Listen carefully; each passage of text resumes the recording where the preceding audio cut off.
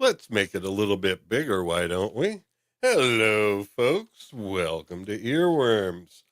Tonight, in our exploration of imagination, adventure, and all the beauty of creativity that is in the world, I thought, it'd be cool until we're able to come back with some more Tolkien, the Silmarillion. We're, of course, going to have to do that on another night because our chief expert there, Anna, is going to need a different time slot because she's now in Japan. But in any case, we have another expert on our panel in a different area, and that would be in Arthurian legends. We have basically the grand Archbishop of Glastonbury, and that would be our dear friend, an archer by the name of Colin. And so I thought, hey, why don't we do some stuff like this and see how it goes? I think it'll go great, and maybe in the future we'll just keep doing some of Arthurian legend stuff. But we're starting in the 90s, baby. That's when it all began. 1998, Merlin. Do not confuse it with Merlin's Apprentice. That was some follow-up that someone thought might be a good idea that, I don't know. It predates a lot of the stuff that we don't find enjoyable today. But in any case, let us get back on our subject. So, Merlin, 1998, but we're also going to be talking a lot of other Arthurian legends, and we do have ourselves a scholar on the panel tonight. So, without further ado, I'm going to get in flex mode, and I'm going to invite this gentleman on. Now, let me see here. Yes, a very gentleman. And I've been doing this where I've been hitting the wrong one like twice in a row. Here we go.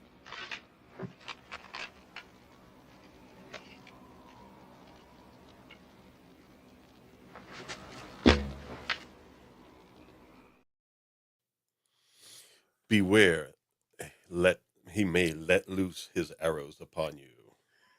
And an actually appropriate movie clip for once as well. For once. No. Sorry. Let me rephrase that. Don't worry. No. Let me rephrase that. That clip is particularly appropriate for the subject of this stream. Indeed, it is. I didn't mean that to sound. I said that. How can that sound a bit ungrateful? No. Well, we're going to come back to you certainly because we know this is definitely a field of passion for you. And so, and you are a medieval reenactor. Of course, we're going back a little earlier than that, post-Roman times. And I guess the initial arrival of the Angles and Saxons and all that stuff. So it touches on history as well as, of course, legend. But we'll see what happens as we go. And you know who else has been reading up on this subject? I'm going to introduce my good lady wife, Lady Liza.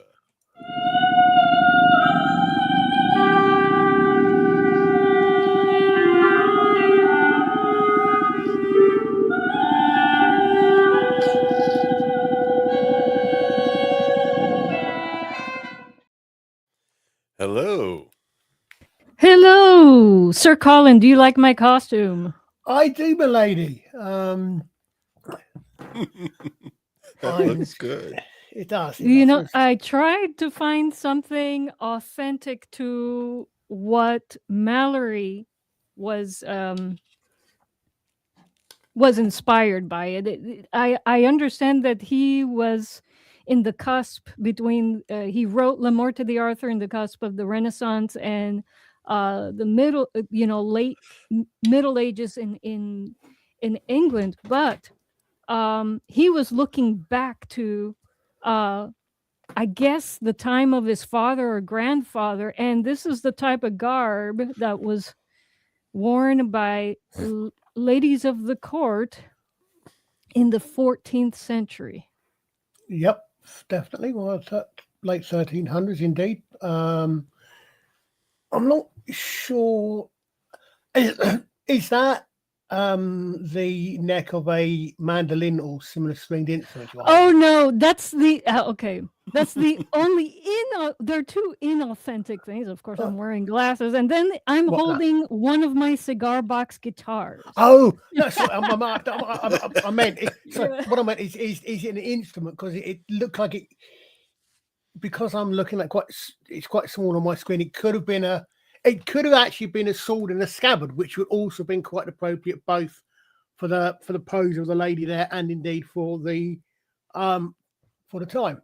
Yes, I was holding it as if I was holding Excalibur, but you can't see the entire image. It's a not landscape, but a portrait image, and it's one of my cigar box guitars that I stylized after a wizard staff, and I'm actually going to build this thing. I'm putting together a video about how I'm going to build it, but yeah, that's the only inauthentic thing. But in that case, of course, will your street box guitar have a knob on the end if it's a wizard staff? Well, it does have a. Oh, go ahead. We all know that a wizard staff has a knob on the end. Or at least it does. It sort of does. Okay, all right. This is degrading into debauchery right now. Well, anyway, you ain't seen nothing yet. How dare you, sir? Shout out to Anti-Derivative Jill in the chat. Folks, if you haven't checked out our channel yet, I'm sure many of you have, but if you haven't, just right-click on the three-dot icon there and, visit her channel. She does some very intriguing content spanning sci-fi, maybe some fantasy too. Definitely Star Trek and all sorts of wonderful things. And right now, she's in, I don't know what you'd call it. I guess you would call it YouTube. It's a mistake, but, she's currently not monetized. She was before, but they think she's a bot or something, and she isn't. So anyway, it's worth checking out, man. So please give that a visit. There's also a link in the description if you prefer a traditional link. I include all potential co-hosts' links there. But anyway, we are awaiting two panelists who are still at Mr. Brown Alliance. I guess he's giving everybody a stern talking to after the stream or something. I don't know. But anyway, they'll be on their way shortly, and then we'll start the slides for this film. But let me start, I guess, now, since both of you are here. We could at least find out what your thoughts on the film are. How about we start with Colin here? Because I don't know. I mean, we're not expecting, there's so many versions of Arthurian tales, and Merlin tales would be about the same, where there's just so many different versions and stuff. And historians, true scholars, do point out different pivotal writings throughout history to give us some insights. Of course, legends like this, we never know what the truths behind the legend are exactly, but we kind of have an era in mind, which would be post-Roman Britain, and or just at the very end of the Roman Empire. But the Angles and Saxons seem to be coming in, and so I don't know. We're going to let you go with it, Colin. What do you think of Merlin 1998? It was an interesting retelling, I thought, because most of the Arthurian, especially when it comes to TV and films, we get is Arthur. So most of it is, if you get Merlin in it, you get Merlin as old Nicole Williamson, was it, or whoever, or be the old man chasing cartoon Newt around in a Disney movie. Yeah. Whereas we very rarely actually get Merlin as the hero of the, or as the main protagonist of the story. Mm-hmm. So this was very different, and it was quite nice. It was quite nicely set. It was I never did get around to rewatching. I've got so many other things I've been watching at the moment. Curiously enough, one of which is an old video I've had for ages about post-Roman Britain and up to the medieval period, and the Arthur bits and pieces get mentioned several times in that. Although it's just the general history video. Right.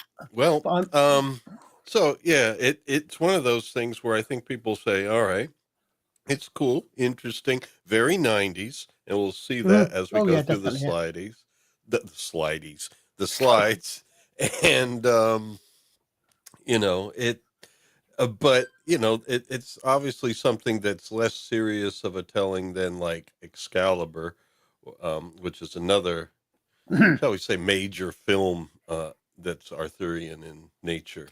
Yes, fortunately, I can actually bite my tongue enough, and I can watch Excalibur a lot easier than I can watch Braveheart, Oh, yeah. despite the fact no, because of because Excalibur is told Excalibur is a movie about a myth.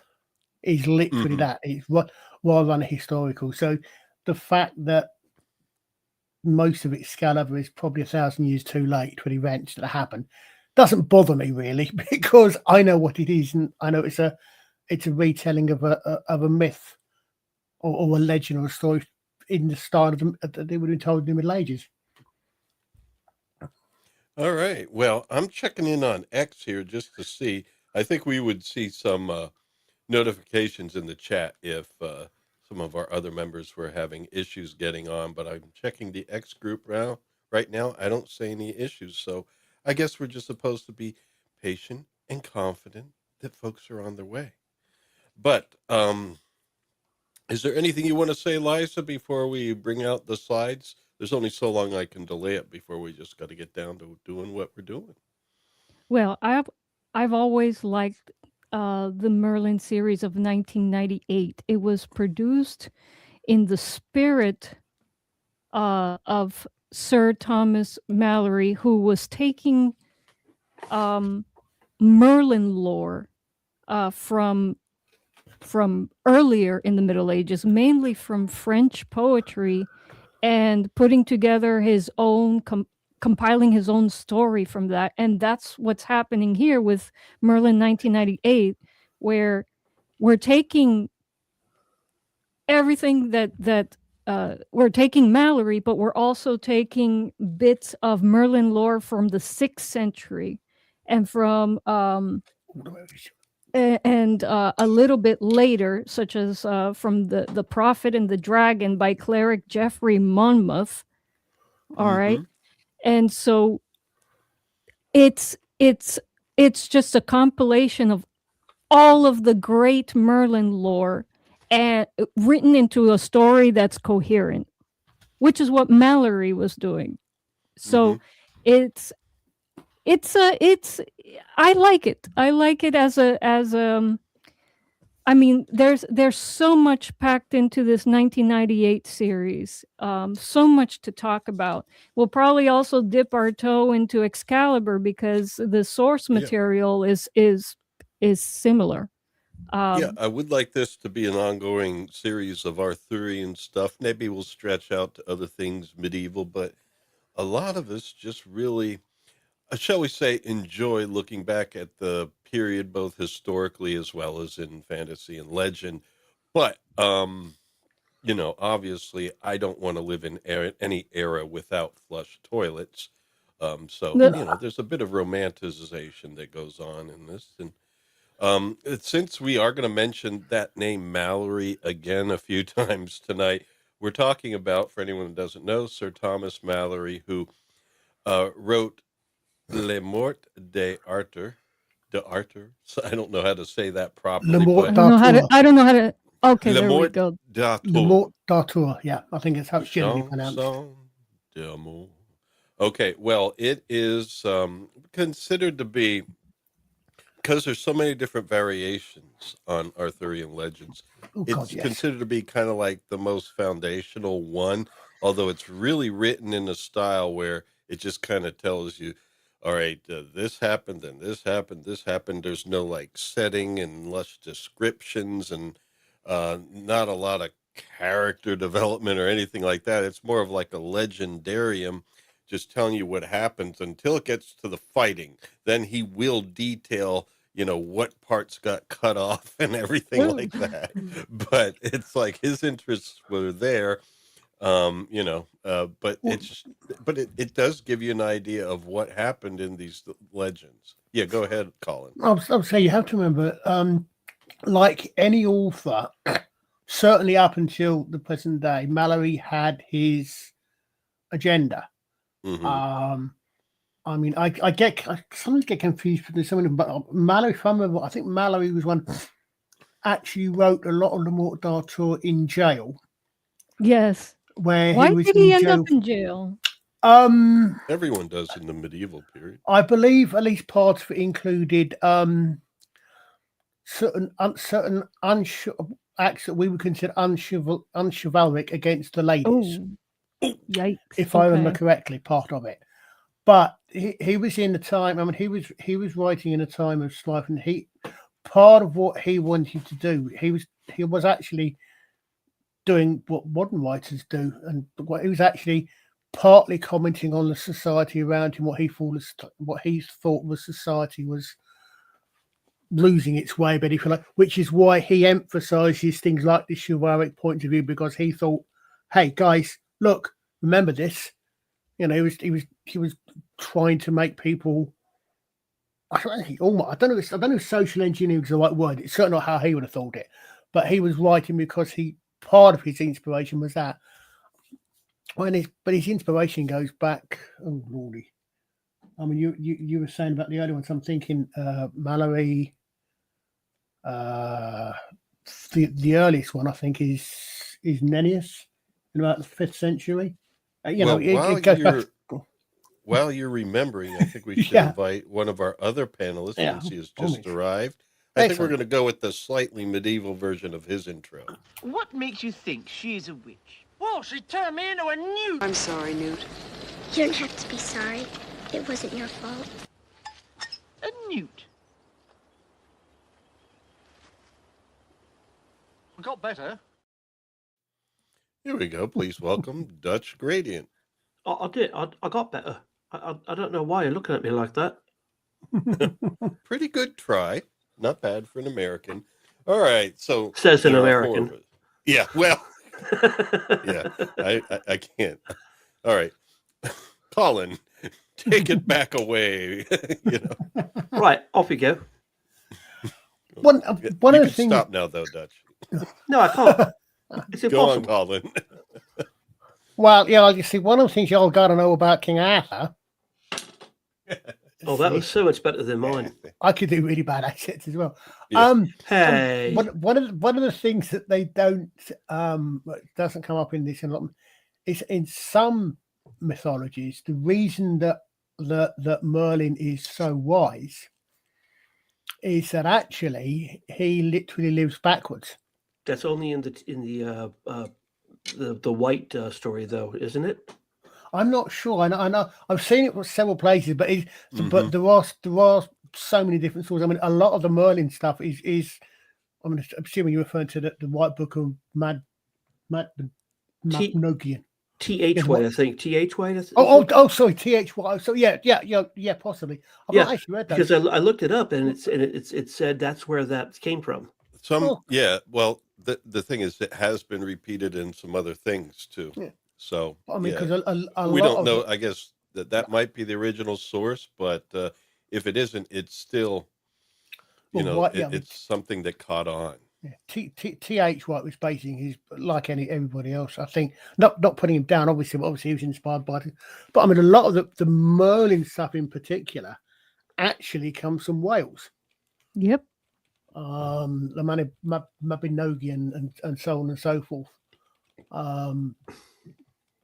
Where, I mean, interestingly, my character in the role playing game I play on a Sunday, which is why I miss most of Brown, is actually called Taliesin, and Taliesin was a pretty much real historical bard who is one of the bases for Merlin. Because of course you had a big magic, you had a big bardic tradition before when writing disappeared for a while. Interesting. Well, So yeah, they were the where did the storytellers. so how did we get from Taliesin to the Welsh Mirden? I thought I think there's several sources come out. I can't remember off the top of my head, but there's it changed it because as with anything else, there's sources over hundreds, if not. I mean, the case of Arthur, but by the time you get to Malory, it's nearly 1,000 years. Yeah. But especially by the time you get later than Malory, you've got as I said, the first references to what I've heard of as a prototype Arthur is in the late fifth. He's in the 5th, 6th centuries. He's Nennius in the 6th century. Well, why don't we get on to our 1998 retelling? We can call that, I guess, maybe like the telling of the Millennium era or something like that, because it's just before the year 2000. I don't know. Anyway, we can consider ourselves legends in our own Don't time. watch the thing that was produced in 2006. The Oh, sequel yeah. to this. I've already Do not warned. watch that. I've already warned. Okay. I understand that Sam Neill was really hoping to have seen Montana. Hannah Montana? Hunt for October reference. Oh, okay. Oh, we had, yeah. Oh, yeah, of course, yeah. I would like to have seen Montana. Oh, okay. There we go. Well, here's the thing, folks. The version is on YouTube right now what we're watching or talking about is on YouTube right now for free. You can do a search. I do have a link in the description for the YouTube version, but you can also search just Merlin 1998 miniseries and you'll get it. It's in its entirety. Supposedly it's on Tubi and Pluto TV in the US at least. And so I thought it would be a great start because our audience, this will take about 4 weeks to get through, but our audience will be able to watch it for free. And that's why I thought this might be a good start. And there's a Hallmark version of it on the YouTube. It has the Hallmark logo at the beginning, although originally broadcast on NBC. It's an amazingly well-made miniseries with an astounding cast. 3 hours long and well worth watching. Yes. Agreed. So we are starting with Sam Neill here. I have the opening credits, but I'm doing the DVD version, which doesn't have the logo at the beginning. It just goes right into the opening credits. And so we see Sam Neill. This is pre-Hallmark. This is before the Hallmarkians took over Britain. Before the dark times, before the empire. All right. And earlier I did post links. Those Amazon links are to some books. I have them in the description also for Thomas Malory. The audiobook version read by Bill Homewood is very good. And then there's a leather-bound version there, as well as, you can get the paperback if you want, or the Kindle. So if you follow those links, it gives us a slight little, what do you call that? Commission. Ka-ching. And so it helps the channel, What's up? You were saying something there, Dutch. So you said it gives a slight little, and I said, ka-ching. Oh, yeah. Well, yeah, every little bit helps. Every little bit helps. And yes, at the top I do have pinned, or it's appearing at the bottom now. I guess YouTube changed it. But anyway, the help support thing is the Ko-Fi link. So those of you who wish to contribute to the channel without contributing to YouTube, you can do so through the Ko-Fi link. Almost couldn't hear that. So anyway, Sam Neill. You shall not be mentioned, named. Hunt for Red October has been named already. Anybody else have some feeling on Sam Neill? Some feeling? The Omen. The Omen. Part 3. Part 3. Maybe that's why I didn't see it. Yeah, he plays the grown-up Damien. All right. Well, I've seen The Omen, but not the Part 3. Sorry, I'm having some medieval fish while we do this. Okay. Medieval fish. Oh gosh. God, they must be well rotten by now. Ugh. I They're meant that old. medieval style. Well, that's why I'm wearing this little incense on my belt, because it is necessary here in the court now of the Wayfarer. Court of King Caractacus. Yes. This Elric, man, he can't keep his King floors Sciaticus clean. here. Yeah. But anyway, Helena Bonham Carter. Now, she's not going to be in our slides tonight. She's not even in.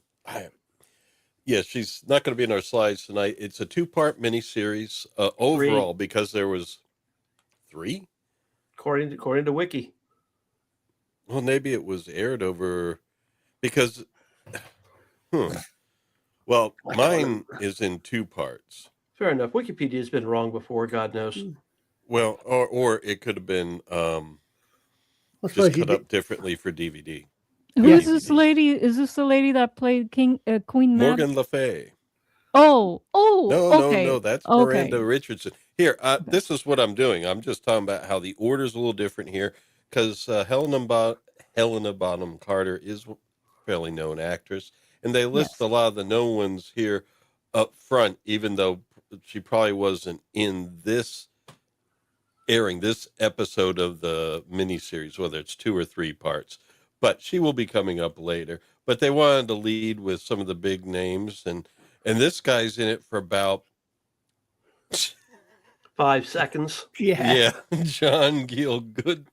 Kill the prisoner. Great, John great Gielgud, actor. please. Great actor. Was just like, Is this the guy from Blade Runner? no, Always plays a bad guy. No, that's Rutger Hauer.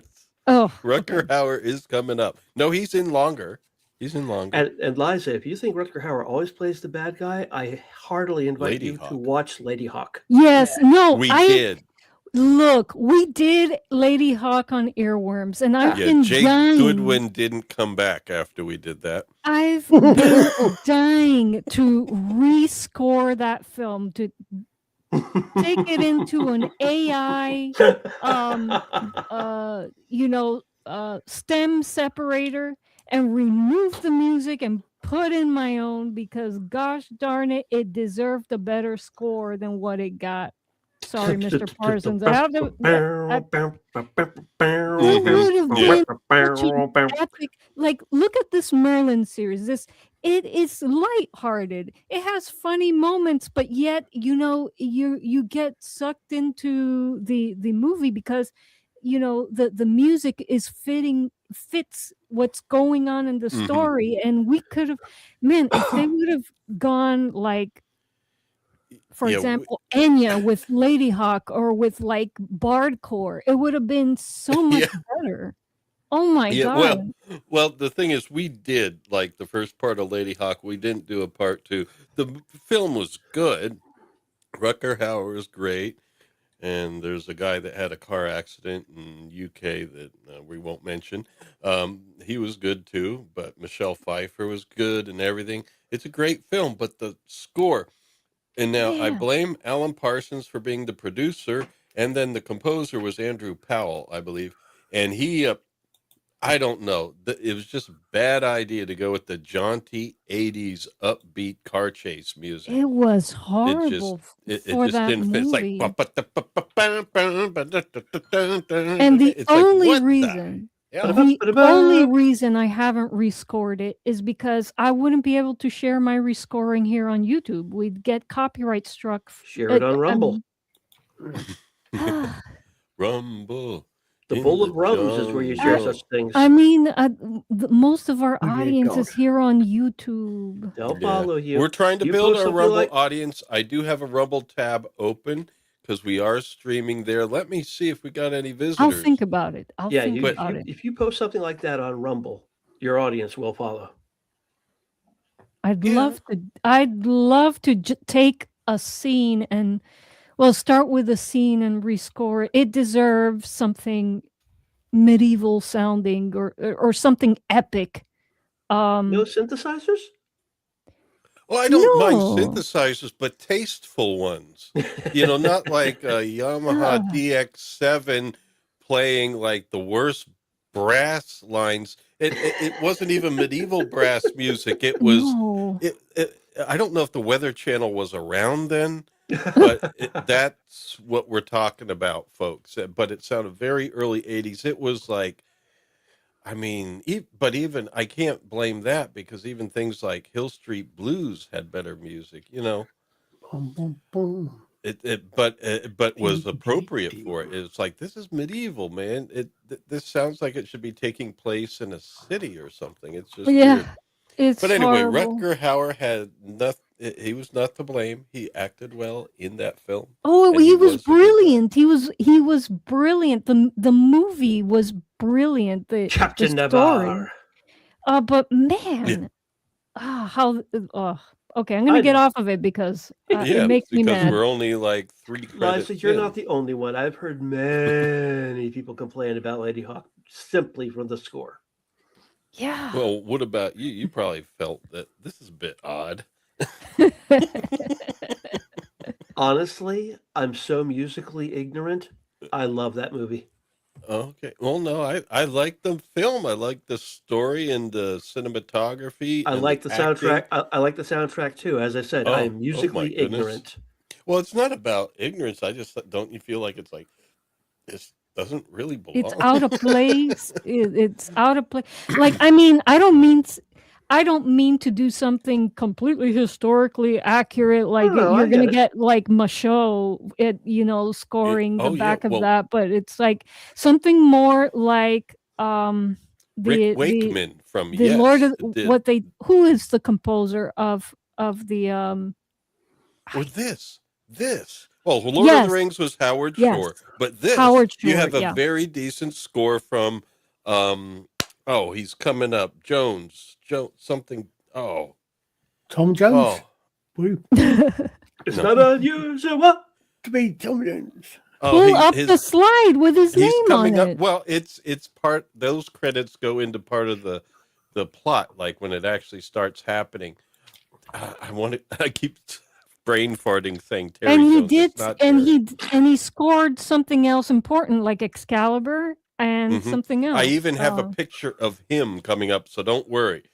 Jones is coming. No, he did Excalibur, and he did Dark Crystal. And he did Mississippi Burning, and he did was it Runaway Train, and some other great films. It's like it's a really established composer, did a great orchestral score that fit, and it doesn't have to be orchestral. You could definitely do some synth, but it's got to be right. Hold on here. Exactly, Scott. If anyone in the chat has the name, please go ahead because I'm brain farting. Just look up the composer. I put his picture in, and I will look it up right now. I've got IMDb as we speak. All right, it's something Jones. Trevor Jones. Trevor. Yeah.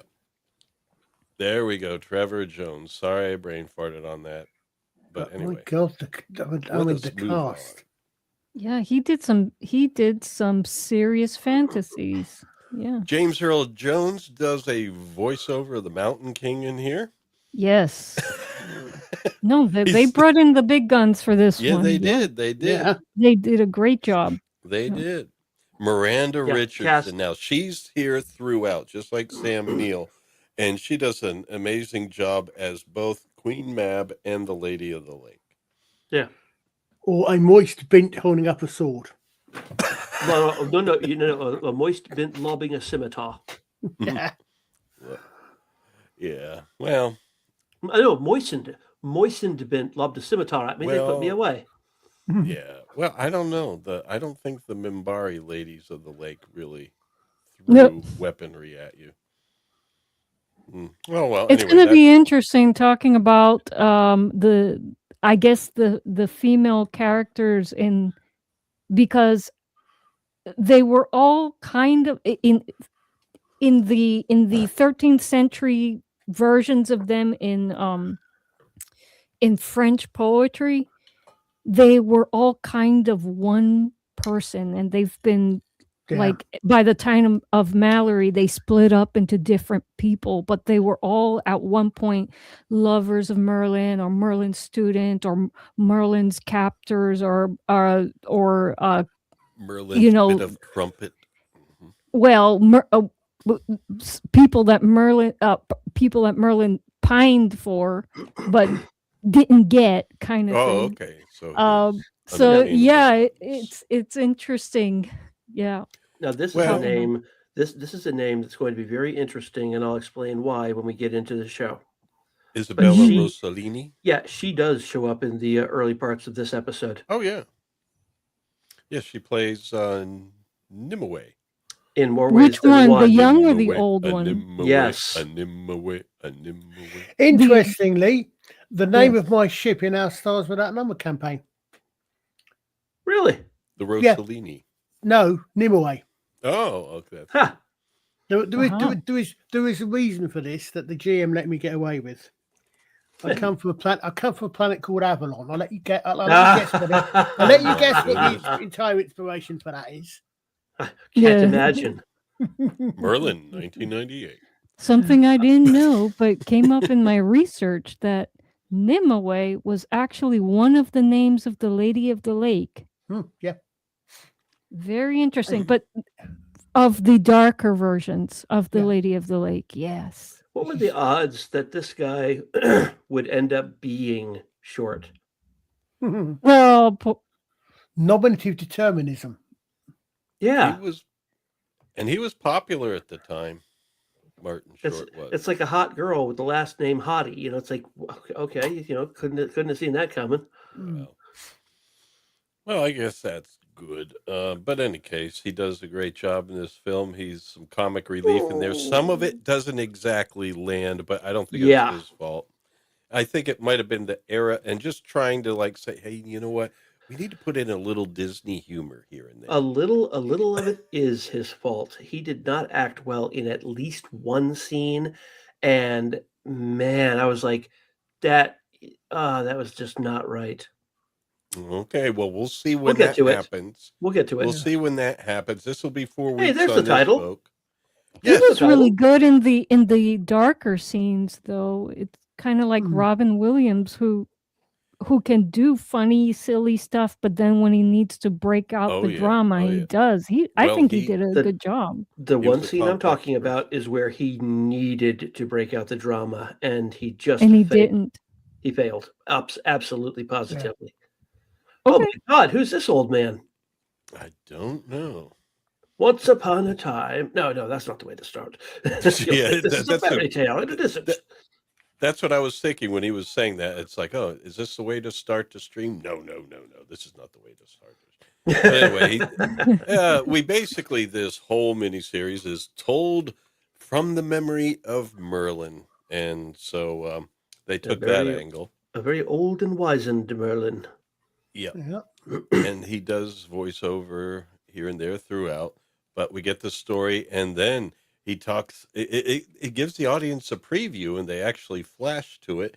So you know that there are going to be gypsy moths involved. No, wait a minute. A dragon. Yeah, that's a dragon will be involved. And 90 CGI. Well, it actually, for the time, it wasn't bad. No. A little odd. I think they would have done better with like a puppet or something. If you think they about did okay with it. 1998. This is just about. Was this before or after Jurassic Park? Well, I was saying this is just about. You could look it up. I forget. It's after. This is just about contemporaneous with the last season of Babylon 5. Jurassic Park was 91. Yeah. This would have been when they were probably deciding whether to have a 5th season or not. I only knew it was after Jurassic Park because I was still working at Circuit City when Jurassic Park came out on VHS. Oh, right. But then this is TV budget rather than movie budget. Yeah, there's this. Yeah, I guess it's TV CGI versus like. But they brought in so many big actors. You'd think their production would the money would be a little more, right? No, that's where a lot of the money went. Yeah. Yeah. I mean, they did a good job for the time, and and that it was TV and the length that it is. You know? Oh yeah. So they would have anyway, done better the with a costuming. miniature. The Really? costuming was nice. Yeah. Romanticized, but nice. you mean like Yeah. Godzilla claymation or something? Well, There is I some think they stop could have. motion in this. You noticed it. For sure, there was stop motion in it. But if you're gonna do stop motion and then you mix in bad CGI, come on, no. Either do it all one way, to keep the look of things consistent, or just I don't know. That's just me. It wasn't bad though. It wasn't there are as good elves. as it could be, but it wasn't bad. I There was mean, a lot it of didn't. fast forward. It didn't kill the rewind. story. It did Yes, not kill Film the speed story. tricks, Yeah. and the elves got a lot of those film speed tricks, so that they They looked a see little they more did badass. those. They that worked really well. Like use things that Well, we have some moments use where what it's a you little got. bit That odd, and worked I do well. have some clips from that. But but no, I mean it was cool. The elves, you got that impression. Ooh, they are kind of otherworldly. Yes. Yeah. Well, they are Fae, F-A-E, as opposed to sort of elves and fairies in Disney. Yeah, Oh, these yeah. are. They're yeah. very definitely Terry Pratchett's Lords and Ladies. Yeah, and then we have here the other part of that is what is described as fairies. No, griffins. Yeah, they the fairies should are coming have up wings. next. Sorry. They're supposed to have eagle wings to go with the eagle heads, but instead they have just like membranes. They still have the lion bodies, a little on the scrawny side, but I have seen medieval drawings of griffins that were as scrawny. Yeah. Hmm. Well, but in any case, there we go. There's the fairies, right? More fairies, And yeah, these were kind of quick in the beginning. I know in the editing they probably needed to keep it short, but the flash was so quick it was hard to notice. Oh. But in some ways it helped because it made it look. If you have too much time to look at things, that's when you start seeing, some of the things you're not supposed to see to keep the magic real. But anyway, we do have fairies. And then he mentions that, so I guess you're all going to be interested in watching this now. All right. And then, so anything we want to highlight from his monologue? I don't think we need to have Dutch read it off exactly. No. But this is important. The arrow of time does go one direction. So, this is not one of those tales where Merlin ages in reverse. However, there is some time trickery at the very end. It's I'm just time. So one bit where he just if you go back one slide. Yep, doing it. There's an interesting. This is now in my day, magic was much more commonplace. That's if you're familiar with, for example, the Mists of Avalon. That's a conceit that several authors have used, where they said magic goes from the world. That as humanity advances, magic becomes less and less, works less and less. He's sort of using that mechanic that that the magic was real, but it's no longer real, sort of thing. The thing is, this show's not about humanity advancing; it's about Christianity advancing. Well, yeah. I mean, again, if one of these days I would actually manage to finish reading the damn Mists of Avalon. I've never managed to finish it. Again, no, I haven't. I don't know why. I mean, I've never managed to finish reading it. But it's, again, same thing. It's it's exactly that. It's Christianity. It's Christianity coming in, and Christianity pushing out the old ways and pushing out the old magic. Well, it's kind of like, well, no, it's not the same thing, but similar, like in Tolkien, where, the hobbits are evolving to be more like men, even though they kind of have similar origins. It's like, they're evolving to be more like men, and things are just going away, elves going away. It's kind of like taking on more characteristics of a less fantasy Earth. And even though it's not really Earth, as we know from the Silmarillion, but it's that sort of thing that you kind of need to say, okay, to your readers that this day and age, of course, you're not going to see as much magic as in this story, but we can still think of it as, maybe, in the past there was more magic around than there is now. Who knows? But that's the angle it takes there. And then the arrow of time goes in one direction. So where should I begin? I don't know. You're in the film. You know what? My oldest friend, who sadly passed away in January, whenever I'd be talking to him, he would, well, not whenever, but often when I was talking with him, he would want to tell me something. He would say, "Oh, where to start?" And I would always say, "At the beginning." A very good place to start, I'm told. Yeah. So Virginia Madsen told us. Yeah. Oh, I was thinking more of Julie Andrews told us. Oh, fair enough. Sound of Music are hard. And the hills are alive with the screams of Stukas. Yeah. Oh, by the way, guys, if you actually go over that mountain, you're going to come down the other side about 3 miles from Hitler's Berchtesgaden. You might want to go on the train instead. Hey, he should start at the beginning. What do you know? Yeah, we already said that, and he is. Now, here we go. We have a bunch of Archer Collins up there at the top. And they... Look at that line. Colin, can you read that line for us, please? Loose your arrows. Those were terrible years of darkness. Loose. Well, not fire, loose. Yeah. And fire. Both of the longbows as well. Loose. And actually, if you want to do musketry, especially around the time of the Revolution and so forth, it was level. Because you didn't aim then. No. Or you may have kind of pointed the right direction, but it wasn't. You just pointed and you point and shoot, didn't you? Yeah. Yeah, it was called level. And so, because you're firing into a brick. Because you're firing into a brick of people. If you've got it leveled, you're bound to hit something. Yeah, and the range they had, you were at, well, not point blank range, but you were at a relatively close range with the early firearms. Yep. And anyway, they loosed their arrows, and there we go. Yes, and what do we have here? The costume designer. I decided to highlight all these because I thought here we could talk about, after having seen it, or even just the first quarter of it, what do you think of the costumes? Because I know Colin does reenactments, so he needs to pay attention to how things really looked. Now, I know maybe you're not in the same era or anything, but no, I think you've... Depending on where it's...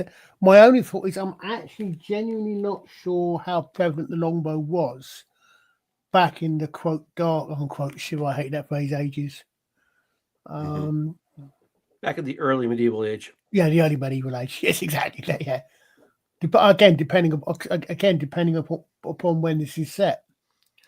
Well, everything I've read kind of says leave that out, but the thing is, it looks like the Anglo-Saxons are coming in. Yeah, I'm saying they certainly look like Anglo-Saxons. But it is before the Norse have established themselves in France, so Normandy is not yet a thing, even though it's that's one thing. Yeah, we're getting to that later. They mentioned Normandy. It's not too much later. The Anglo-Saxons came by. Well, at least originally they were supposed to be working for the Romano-British, and then they just say, you know what, let's just take this place over. As the professor that does the great courses lectures about it puts it, they Vortigern brought in Germanic mercenaries to Hessians? fight not that, not yet, not Hessians were like Anglo-Saxons, literally. Heavies and horses, etc. Yeah. The way she puts it is he brought in the mercenaries to fight against the encroaching people that he couldn't fight against. The Picts? I think it was the Picts, one of the ones he was fighting against. because they were Romano-British, so they had to fight. The problem was he couldn't fight against the mercenaries he brought in to fight. When they decided, we like this, we're going to stay here. Yeah. Yep. By the way, Lawrence, you said something in chat that Cher could turn back time. No, she couldn't. She was saying if she could turn back time. If she could find a way. Yeah, if. Okay. Cool beans. Well, like we used to be. I was the last play I was in involved time travel, and at the end of the play, the guy was playing. The director had like every song you could imagine that had anything to do with time travel in it, playing over the intercom, and it included that song. Oh no! Oh yeah. Well, thank you for that. I heard, Colin, you had a bit of a, I don't know, something happened. Yeah. What are your thoughts? Fire arrows. Yeah. It was the fire arrows that made yeah. That fire arrow needs to have a longer head and B, a basket head to hold an ember, not an open flame that will snuff as soon as he fires the arrow. All right, so folks, just so you know, if you're ever going to try to be truly medieval, careful setting fire to your arrows, and don't say fire arrows. Yeah. Well, no, we call them. They did exist. They were called fire arrows, but the problem is that, of course, because they didn't look so dramatic. They were also more used in a siege against the fortification. Yes. Yeah. Yeah. What are they like? Well, okay, yeah, this is a siege. I mean, it's showing like a battle to begin with. Right, but it's being fired from the fortification. It's like, what are you going to do with a fire arrow? Put one guy and give him a slight singe? Yeah. Well, if they had one of those, wooden towers with batting rams and stuff like that, then maybe, but set fire to that, but not when it's close to your castle, because then your castle catch fire too. Well, anyway, what do we have here? Director of photography is by Sir J. Koslov, who I don't know who that is, but I put the names in because the photography in this. I'm not sure. Was this? I can't remember. I'm not sure where this was filmed. Was this filmed in somewhere like Croatia, in Eastern Europe, or not? I can't remember. That's a good question. Anybody have Hold on, free hang on. tab? I shall Google it. I was going to say, I haven't said it. I've got it up. I've got to. I'm keeping an eye on Rumble. I know some of these things were filmed in places like. So I was wondering where they filmed. Production locations were England and Wales. Okay, so okay. No, because that I'm just wondering if that was actually supposed to be more Saint Michel that he was riding towards, or if they were going to call that Avalon. The intro sequence in which Sam Neill is riding a horse was shot at, and forgive me, I'm going to mispronounce this, but Innisgifton. Oh, it's in Wales. Oh, right. No, wasn't it? Yeah. Okay. I'm not familiar with that. It's just I know there's a few places like that where literally if the tide goes out, you can go across the sand. When the tide comes in, they become an island again. All right, this Tim Weber is the person you need to speak to, Liza, about the CGI. Oh, about trying the CGI in this. Yeah. And here's the guy falling off. There's one thing I love about this scene. He doesn't make the Wilhelm scream. No good. Any movie that does not, or show that does not use the Wilhelm scream goes up at least 3 notches in my estimation. Yeah. What is the Wilhelm scream? Well, yeah, look it up. It is involved far too much in virtually every movie you saw, from Star Wars all the way to like Batman Returns. Yeah, Boba Fett, when he fell into the Sarlacc pit. I don't remember that he made a sound. From an old movie. It's an old movie where a character named Wilhelm screamed upon death or just before death, and it's been reused a lot of times. Is it like a cartoonish kind of scream? It's like, Oh, okay. Okay. You hear it in Star Wars, Empire, Return of the Jedi, Indiana Jones, Raiders of the Lost Ark, all three of those movies, Three Men and a Little Lady. It's just it's so It was like so a cute overused thing to do for a while, but it's like it's just been overdone. And it doesn't mean that original screams are always going to go well. Like I heard last night while I was doing slides, I heard her watching the follow up to this. Oh, don't watch the Merlin's or what do you call that? Merlin's acolyte or Merlin's cash grab. Apprentice. It should have been called Merlin's acolyte. It's on the same level as the acolyte. But yeah, I heard the screams from that. I'm like, oh my goodness. It was just not right. It was not right. So anyway, that guy fell, and hopefully they did have something from the land on there. Yeah, the chat's right above my subtitle there, so I don't know what are we saying. Oh, King Constant was the first Christian king of England. Now, it depends on how they name things, but what we're talking about here is, of course, the Roman Empire had the southern Britain, up to about, shall we say, Hadrian's Wall. And then when Rome fell, the religion at the time was Christianity. But when Rome fell, of course, the remaining Romano-British, who were Christian, and that's when the kings would have taken place. And so they're saying Constance was the first king, but it looks like Romano-Britain was facing the Anglo-Saxons pretty early on. I mean, how long after the fall of the Roman Empire was it before, it happened before the fall of the Roman Empire. Oh, okay. Well, I mean, if I want to be really pedantic, the Roman Empire fell in 1453 when Constantinople fell. But all right. No, but I know we said no. Rome, yeah, Rome. I know. I was going to say yeah. Okay. Rome was the legions left Britain in 410, 411.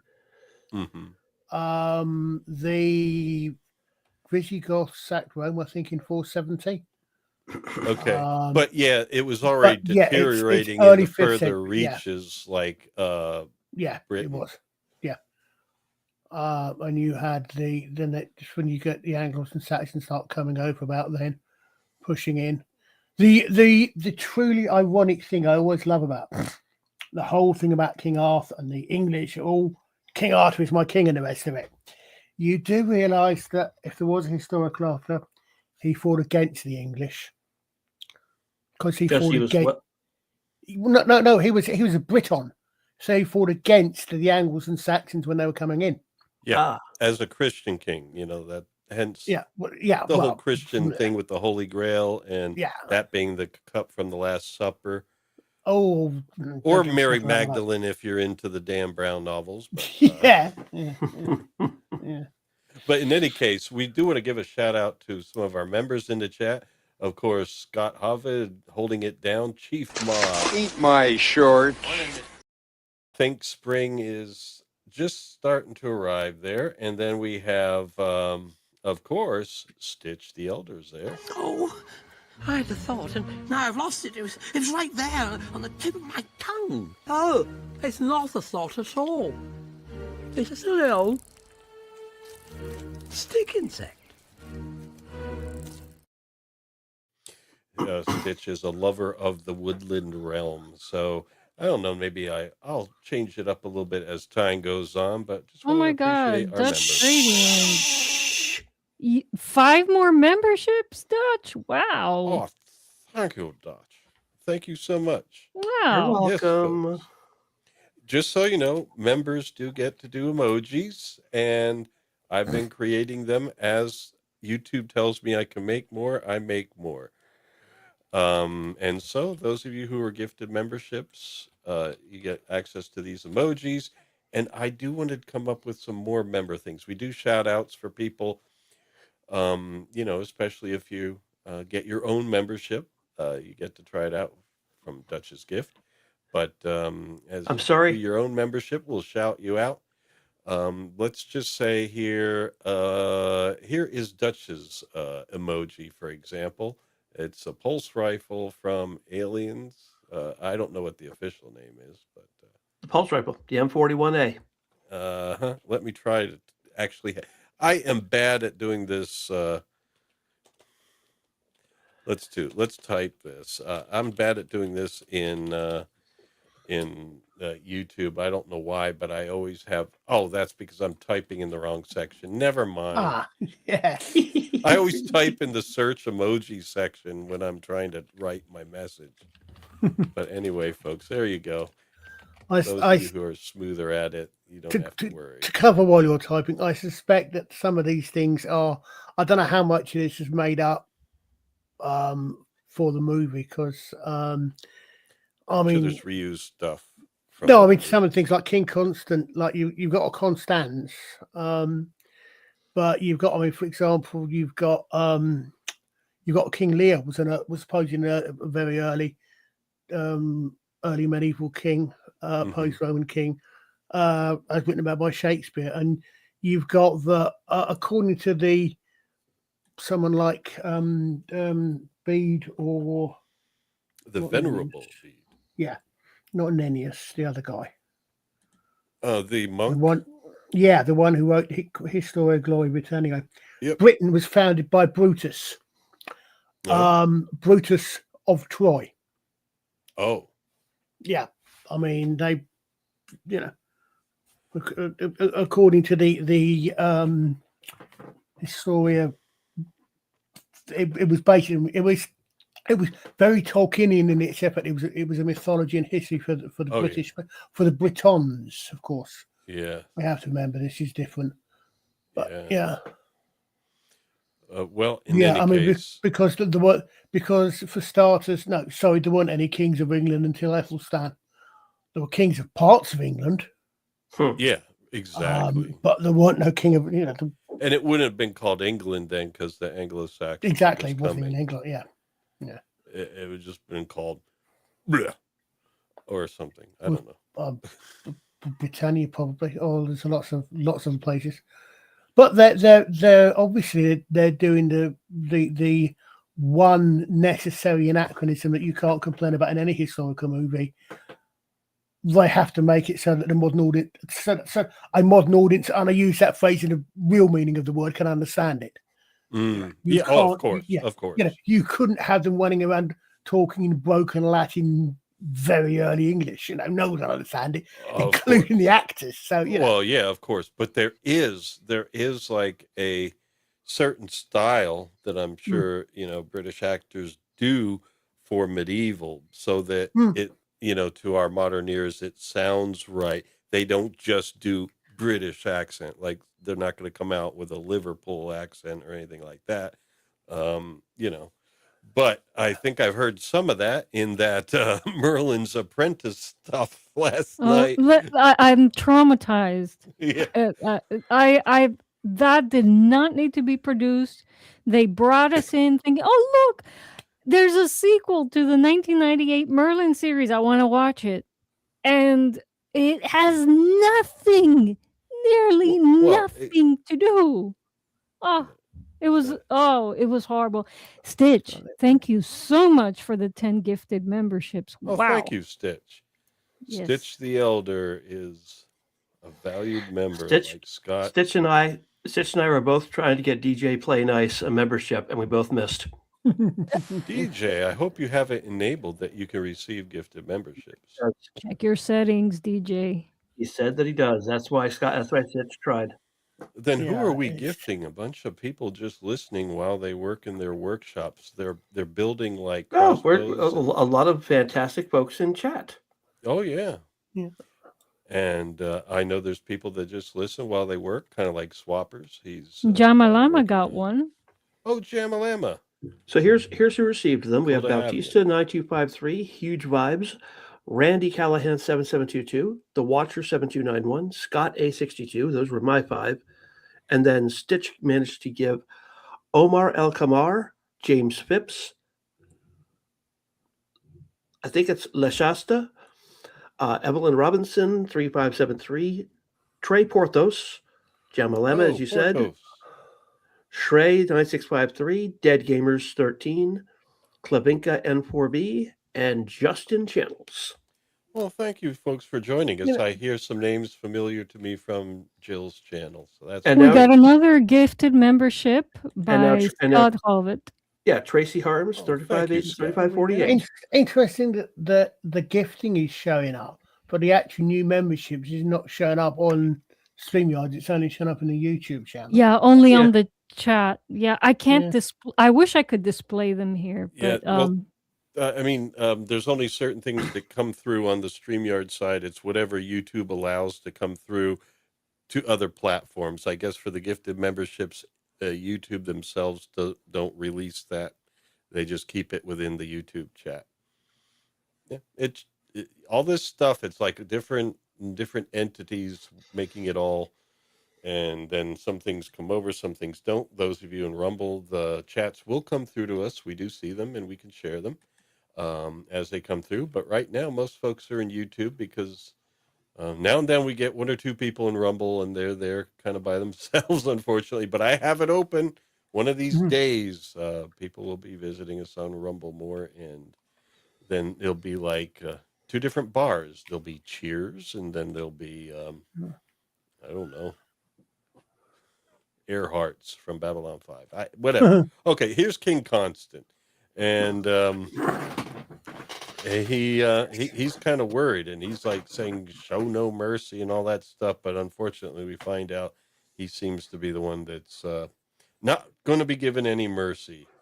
And then he's afraid for his life, and he should be. Oddly enough. But he's handling it like a true Christian would. Let the whole world die. The closed caption on that was totally wrong. He didn't say you're all prisoners. He said kill all prisoners. Yeah, I thought it didn't make sense. But yeah, in here, let's say Jesus might actually have other recommendations, like, Father, forgive them, for they have sinned. You can tell that's. I'm always when I put these big Christmas paper hat crowns on people in medieval and early medieval, but the helmet that the soldiers were wearing looked very late Roman, so that's sort of sets in about the right sort of period. Yeah. And then it gets blurry here because we have some action scenes, and I caught some of it, and but it's one of the things that doesn't convey on slides as well. But well, then we see somebody who's important. Vortigern is here. And then traitors. Who's the traitor? Which one's the traitor? Yes. I guess the people that are folding and saying, okay, we surrender, or we go to the other side, we know we're losing, that sort of thing. And yet he announces it. And someone tells Vortigern that this guy has had all the prisoners slaughtered. Oh, he shouldn't have done that. Yep. But he curses you all. I curse you all. From hell's heart, I curse thee. Oh, he's going all con on them. From hell's or was heart, that I really stab no? at That thee. was for hate's sake. I spit my last breath at thee. Oh yeah. Author's name? Melvin. Yeah. Melville. Sorry. Yeah. Melvin. Moby Dick. Where we go. Oh, and this one, I had to catch this. Oh, no, not that. No, that's just, wait a minute. There was one thing.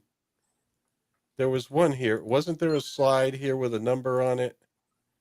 Oh, never mind. We don't have to go back for it. I am going to play it, but there was a scene, and it was before this axe scene. There was a throwing axe thing here. Oh, God, that axe.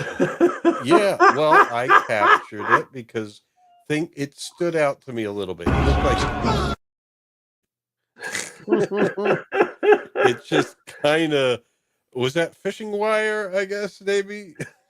It had to be. Yeah, that was kind of hokey. Kinda? Oh, okay. It was very hokey. Did they mean for this to be funny? I mean, no, not that. That's why it was so quick, and that's how long it really lasted. They didn't want me to catch it. The special effects guy, it's TV, he made some questionable choices.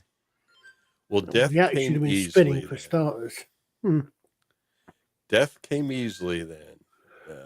Of course, it still comes easily in many ways.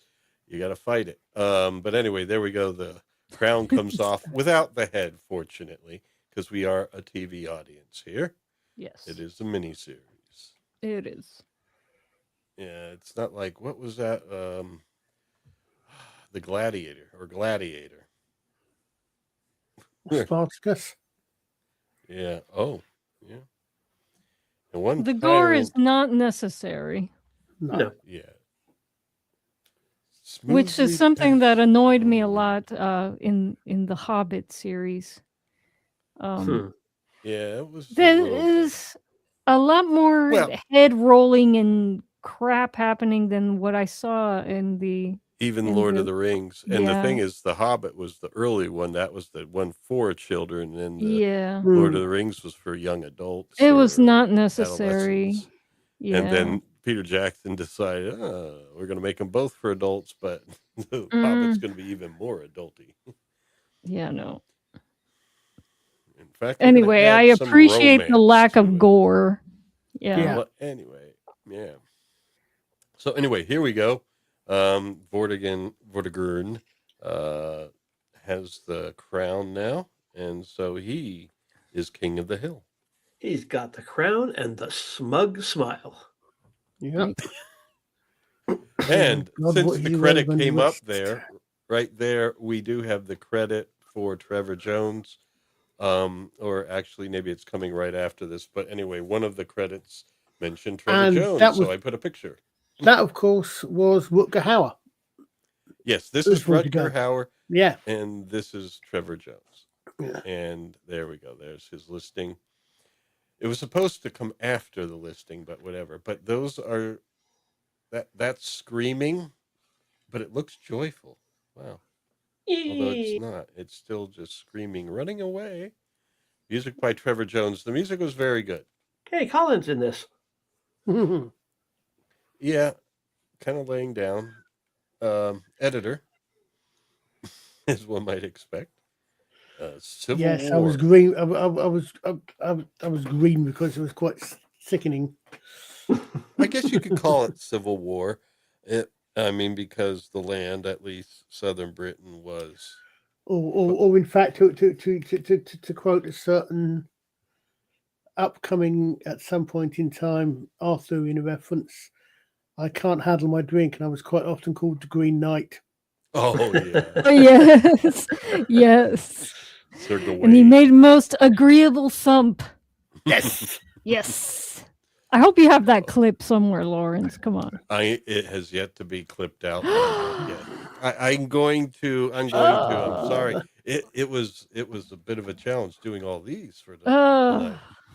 Yes, but we still have three more for this earworms. You have to have just certain clips on the ready. Line producer. How's the armor, Colin? Studded leather again. What is it with these people and studded leather? It never existed outside of Dungeons and Dragons. Really? Yeah.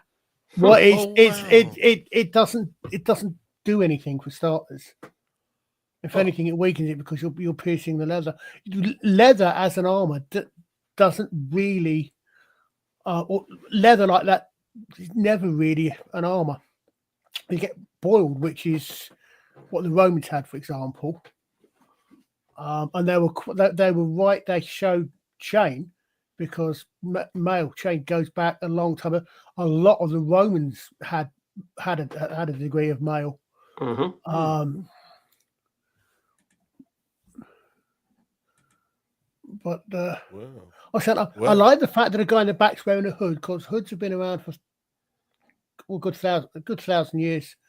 Hoods like that are about. And the studs studs do kind of say Hell's Angel, might intimidate people. They do a bit. Yeah, they do somewhat.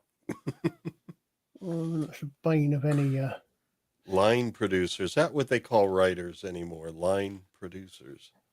I'm not sure. They produce the lines. I don't know if it's line producer. He's line producer, perhaps the producer for the whole series if something several episodes long. Perhaps different producers for each episode or each part or something. Perhaps, I don't know. Yeah, in honor of Collins pointing out how the the armor is more stylized, I switched to my romanticized medieval lady costume here. Oh, hold on. Nice. It's entirely different. It's entirely different, and you've got your hair uncovered, you hussy. Yes, I know. This would have been scandalous in the courts of Charles IV. Here's your scarlet letter. But it was perfectly fine for TV medieval ladies. So here we go. Oh, yeah. Well, yes, but it's perfect. It's perfectly fine for TV Mandalorians and for TV Spartan warriors to take their helmets off at any time. See, this is where fire arrows are useful when you are using them in a siege against flammable roofs. Well, they already got the king. Oh, I guess these are other excerpts because the line did say that. Yeah, there was just a bunch of wars. Yeah, Civil War. Here. Civil War is tearing the country apart, and then the Saxons came. Yeah, and the Saxons. Those Saxons. I mean, they're not. They're kind of like Anglicans with worse manners. Sorry, Angles with worse manners. I'm still annoyed because the Saxon. It should have been Saxon. It should have been Yana. Huh? Doctor Who reference there. Oh, they got rid of Derek bloody Jacobi as the Mars one. They got rid of him for John fucking Sim. Howard Saxon was John Sim. What John Sim's master called himself when he in that season where he became prime minister. Oh yeah. Sorry. No problem at all. Stitch got it. Yeah.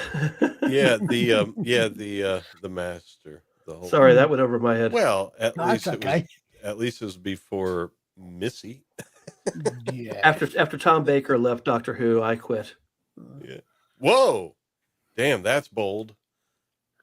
Oh, I know people who say it started dying after John Pertwee. So. You didn't do any of the new Who, Dutch Gradient? No. All right. You're better off. Apparently, he didn't even do All Creatures Great and Small either. I was going to say you've missed some good stuff and some really atrocious stuff. So I understand. Yeah.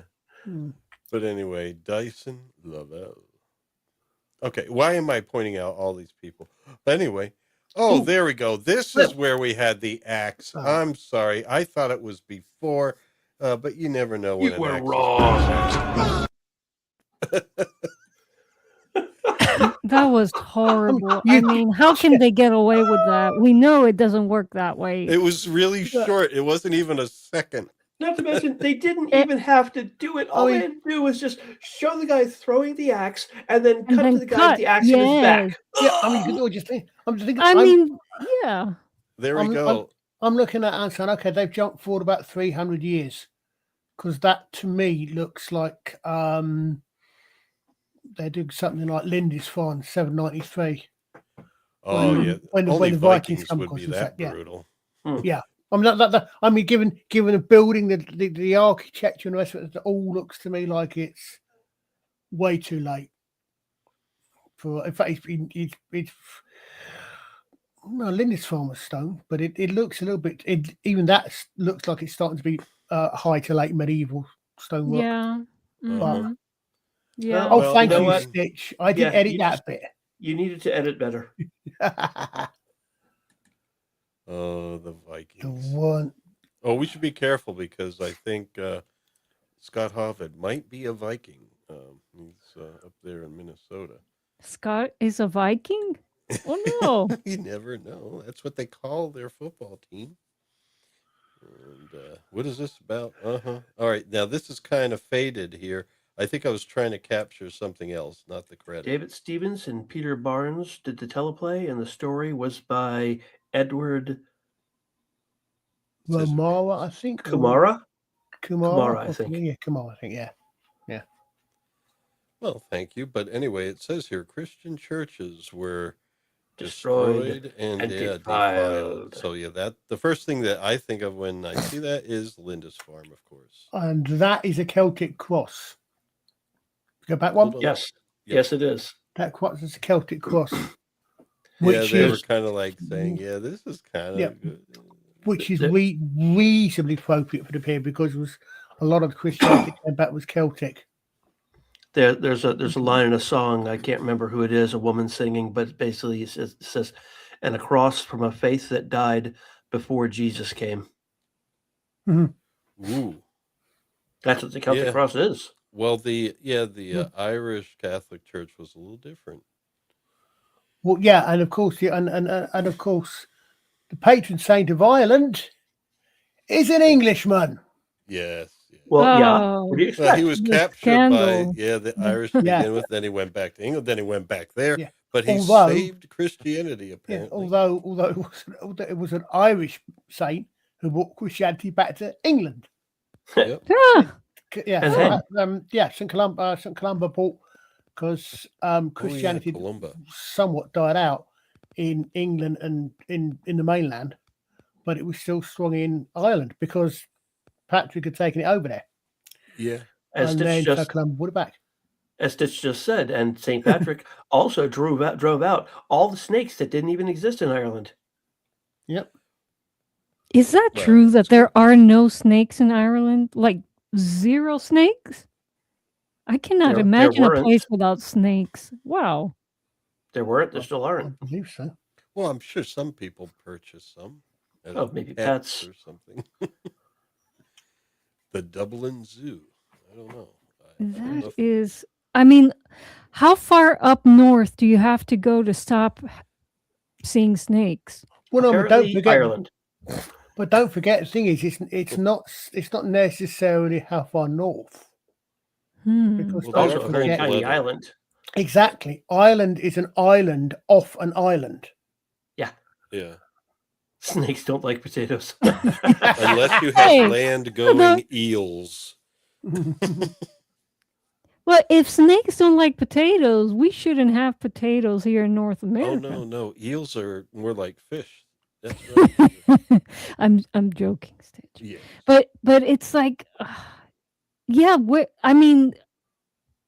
had when I was in school, we had a professor visiting from Massachusetts, and he was amazed by all the lizards that he saw in South Florida. It's like I'm not used to seeing so many reptiles, so I'm wondering how far north do you have to go to stop seeing lizards, snakes, those type of animals? I see what you mean. Yeah, because I think lizards are more warm-blooded creatures than snakes. I think, but I'm not sure. No, lizards, I think, all reptiles are cold-blooded, I believe. Yeah. Yes.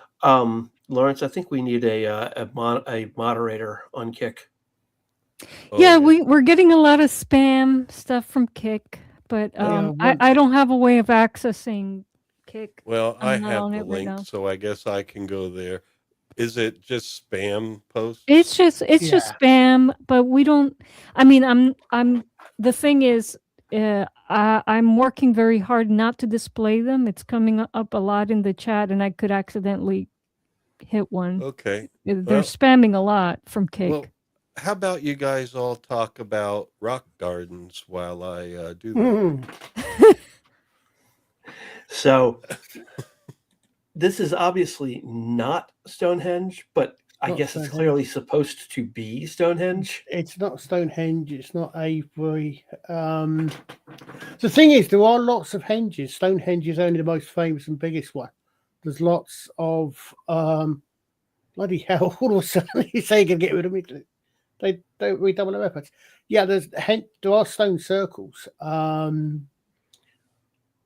I mean, that's definitely, as you said, I think that's definitely supposed to look like it's meant to represent Stonehenge because it's got the gate shape. Yeah. And what looks like an altar in the center. Yeah, I mean, most of stone circles are literally stone circles. They're upright stones. Like, for example, Avebury, which is... I mean, some of these place names are massive. Oh yeah, that's a very small one. Yeah. Now it's funny. Queen Mab is about to show up in this scene, and aside from the mention of her in Shakespeare's, it was Tempest, right? No, Romeo and Juliet. I really knew nothing about Queen Mab except for her incredibly powerful appearance in the Dresden Files. I was about to say she's Dresden's mother-in-law. Yeah. Mother-in-law, is it? No, godmother. His literal fairy godmother. Yeah. And I mean, she is way more powerful than the Mab in this show. Yeah. Well, I mean, the other thing, in fact, is that, I mean, as we mentioned earlier on, that several of these characters, especially the female characters, have got different sources. The names are different as well. I mean, Mab is almost certainly what the Celtic would pronounce as Maeve, M-A-E-V-E. It's almost certainly going to be the same one. What is the lore of Queen Mab? She's the queen of the fairies. Yeah, I think so. Basically, from the Feyland. Because if you think, how would you spell if you don't know how would you pronounce the name Siobhan? You may know this because there's a famous pop song with that name. But how would you think you would pronounce that? I always thought it was Siobhan. It's Schwarm. Oh, yeah, I know. Yeah, but it's not. Yeah, because it's again, it's one of these ones where the pronunciations of the letters are different and different things. So yeah, so Mab and Maeve are probably the same character, are probably the same name. There was a girl named Maeve in my grade school. Maeve O'Neill. That's a good Irish name. You think? Well, I took care of the kick stuff, hopefully, but in any case, we have the person here is actually calling out for Mab, and the director, Steve Barron, did a decent job, I guess, so Barron. And then the followers of the old ways cried out in their agony. Agony. Okay. Yeah. Well, and you actually do hear someone calling out for Queen Maeve, just saying Mab, Mab, Mab, and then this. Thrice I am called and I appear. Yep. I didn't know she was like that responsive, but yeah, in this case, because she is kind of pissed. You want to be careful if you're yelling out that name 3 times. Yeah. What you've got to realize is number 3. I mean, they didn't come up with calling the name out 3 times just for Beetlejuice or Candyman. You look at a lot of Welsh. Beetlejuice. Rumpelstiltskin. Rumpelstiltskin. Celtic. A lot. If you look at a lot of the Celtic mythologies, there's a lot of trilogies. There's 3 perfect kings. 3 this, 3 that, 3 the other. Especially on Mimbar too. Yeah, and on Mimbar. Yeah. But I would imagine they may have picked it up from the same source because you've got things like I said, we've got a lot in Welsh mythology, and that 3 is whether that is the Welsh picked that up from the Christian Trinity or not, I do not know. I don't know what the link there is. Well, what good are you then? Why do we even have you on this show, man? Jeez, Colin. I'm glad he is unlike many people where if they don't know, they just take a guess and go with it. I appreciate a man who is manly enough to say, I don't know, but I think that... Oh, that's the reenactor. Yeah. Because you do that. No, because you do this. It's not so much that you do that.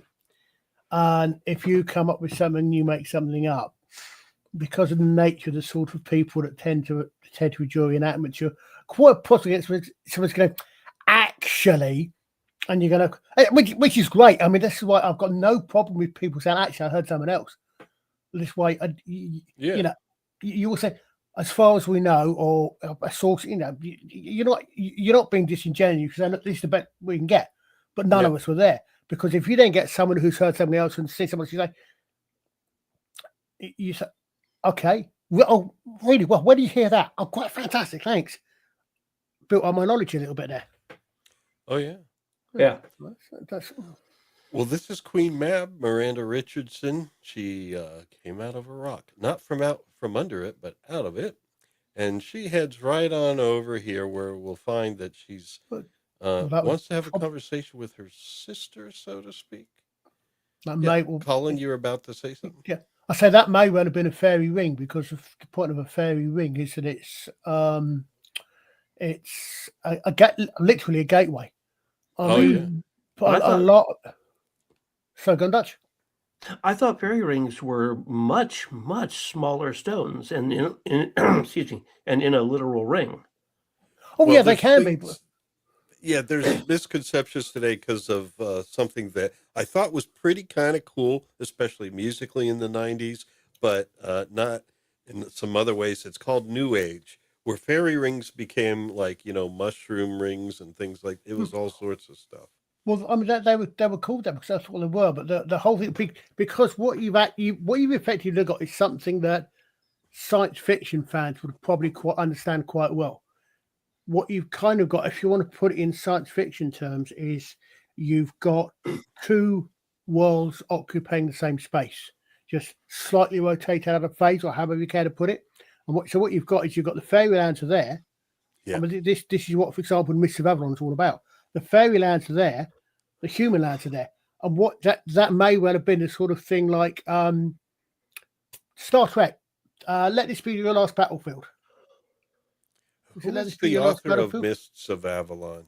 Marion Zimmer Bradley. Okay, yeah, that's one we did mention in our group. Yeah. Some of the description turned me off about it a little bit. Yeah. But yeah, well, it's quote a feminist retelling of the Arthurian legends, but what that means when she wrote it's actually told featuring the female characters, which is but the idea is that it's not the one with the black white side of the face and white side on the other. It's the other one where you've got the two guys, and where you've got a scene where the two of them fighting, and they flash back and forth between worlds. Okay. On the original series of Star Trek. Yeah. Is that Battlefield? I'm not sure which one it is, but that's the sort of thing that you've got here, I think. So that flash may well literally been, literally been a sort of gate opening and closing. So that Mab's on the fairy realm, but then because she's been summoned, that opens the gate. And part of the idea where he says magic is fading, that is the walls between realities are, again, Doctor Who reference there as well.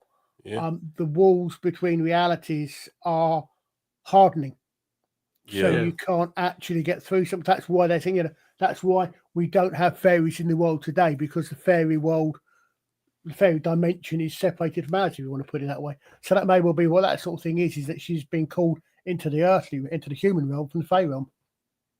Good night, DJ. The one of the authors that I like, who I guess, is a modern woman writer, but I think she's very good. I don't know. Maybe people don't like her, is Juliette Marillier from New Zealand. And she did Seven Waters series, and there's a lot of fair folk things. Yeah, she does historical fantasy. Which I know the name, but I've never actually historical periods. And then, but the thing is, like, the druid magic works. You know what I mean? It's like doing these historical things, but what they believed in at the time is what is. And so you do have the fair folk, and in Ireland you can actually go into their world, and it's a different world, and a really good stuff. I love the concept. Well, you've got you've got the, damn it, what the hell are they? I might give the Bradley series a try and see how it goes. Yeah, because sorry, go on, Colin. I was going to say, Bradley wrote The Mists of Avalon, then a while later she wrote a couple of others, and after she passed away, a couple of other authors that have picked them up. So The Mists of Avalon was a standalone, I think, but then she came back, and she came back and she's written a couple of others, and actually sort of several books in the series, not some of which were written after she passed away.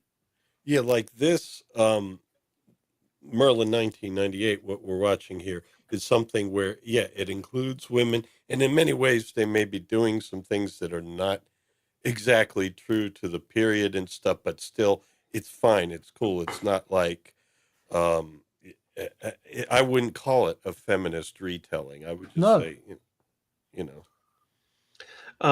Mab, after her appearance in Shakespeare's Romeo and Juliet, over the centuries, she became known less as simply the queen of the fairies and more as the queen of the dark fairies or the unsaily court. That's it. Thank you. Saily and unsaily. Yeah, my brain just completely forgot what they're called. Oh, I'm sorry. I didn't realize you're looking for that. But yeah, so you had the Saily court, who were the quote unquote good fairies.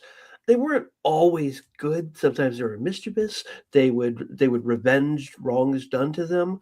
But the unsaily, they were the ones who were like murderous and bad, like redcaps and goblins, things like that. Yeah, and that's who Mab is mostly associated with. Yeah, I remember there's the original World of Darkness books from White Wolf. One of their settings, one of their games was Changeling, and that was where you're playing that sort of fake character there as well. Well, you sure she was in Romeo and Juliet? You're not thinking of? Yes. I'll say you're not thinking, because I know Tempest. Tempest is what I was thinking, but then I realized no, she's in Romeo and Juliet. Is she really? Really? She's mentioned. Yeah, because I'm thinking Midsummer Night's Dream is the one that's all about fairies. Right. In Romeo and Juliet, she's depicted as being so tiny. She rides a snail shell that's pulled along by like almost microscopic steeds, and she rides over people who are sleeping to bring them dreams. Oh, right. Oh, thanks to, if anybody's listening from Rumble, like Glowy account, thank you for reposting. And thank you also to, looks like, thank you, Stitch. Mogon Rumble. So there's Rumble people trying to help us out in the Rumble land. Thank you very much, all of you. If you do type in the chat, we will be able to see it in StreamYard. Which tends to make one wonder, is Shakespeare talking about Maeve in the English Fae, or is his Mab actually a Northern Italian Fae? Hard to say. I'll say, does North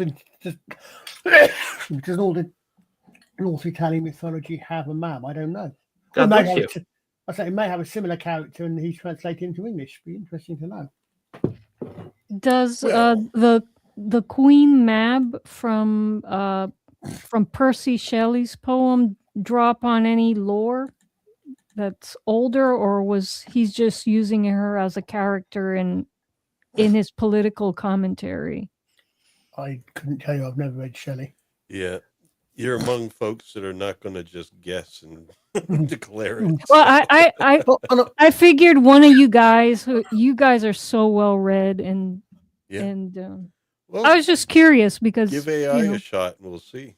I shall give AI a shot. Let's see. I would hazard a guess. Stitch says Shelley used Shakespeare's Mab. Okay. I would have thought there probably would be some other connection or what it might be, but thank you, Stitch. Well, anyway, this lady, she likes the mascara, and when she closes her eyes, it's like all black. I thought that was a cool effect because she has it on the lid and all the way around. Well, the makeup artist did that, obviously. But yeah, that's 90s goth there, folks. Oh yeah, it is. Would you? And I'll tell you what's amazing. That is Queen Elizabeth. Seriously? Really? That is Queen Elizabeth. That's Queen Elizabeth from Blackadder the second, but that's Queen Elizabeth. Okay. Same actress, Miranda Richardson. Oh, cool. She was Queenie in Blackadder. Huh. Oh, wow. And she was a German nurse in Blackadder Goes Forth. Oh, wow. Beans. But yeah, she was the absolutely insane Queenie in Blackadder. Wow, because here she does look young. Yeah. Now, when she froze the lake here, it reminded me of, again, Dresden, because in the Dresden Files, she's also the queen of the Winter Court. Yeah. Well, then, yeah, here's the lake. This is how she greets her sister. Oh, and there comes the sister, the lady of the lake. It's a Vorlon! It is. It is a Vorlon. Oh gosh! I knew it had to be. Oh man, it had to be. The lady of the lake was also something wrong. The lady of the lake wasn't in Barry. She was a Vorlon. There we. And so it begins. Oh, yes. There we go. So, and then she does some sort of stunt loops. And yeah, this was weird. It was 90s, man. CGI. We're having fun. We're just saying, look, we got some new toys. Look at what we can do. And look at how many fish are around her neck. I love it. Spoiler alert. Pay attention to how many fish are around her neck as the show goes on. Oh, no. Oh, do we get less fish? Fewer, but yes. Uh-huh. Maybe they meant to do that. The fish well, they absolutely meant to do it. It's obvious. Better than the axe throw. Yes. Oh, sure. Yes. It would be hard for it to have been worse. I got your message, sister. And now, I think I have, don't I have a number up there? I know one of these. I've come to a great decision. Yes. I don't like the sound of your voice when you say that, sister. You guess Yeah, what you like. in fact, that's supposed to be my cue. There's a reason why the Lady of the Lake does not like the sound of her sister's voice. And this would be why. I don't like the sound of your voice when you say that, sister. I'm going to create a leader for the people. Because she talks like that the entire movie. Talk about ruining your voice. Yeah, that must have been really painful to keep that up for as long as she had to do it. Actually, not that different from her voice as Queenie. If I'm right. Really? Oh. Thank you, Stitch. Stitch is awesome. All right, so there we go. So, yeah, she doesn't like it. So I think we could summarize the conversation here, unless there's some points you want to emphasize. But basically, Mab's plan is to create a powerful wizard that will save them. Okay. She doesn't exactly say how, but basically the whole point is the old ways are going away with Christianity coming, and they need worshipers for power in order for them to exist and to live. Mm-hmm. It's like belief makes them real. Now that concept has been in a lot of things. They even did that with Liam Neeson's Zeus thing that happened like in the 2000s, early 2000s. It's like, man, I didn't know the Greeks went that way. Well, it goes back to Star Trek and Apollo, remember? Well, yeah, yeah. Well, this scene represents kind of like one of the lore mashups they did in Merlin, because Queen Mab and the Lady of the Lake never met in older stories, much older stories. This is the first time we see them together in human history, in a story in a coherent story. Yeah. Don't watch the follow-up series. No, definitely not. Unless you really want something to ruin your evening. Yeah, you will ruin your evening doing that. You can give you some laughs, but it's like... No, it's not even funny. It's not... Overall, it's not even... Yeah, overall, if you do watch it, I believe the phrase is, You'll be sorry. Yes. Oh. Yeah, Camelot. The Lady of the Lake becomes the bad guy. That's one hint, and she's upset with Camelot because they polluted her lake. Like when I was doing research to do this stream, I kind of saw what they were trying to do in drop on the really, really old lore, especially from the French Romance lore of the Lady of the Lake, and their stories where she was Merlin's opponent and Merlin's lover and Merlin's student, and and not a good guy. No. Well, I mean, the Nimue version is the one who traps Merlin. Don't forget, what is Sir Lancelot's full name? That's right. Yeah, I ran into that too. That she raped Lancelot Lancelot underwater or something. Lancelot Dulac of the lake. Of the lake, yes. Oh, of the lake. Oh, yeah. Dulac of the lake. De Lago.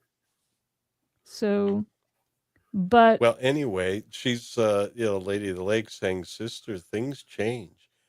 Yeah, but she's like, "We're gonna die." Hey, you look familiar, by the way. Yeah, that's actually the same actors playing both parts. Believe it or not. Makes sense. Well, for the show. It also kind of says, well, they're two halves of maybe the same power, the yin and the yang. But as I said before, look how many fish are around her neck. It's almost a solid line of fish. Mm-hmm. Anyway, going on. Okay. Good observation. I've never noticed that. Yeah. Heaven, hell, and the world moves on. Wow. So, but she's like, it's fate. I won't accept it. I won't accept it. I'll fight. She man, so all these things without opening her mouth. It's amazing, isn't it? Yes. Well, I didn't catch it. She does open her mouth. I know.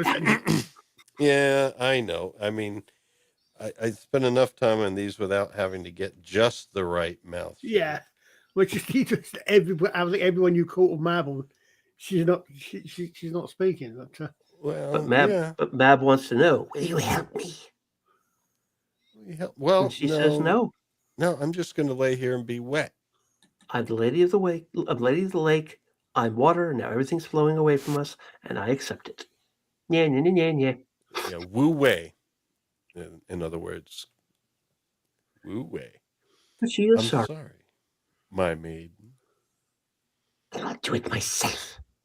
Yeah, she's going to take matters into her own hands. That's interesting because why does she? Because my maiden's an interesting phrasing there. Yeah, my maiden. Yeah, I don't know. It could have been a writer that just wasn't thinking.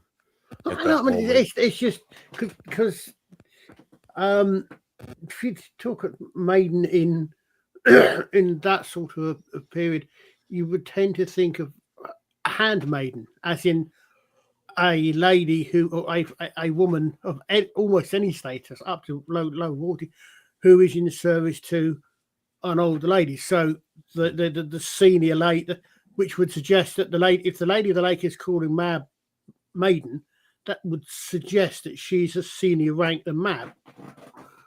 But it might, as you said, it might just be. I think it's implied that she is sort of senior to Mab, kind of. Yeah. Maybe the older sister. But she's stuck with Walter and Mab's on land, so. But no, as you said, I mean, it might just be the phrasing they chose, or they might be. Yeah. Well. But anyway, she's going to handle it herself, and we got. Mab was Mab couldn't have her own children, in the story. Well, but in the folklore, she is the mother of Oberon. Right. But in this story, I guess because she had to create Merlin through another woman, she was a maiden. Yeah. Well, she teleports back to her wherever she goes. Mabville. I don't know. Yeah, the land of Mab, and then Martin. Mab Manor. This is her. Yeah, Mab Manor. Mab Manor. And she's back there. Martin Short is standing behind a big pile of crystals. pudding. Oh, No. crystals. Oh, okay. Bubble wrap. Kind of like the Crystal Cave. And, Yeah. But he's there looking at her, and yeah, he's got some teeth going on. It turns out he's basically, and she calls him now, right? You heard that, Frick? He's a gnome. Oh, I spelled his name wrong. I left off the E. No, there's an E on there. I know. I left it off. Oh, in my description. I don't know why there's an E though. Because it would be Fricka. Fricka. It's probably Germanic. As opposed to freak. Yes. But I'm afraid, madam, and he calls her madam, that your sister's rather ... Well, he doesn't get to finish. No, he does say she's rather, shall we say, indecisive when it comes to making decisions. Yep. Which is actually a hilarious line. Yep. Yes. Well, indecisive when it comes to making decisions. We have some Jello crystals here. Jello crystals. And this is where she kind of decides to envision her wizard. Wait a minute. She never really gave you the backing that you deserved. So yeah, I guess the Lady of the Lake is slightly higher rank. And he asks her, don't you think you should at least wait a couple of days to build up your strength? Oh yeah. And she said, there was there was something I didn't include there. Yeah, she doesn't have time. She's impatient, but she did something with her hand. And I couldn't quite work out what it was, but it was to show that, she has, her power is, I guess, is contingent on some rest, as one might expect. Our world is dying. Yeah. You can't wait around during that. Oh, man, it looks like an album cover here. That's awesome. Yeah. And that is some heavy eyeshadow. Yep. Oh, man. He's There we go. magnificent. Yeah, good job with that, too. That's actually quite nice. Now I have to Interesting. give him life. Interesting that she's seeing him in a crystal because, of course, later on, Merlin ends up stuck in a crystal. Yeah. Well, in some tellings. Yeah, like the Crystal Cave. Yeah, but the interesting, the other thing is that in some traditions, of course, Merlin is the son of the devil. Yep. Yeah. In the Monmouth cleric, in the Prophet and the Dragons. Oh my goodness. He was. Go ahead. Was it the Prophet and the? Wait, no. No, the demon's son. He was the son of an incubus who was supposed to be the rival to Jesus returning. So he was supposed to be kind of like the Antichrist, but since he was baptized, he becomes like he retains his powers but uses them for good. And this story, of course, draws a lot from who it was. I have it right here in front of me in my notes. French poet Robert de Borrow. So it's another medieval French poem, early 13th century. But that's hilarious that Sam Neill played the Antichrist in Omen Part 3. He did? Yes. Yeah. Okay. He plays Damien grown up. And then so now he's playing Merlin in this. Now Even he's though playing he's Merlin not in exactly, but he's not exactly demonic in this. But it draws from the story where Mab is the demon that creates Merlin, but Merlin it also just goes to show you need to watch or read things sometimes to get connections, because I can think of another character who's has almost exactly that thing. Born the son of the devil and becomes a good guy. Mm-hmm. Terry Pratchett's Good Omens. Well, I mean, kidding. Good would Omens you call is the son her of a the devil. demon? I don't know if I would call Queen Mab a demon. Well, no, but they adapted the 13th century story for they drew up. I mean, this is like whomever the writers of this movie were like the modern Malory. They took things that were older, pre-existing, and mashed them up into a coherent story. And so, this makes it very authentic feeling. It was as Dorsey Armstrong puts it. The lady that does the lecture series. The Arthur legend is like a stone. It rolls down the hill and it just gathers everything to it. I think it's like a black hole. It gathers as in it gathers so much into it. Mm-hmm. I mean, you've got Germanic. Stitch is correct according to the books, and then the horrible video game. Merlin did attend Hogwarts. I thought a lot of people thought the video game was quite good. I don't know. It's wonderful. It's wonderful until you realize literally half of the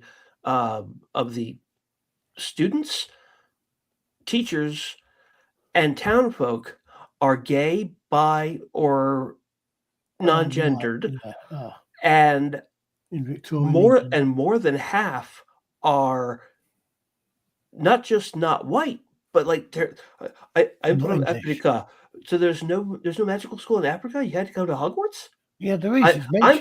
I'm from Japan. Why are you in England? Yes, it just doesn't make any sense. Oh, are you talking about the new Harry Potter series? No, the video game.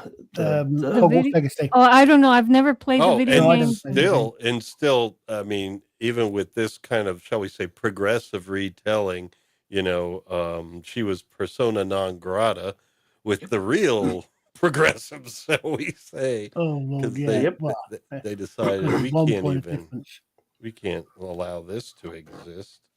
But no, it is interesting. I mean, obviously, this is just the Merlin aspect of it, but the whole Arthurian thing is the reason that the only thing that may be in any way comparable to.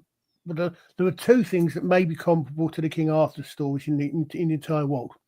One of them is Robin Hood. I put this up because you mentioned the Merlin video game. What is this? This was a toy that actually I did have one of when I was growing up. It's called Merlin. It's a game basically you could do. Well, it had multiple different games that used, what you see before you, like the 3x3 buttons plus the one central one above and below, and then the different functions down below. I see new game, save game. What kind of games did you play on this? So does that bottom left one say "Kiss Me"? So it would have a game like tic-tac-toe. You'd have a game like trying to move a dot from one end to the other while your opponent's trying to do the same thing and block you. Yeah, you could do tic-tac-toe. You could do all sorts of different games that use that grid board. Yeah, and Hit Me is just like an expression. Oh, Hit Me! I was going to say. I thought. No, I thought I said because I could. So I went to the optician today and I got me a glass in a couple of weeks.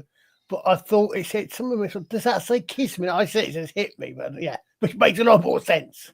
Yeah, like card games. I guess you could do like some sort of variation of card games on that somehow. I don't know. Or it was just, an expression in that way. Put another dot there, or like your turn, basically is what it is. Yeah. But anyway, I thought swappers might be in the chat, but there you go. Well, since you brought up something totally unrelated called a Merlin, you know that there is a 3-string instrument based on the mountain dulcimer released in 2014 called the Merlin. It's like a diatonic 3-string tuned like most cigar box guitars, 151. It is a beautiful string instrument. If you want, you can find it and share the image with me. I can. Oh, I have it. I have it right here. I will. Wait. How can I share the image with you? Don't you have an icon for doing so below the stage there? If you've got present, because I've actually got one image up I was going to put, but I'm not sure because I'm used to I'm okay if we're doing it when I'm running the stream and it's my StreamYard, but I'm in someone else's StreamYard. So No, it asks me and I give it permission to share, but I don't know, Colin. I don't know that you would share anything that would be no. I said I'm not. I don't. I mean, because what it was, if it'll actually open up, if I'm gonna, it was an image of a fire arrow head. If you'll excuse me, I have to go. So I'll be right back. But you know what? This might be a good, appropriate time to do it. That's a chimney, kind of. But that's all right. We could share your fire arrowhead. I don't know if that's picked up or not. So I had it open. Well, if you hit the icon on the bottom, present, it lets you browse for it. I'm sure. I thought he just had, and it said, "Hold on. Let's just start again." Well, on my screen, it's a box with a plus. You hit that, and then no, I've got that, but it says I'm sharing the screen, but nothing seems to be happening. I'm now getting a whizzy wheel, and they're not responding anyway. Okay, let's try that again. Let me just look around to see if it's asking permission. I don't see it. I would just say try again. Yeah. Okay. Hold on. But if you see a wheel turning, that means it's waiting. But I don't see any message on my screen. It says it's sharing my screen. Hold on. Okay. Okay. So it's being slower. Hold on. Well, we can wait for that. And I can see it. For some reason, it's not showing the one. Hold on. Did I? Maybe I'm showing the wrong one. Hold on. I don't think it was. Well, as you're looking at that, this is a nice shot from above of a hut with a chimney. Right. And this is where we find this lady. Okay. I still don't see a message. Let me see if I see. I can see I it. see it. Yeah. I see it there down below the stage. Here we go. Yeah. Trying. I'm hitting the button. I'm fine. When I'm in my StreamYard, I know how to do it, but obviously I don't have. Yeah, I'm the one that has to put it up. But hold on here. Let me take this down, and then we'll put that up. Maybe that's what I have to do because I'm clicking on it, and there we go. Yeah. Ooh, what's that? Yeah, that's a fire arrow. Yeah, the little basket the thing cage there. Oh, there we go. Because what you do is you put a you put a wad of either a sort of tightly packed cotton material or something, or pitch or something. I don't, but in our display kit, we've actually got a little pot, and it's actually got some tar in it, which you can melt. You grab it, you put it, and then you just put it away. You leave it. And if you look at where the tip of an arrow, the tip of a normal arrow would probably be about the actual head of an arrow would actually probably be roughly where I don't know how clear it is, but there's a little bit. It changes about a third of the way down from the top from the bottom of the cage. But basically, where you can see the bottom is wide and it narrows, but that's where the arrow goes in, right? Okay. So the arrow goes in. So when you pull the arrow back, all what's resting on your hand is the bottom part of the arrowhead. Mm-hmm. So the actual hot bit itself is the other side is well beyond your bow. So you've not got a hot coal or hot touching your hand or your bow. So that's what Dutch was saying. It's a much longer head. Yeah, I didn't mean to switch slides there. Sorry, guys. That was me. I uploading a picture of a Merlin. It doesn't ask me permission when it's you. So. Yeah. But anyway, that's cool. So yeah, because what the idea is, and the reason it is blunt like that, and that's not a it's the weird thing is that as archers we always carry. I mean, very, very, very few of our guys carry sharp weapons. We have one or two sharps which are used for demonstration purposes, and we don't let the public touch it. But archers, we've got live ammo, simply because you can't sort of shoot a blunt arrow at a target. But that is pretty much what it looks like. That's not a blunted tip, because what that's for, the purpose of that is that it's going to go in, as we saw earlier on. That's going to come up, it's going to come down, and it's going to go in thatch. That is designed to go in thatch. Right. So that's why it's shaped like that, so that it's a short, stubby bit to break open the thatch. You don't need a long head, and then it buries it in. And the reason it's such a very long collar, if you like, to the arrow, I said, is to keep this bloody hot, burning, or glowing coal or pitch soaked lump of cloth, it's very, very thick, very solid, as far away from your hand and your bow as possible. Because you makes sense. Yeah, especially your hand. Yeah. Well, the bow can actually take that kind of heat for a second or two, and when you're shooting, your hand not so much. Yeah, exactly. Right. Yeah. Don't want to risk it. Thank you very much, Colin. So we now see the Merlin. The Merlin. Yes. I don't know what the fourth tuning peg is for, because it appears to only have 3 holes for strings. Would the fourth one tighten all 3 strings at once? I don't know. I can only guess that maybe it's a drone string doubled up in pitch with maybe the first or last string. I don't know. You appear to have 3 strings at the bottom, don't you? That's what they are. Yeah, some strings are drone strings on instruments, so that it vibrates and creates a bit of a tone there as background, but you don't actually. Or maybe it's there to make it look better, make it look more aesthetically pleasing, because it evens out the number of. Well, on the headstock, but I think a 3. Let me switch it up. According to this, the Seagull Merlin is a 4-string guitar, and that's what that is. Oh, but there are only 3 holes for strings in the bottom where you thread through the strings. It's like. So maybe one of those holes has got 2. Maybe this is an AI generation of a Merlin. Oh my god! Not a guitar, a strummable dulcimer. Yeah. Strummable. Mm-hmm. Well, it's a brand new string instrument. It's not ancient, based on the diatonic mountain dulcimer.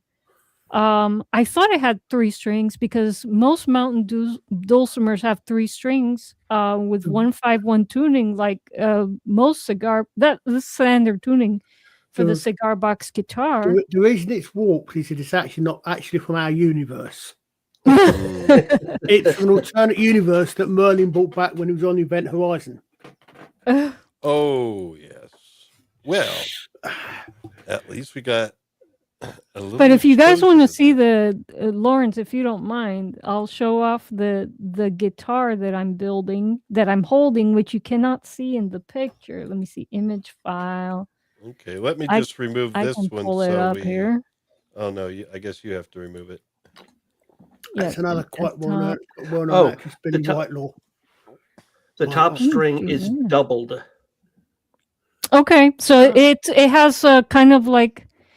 It wants to emphasize the tonic. Yeah, there's a bridge there, so basically you can have them both go into the same holes at the bottom. 2 of the strings can go into one hole, because there is a bridge here to keep them separate for the vibrating area. All right, so let me see if I can open. Oh, I can. There it is. This is not a Merlin. This is a slider. Yeah. But in the style of a wizard staff. So I'm building this thing, including the cat eye inlay at the top of the neck and all the copper gilding. I am building this baby.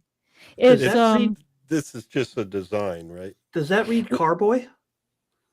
It's supposed to be padrone, but if you come in closer, the AI says cabron, which is a bad word in Spanish. Yeah, I know. what the thing is, I took a picture of a 3-string cigar box guitar built with a padrone box, because padrone, they make beautiful cigar box guitars, and the design, I hate removing the original art from cigar boxes, and since their boxes are so bare, I feel okay with embellishing it. Sure. And so I took one of my older builds, put in some new F-holes, which I'm gonna laser carve. What's your language? What? It's not F-holes is not a bad word. It's a part of the it sounds like it. Ay, ay, ay. Couldn't resist. I wanted to hear an ay, ay, ay. This new speak. But no, the what do you call, the leaf scrolls are gonna be laser etched, and then I'm gonna go over with copper gilding to make the wizard staff design. I'm excited about this instrument. Wow, yeah. Really excited about it. What's the blue gem at the top?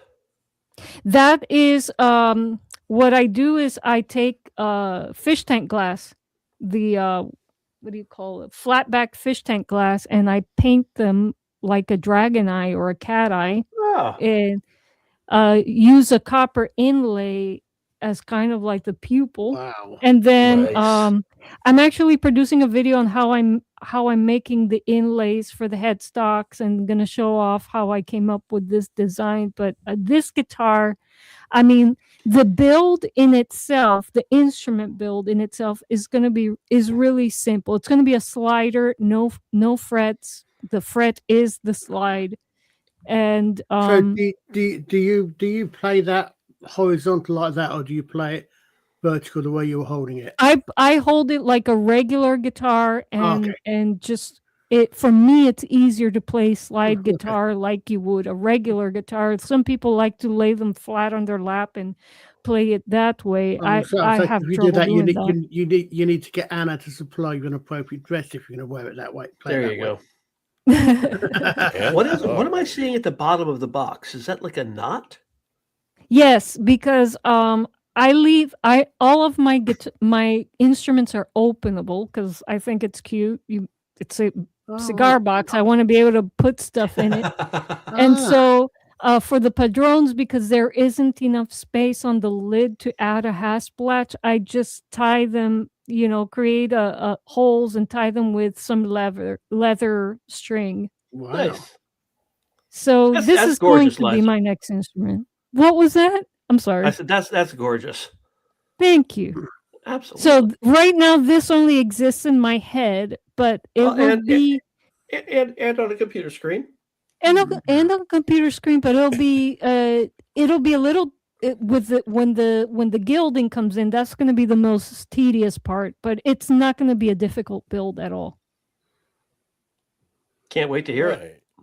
Yes, can't wait to play it.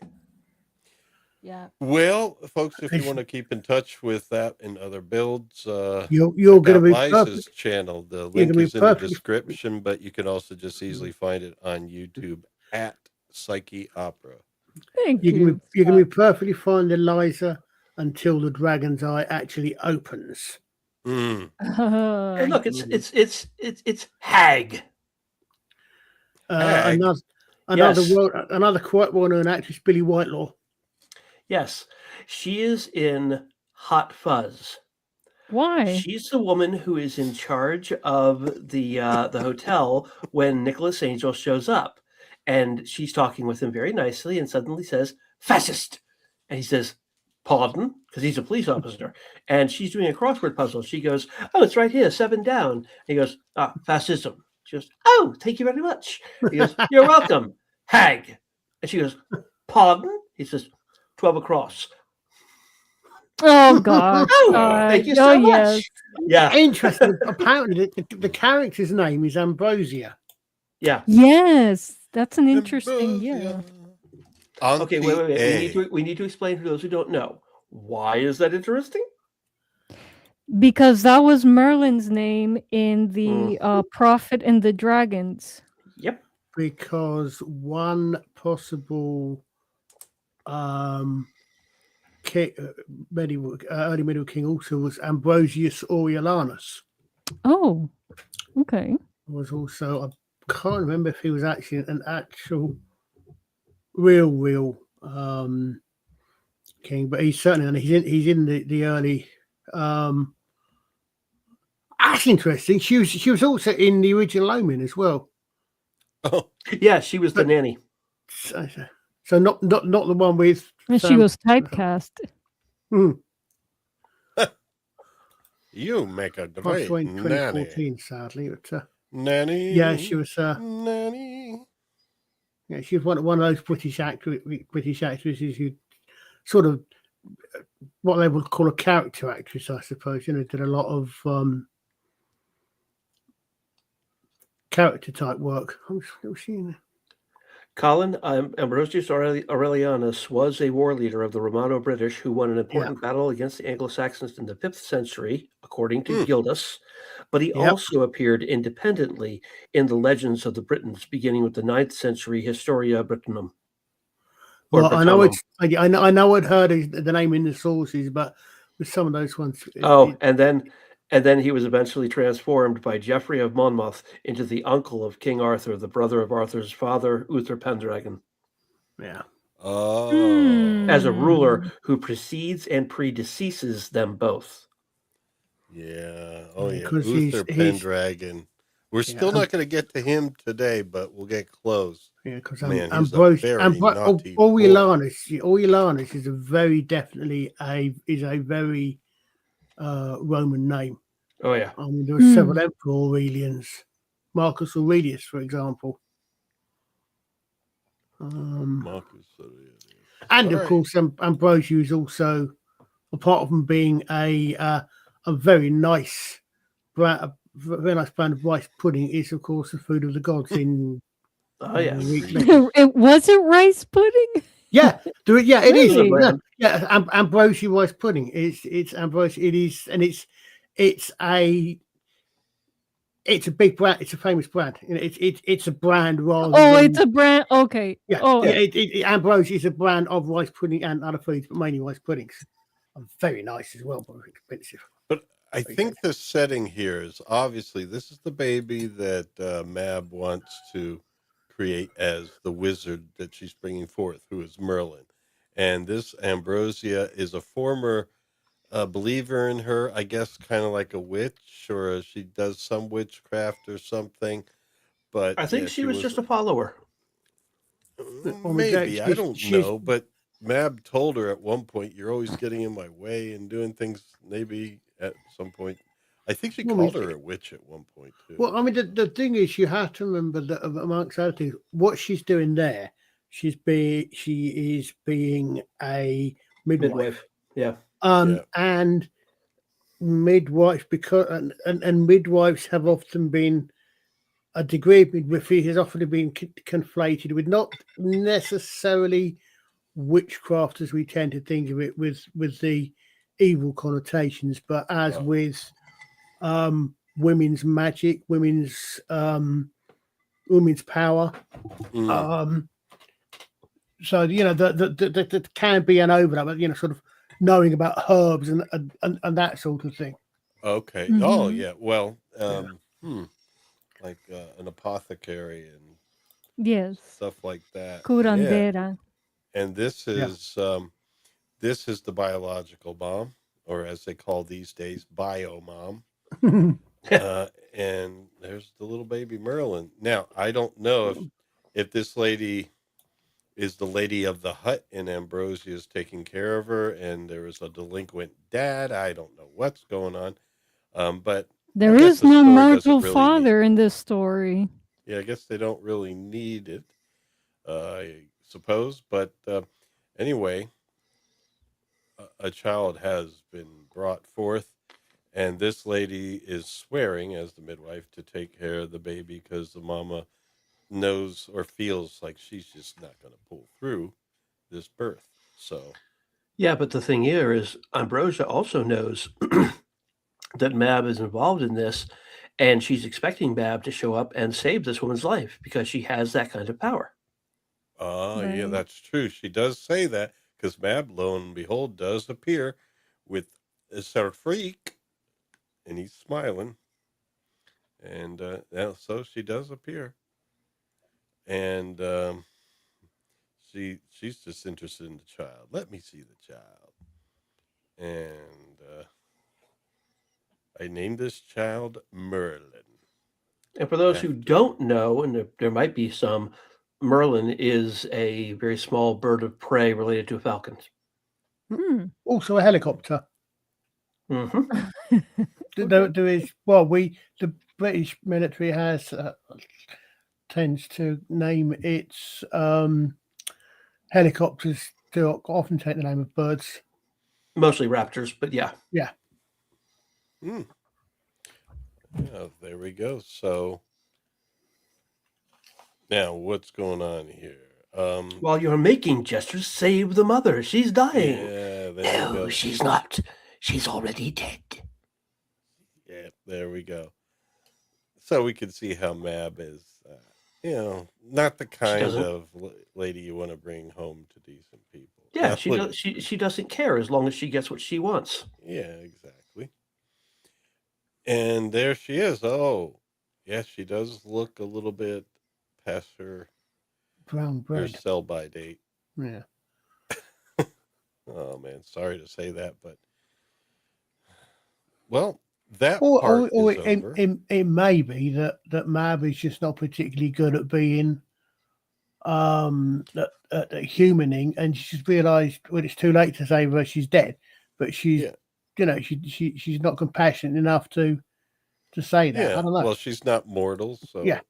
But she is herself going to face something like that. Her end, I guess, she just shrivels away. Maybe she just just goes, "What a world! What a world! What a world!" and just kind of disappears. What, when someone throws a bucket of water over her? Yeah. Whoever would have thought I'd be doused with water, which is what the most common element on Earth. Oh, what a world! What a world! What a world! Yeah, not element, you know what I mean. Sounds like the movie Signs. Don't worry, Yeah. Astaphobos isn't here to criticize you for calling that water an element. What? But somehow I feel his presence. Earth, wind, and fire. It was in chat. Yeah. We always Water's not an element. I'll say this: if you're Greeks thought so. Exactly, yes. Yeah, well, they also thought that a combustion was an element too. Come on. Yeah. Sorry, that's about as well as I can. We do want to be right, as right as we can be. So we appreciate it. It's just now and then I question sometimes everything, because this is going to be recorded and stuff. I question things as I'm saying it just to make sure I don't screw up. But it's part of the streaming thing, Sleep easy, child. That's why it's not easy being a streamer. But she's telling it to sleep easy, child. What is this? May angels fly thee home. Where? Well, as far as I'm aware, that will be a Judeo-Christian comment with the angels. She is called a Christian later. Yes. So I don't think angels appear in any religion outside of Judeo-Christian Islam. I could be wrong, but I'm correct. That's certainly my brain goes to the fact that it is. You say angel, you're talking God and heaven. Yeah, I mean there are other religions that have spirits who are spirits of good, but they don't refer to them as angels. Yeah. And especially when angels speak you to the US, certainly sounds very Christian. Very. Or especially as a host of one God. Yeah. What's your excuse? Why didn't you save her? Oh, so now we get to find out why. Oh, okay. Yep. She served her purpose. Okay, so no, she's just rude. Yeah. Wrong story, Gavin. What story's that? It's a baby Brian. named Brian. Brian. It's a valuable bomb. It's a bomb? Get it away from him. Yeah, okay. Yeah, let's not go there. Oh, last week was Easter. But we did it a year ago. We did Life of Brian for Easter a year ago. We could always do the Holy Grail again on here, since we're talking about Arthurian legends. Yeah, with Colin. Yeah, definitely. But after Excalibur, we promised Excalibur to Stitch. Oh, yeah. We're doing Excalibur. And then we'll do Babylon 5 that episode get Patrick here. Stewart in here. Yeah, if we time it right. If we time it right, we can do the Babylon 5 episode here. Yeah. And also in that, just for a little bit, was the actor that played Richard on Keeping Up Appearances. Hyacinth Bouquet's husband was also in Excalibur. Hmm. Was he in Excalibur? Yeah, he's towards the beginning. Yeah. What? Where? Well, you're thinking of someone else. No. I remember seeing him there with Patrick Stewart, the young King Arthur. Really? Which character Are You Being Served? Not Are You Being Served? Keeping Up Appearances. Richard. Oh, sorry, Keeping Up Appearances. Richard, who was also Mr. Copper in the Christmas special with David Tennant that had. Well, remember, Dutch Grading hasn't seen any of the new Doctor Who. Clive Swift. Yeah, there we go. Yeah, he was also a Shakespearean actor. That's one thing that was impressive about him. He was like a really good actor doing all sorts of serious things, and then he comes in to do Keeping Up Appearances. They did a great job. He really seemed like okay. So I now have to decide. Okay, if we do Excalibur, we're then going to have a vote for which is the better Guinevere, Cherry Lungy, or Cersei Lannister, Lena Headey. Because Lena Headey is Guinevere in this. Cherry Lungy is Guinevere in Excalibur. I have to go back to Excalibur and there are two actors. There are two actors in this who were also in Excalibur, and yes, Clive Swift played Sir Hector. Which would have been Trevor Jones. Yeah, good old Sir Hector. He was a nice confidant to start. Sir Hector, not Hector. Yeah. There's no H, as Colin would say. Yep. No H. Oh, no that's a shame. So he's not named after the Wait, Trojan? You don't say H? No, I don't. I say H. Oh wow! I don't aspirate my H's. Hey, to my accent, to my English, saying H sounds quite posh. Oh, really? Which is weird. I've been hearing so. Go on. I'm sorry. You say you don't aspirate your H's. You don't put a ha in H, which is an odd because of course the name of the letter is H, and the letter is H. Huh. You don't pronounce the huh. In fact, I don't. If I had to write out the word H, I would do it as AICH. I would or the only TCH. H. Or TCH, yeah, H or H, yeah. The only H in H would be at the end of H. Will be no H at the beginning of H. No, it's just I've heard so many English. I want to try to say that again. I've heard so many British people. I've heard so many British people lately calling it H. That I was like, oh, okay, I guess that's what British people say. Oh, it depends. That's do you mean school speak? Do you mean school hello, dear boy, or do you mean or do you want to be a Cockney arrow? I would normally say. I don't know. What do you think I should be? I would no. I'm answering Gavin. I would normally say how. No, it's weird because it's a really strange thing because it's the way I was taught. My alphabet was H, not H. One of these days we got to hear Gavin's accent. Yeah.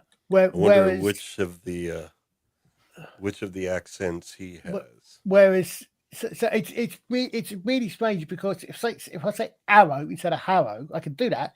But to me, that sounds like I'm putting on a Cockney or Londonish accent, which is a generally considered to be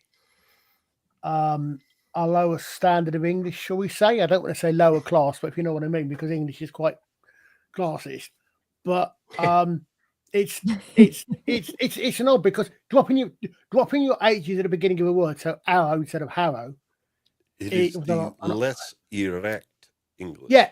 He's less correct, but erect.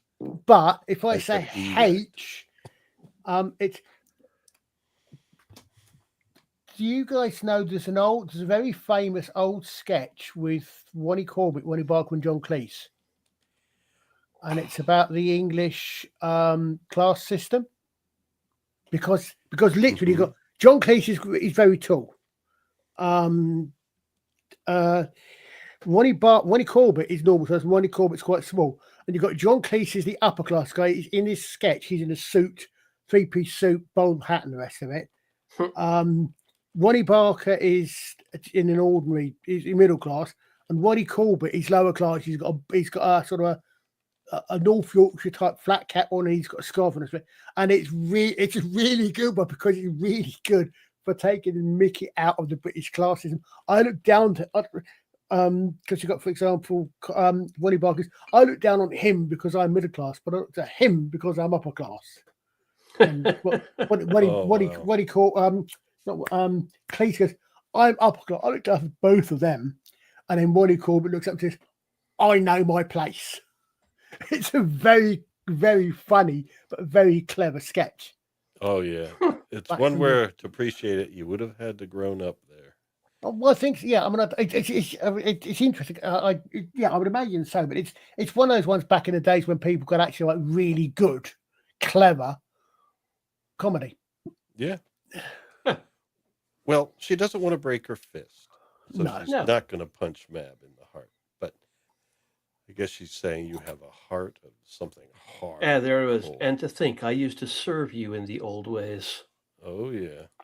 Oh, maybe she was a midwife for her. And then you changed. You became Christian. Who said that? Right? Who said that? Who said that? Who told you that, huh? There he is. Now Martin Short, isn't he Canadian? Probably. Well, you're the one that's there on AI, like fact checking us on as we go. Maybe you could toss that one into the. Is he really penny into the fountain? See what happens. Hold on. I believe he is. Now he has Canadian comedian and actor. Yeah, I think he studied though in the UK a bit, and that's why he does a lot of. He's a Martin Hayter Short is a Canadian American actor, comedian, singer. Singer. Oh, that's right. Yeah. I guess he could sing. Yeah.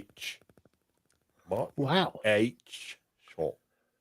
Well, yeah, he is of English and Irish descent. Mm-hmm. Okay. Yeah. I heard a long pause there, but I guess there's nothing more. Yeah, I'm looking trying to find out where he studied. So or he lived there for a while or something. Maybe worked yeah, there. obviously, he was born in Hamilton, Canada. So he was saying he's actually received medals from Her late Majesty. Gold doesn't say what for, but Jubilee medals, but it doesn't say what for. He went to high school in Ontario. He went to high school in Ontario. So I'm sure a number of Canadians that live in the Ontario area did. But that's cool. Anyway, what's going on here? But yeah, I know he had a special connection somehow with the UK because he's involved in a lot of. He did a lot of things, and I guess he isn't. Yeah. Bad well, the Queen was on his currency. Yeah. Well, that's right. Canada was close. But he's certainly got, as I said, he's got an order of Canada medals. So he's not only that, but he's obviously a British Canadian rather than a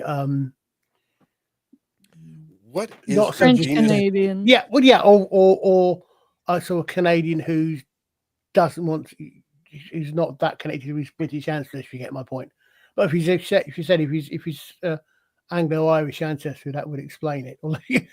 Interesting combination. Anglo, yes. Well, Irish, he could be Orange Irish. You know, it could have been. Well, yes, Irish. true. Yeah. My father's family, I'm half Irish, and that was Orange Irish, so it's probably Scots Irish. Interestingly enough, at about the time that this is set,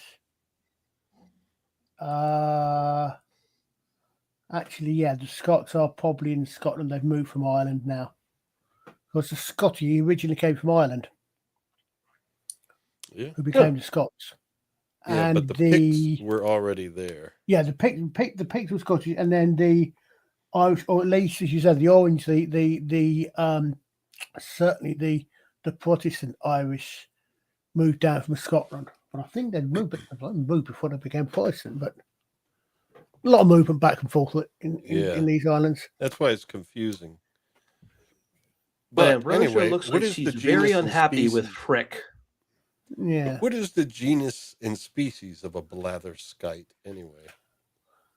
Well, blather means to took it seriously. Talk on and on and on. Yeah. But what we do blathering on and on and on. Yeah. Yeah. So a blatherskite would be somebody who indulges in blathering. Yeah. Well, there he is. Why do you allow her to talk to you like that, madam? He's not uneducated. Because she needs me, idiot. Well, he's a product. I'm assuming because he is a product of the Fae, and obviously the Fae's relationship to Mab. So he doesn't understand. Well, it's quite good. And again, it's as you said earlier in Dutch about her attitude. She doesn't understand humans that much. She understands humans better than he does because that was Lawrence. Thomas Lawrence said it, because she between the two of them. Whereas being a Fae, pure Fae, he doesn't understand humans anything like that much. Yeah. Yeah. I'm just refreshing, checking out the other pages. Looks like the what do you call those people there? The kick people. The kick spammers are hopefully done for now. But anyway, good. They're probably bots or something. Oh yeah. Okay, so we already covered those lines. Now Why let's do I need you, Ambrosia? Why do I need you? To take care of this child. Need to take care of this thing. Were gnomes shapeshifters in myth in old folklore? No, but elves had, or Fae did have the concept of a changeling where they would take a human child and put a Fae child in its place, and that child will go up to be human. I should know. I played one when I was at primary school in we did Midsummer Night's Dream. Neat. Yeah, Fae. I only asked because they later mentioned that this guy Frick was a gnome, and I didn't know that gnomes in folklore were also shapeshifters of some kind. No, I don't. I mean to be fair, I'm English, so to me a gnome is a garden ornament. Yeah. As much as it is a character, a race in a variety of role playing games. Yeah, like it's in the D&D world, they're kind of like they're almost like wannabe dwarves. Yeah, D&D because they do. Yeah, it's mining and stuff. It's mostly Fae that are seen as shapeshifters in some mythology. Yeah, and a gnome wouldn't be considered part of the Fae. Except in this they are. In this they are. Okay, but not in old folklore. Okay. Yeah, I don't know where the term gnome started, to be honest. Well, the one you've actually got the word. You've actually got two spellings for the word fairy. You've got Fae, Faery, fairy, land of the Fae, which is elves, gnomes, etc. and you got fairy, which is, apart from the English insult, is basically Tinkerbell. Yeah. Your little fairy, and again in some mythology, although I must admit, to be quite honest, I'm more familiar with them from role-playing games. Fairies are indeed a very small separate species of fae being sort of the magical creatures, if you like. Right. Okay.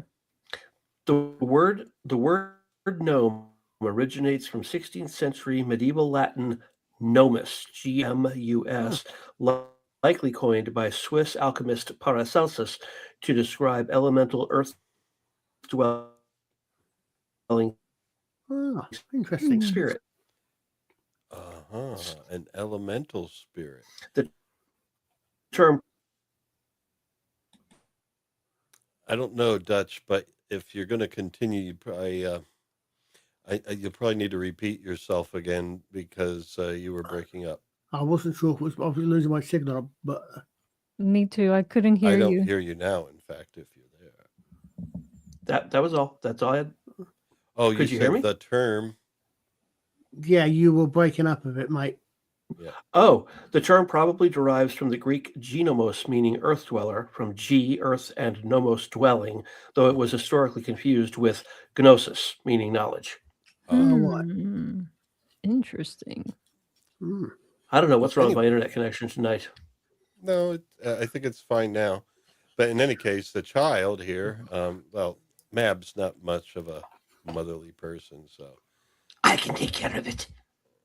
Yeah, and here she goes trying to do that. She just summons some fairies. You see there through the cracks. Those are fairies to do it. Yeah, the fairies. And they build a wonderful crib. Yeah, and I think I did get a good amount of that. It looked more like a bird's nest, but then again, it would. Yes, and they but it still works so well as the crib. It's a very, very large newborn. I was thinking. I know, right? I mean, they make dolls that look like real newborns.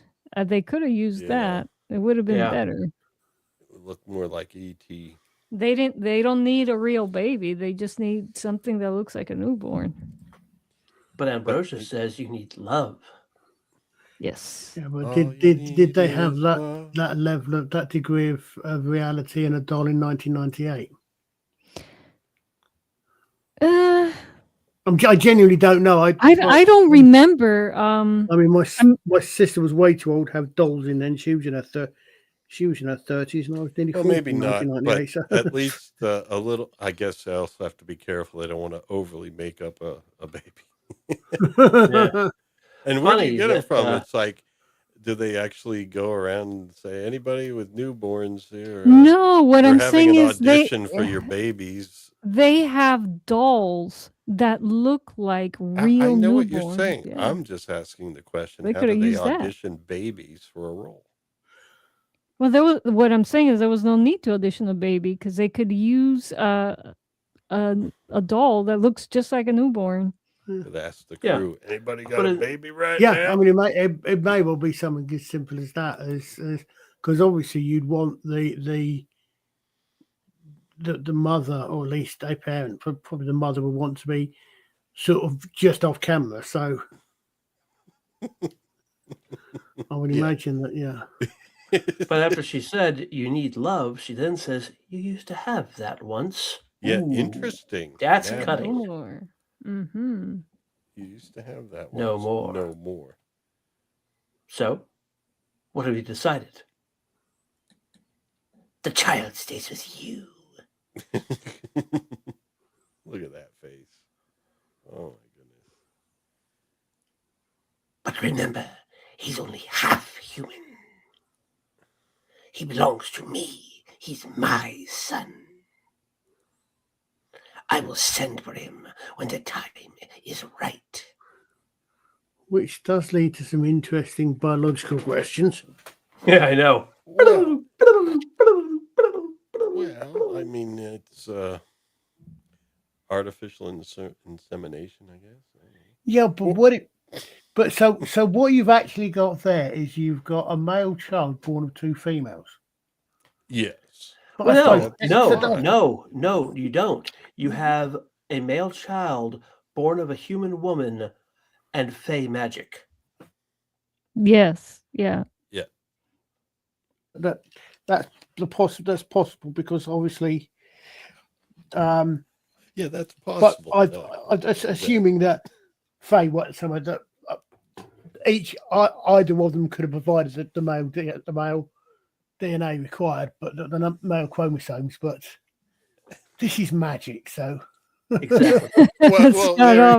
Oh boy! Everything's possible with magic. Well, Queen Mab is taking the place of the incubus in the old 13th century story. Oh, Here. she would then be a succubus. Yes, No, but she in would the be an incubus. Incubus. Yeah. She would be the male. Yeah. Oh, that's right. She incubates instead of succubates. Yes. Exactly.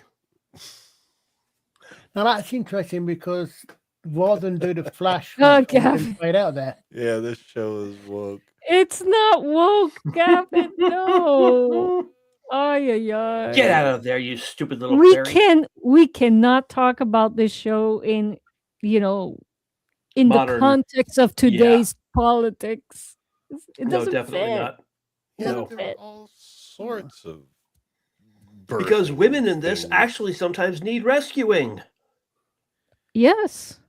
That could never happen in a show made today. No, never. It's forbidden to even think about such things being possible. Well, you didn't see Queen Mab going to a man and having him be pregnant. Although she could have. Well, get out of there. We don't know. We don't know how the child came about. All we know, we don't know what happened 9 months ago. Well, we know he could. That's true. He could Mab keep could it in a box. Mab could have possessed a man who had sex with Arthur's mother. No. Later, they do say that he was a man with no mortal father. That's he right. He does You're not right. have a father. He was an Anakin Skywalker. Yeah. It was fey magic. Otherwise, it was the midi-chlorians from Queen Mab created Merlin. God, what a stupid idea that was. That still makes me mad, Judge Grady. It still makes me mad.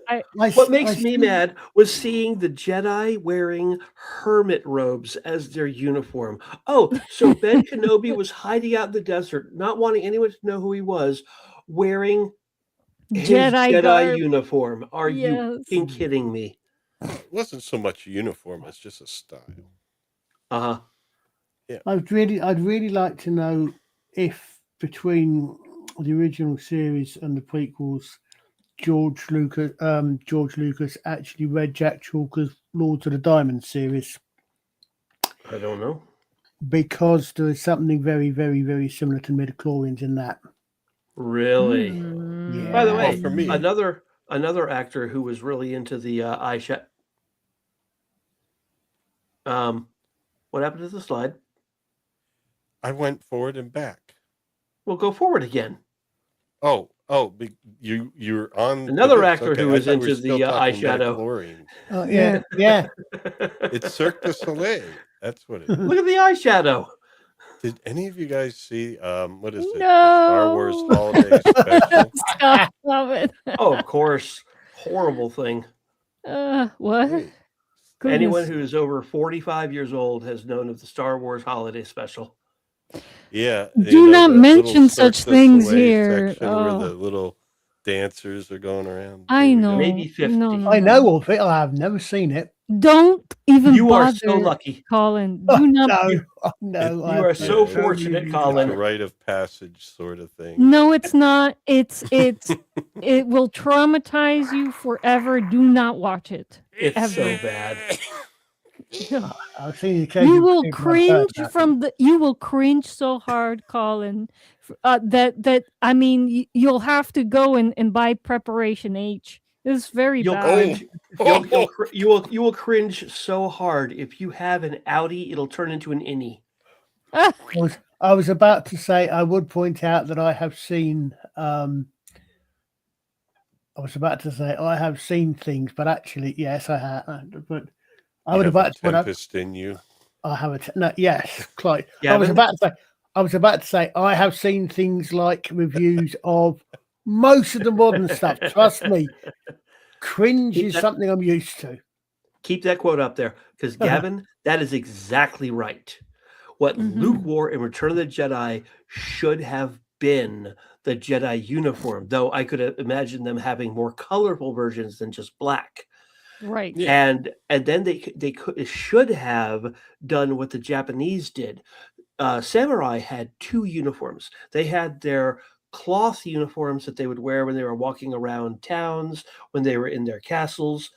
But when they went into battle, they would put on their armor uniforms. That should have been the same thing that Darth Vader was wearing, minus the box on the front, minus the face mask. Interesting. That would have made more sense. Yes, that would have totally made more sense. Well, I'm glad I got it. I'm glad I got to this slide. Now, what does it have to do with anything we're talking about? Is this Peter Pan? That's the fairy that was in the crib that was left after Mab left, and Ambrosia was like, "Get out of here!" Okay. Yeah, I know. Kicks him out. And there we go. And then poor guy. And then Merlin asks, "Have you noticed when your miserable time seems to slow to a crawl?" But also, but on the other hand, when you're happy, yeah, it seems to. My childhood must have been very, very happy. I guess so. Because I don't remember anything about it. Yeah. Nice shot there. I do like the casting for this guy because he does, in many ways, resemble Sam Neill. Not completely, but there are certain angles where you're like, huh, yeah, I looked at that and I thought they've gone straight to Sam Neill. No, it's this is Brocklebank. Daniel Brocklebank. Yeah, they cast very well for this. Now, anybody familiar with anything else that Daniel Brocklebank? I was about to say I'm looking because he looks familiar. He hasn't done much else. No. Okay. Oh, he was the voice. I don't know. He could have shown up on Babylon 5 at some point. Oh no, yeah, he was one of. He was Purple Leader. Everyone shows up on Babylon 5 at some point. Well, his childhood was over in a flash. So basically, he was in a whole bunch of TV shows, a couple of very minor movies, nothing major at all. Yeah. I'm not sure that was about his second appearance, but so I'm sorry. The biggest thing he was ever in was Shakespeare in Love in 1998, same year as this. Oh, wow! I remember seeing that, but I don't remember. I vaguely remember. I remember the name, but I never saw it. Yeah, it was a big deal when it came out, and it was just a nothing burger when I went to go see it. He's done a bit of voice work. He's created some Big Finish Doctor as well, and quite a bit of soap opera, mini soap operas. Oh. And here is the first appearance of Isabella Rossellini in this movie. Yeah, I'm listening. No, Isabella Rossellini. Rossellini. The actress who plays her older self. She's appearing in this scene. As the voice. Yeah, I'm listening to her talk and I'm going, what the hell is wrong with her voice? She was clearly overdubbed. I wonder why they decided to do that. I know. I was like, voice. She's done nothing but foreign films. My guess is her accent was terrible. And so they took Isabella Rossellini, who was like 40 years older than her, and had her dub over the lines. So she talks like this. I'm like, oh my God, the voice doesn't match the face. Like this. I'm like, damn. It's like, man. The reason I thought they did it was so that you could recognize the character later, because the young version and the older version don't look anything like each other. Please excuse their rudeness. I'm like, man. Yeah. That's like, what is she going for? Like, I don't know, man. So, yeah, there we go. The actress is what you see, but the voice is... Isabella Rossellini. No, the voice is Isabella Rossellini. Yeah. She's doing the voice of who's this this younger actress? character. I don't remember. Agnieszka Koson. I'm taking a guess that she's possibly Polish from that name.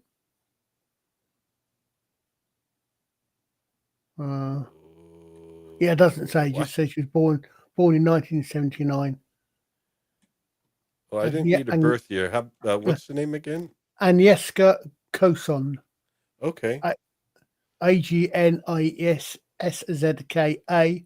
surname Koson. Oh, yeah. Her full name is... So you do say Zed. Good to know. Yeah. Yeah. Agnieszka Antonina Michluszka Koson. So that's a Polish, that's an East European, probably Polish name. Yeah. I'm reasonably certain that's a Polish and name. that makes sense when you look at all the movies she's done. She's done like 6 movies or shows, and they're all Eastern European, including one called Naken, Naken, and the picture on the cover is of a naked guy. Ah. Must be knackered.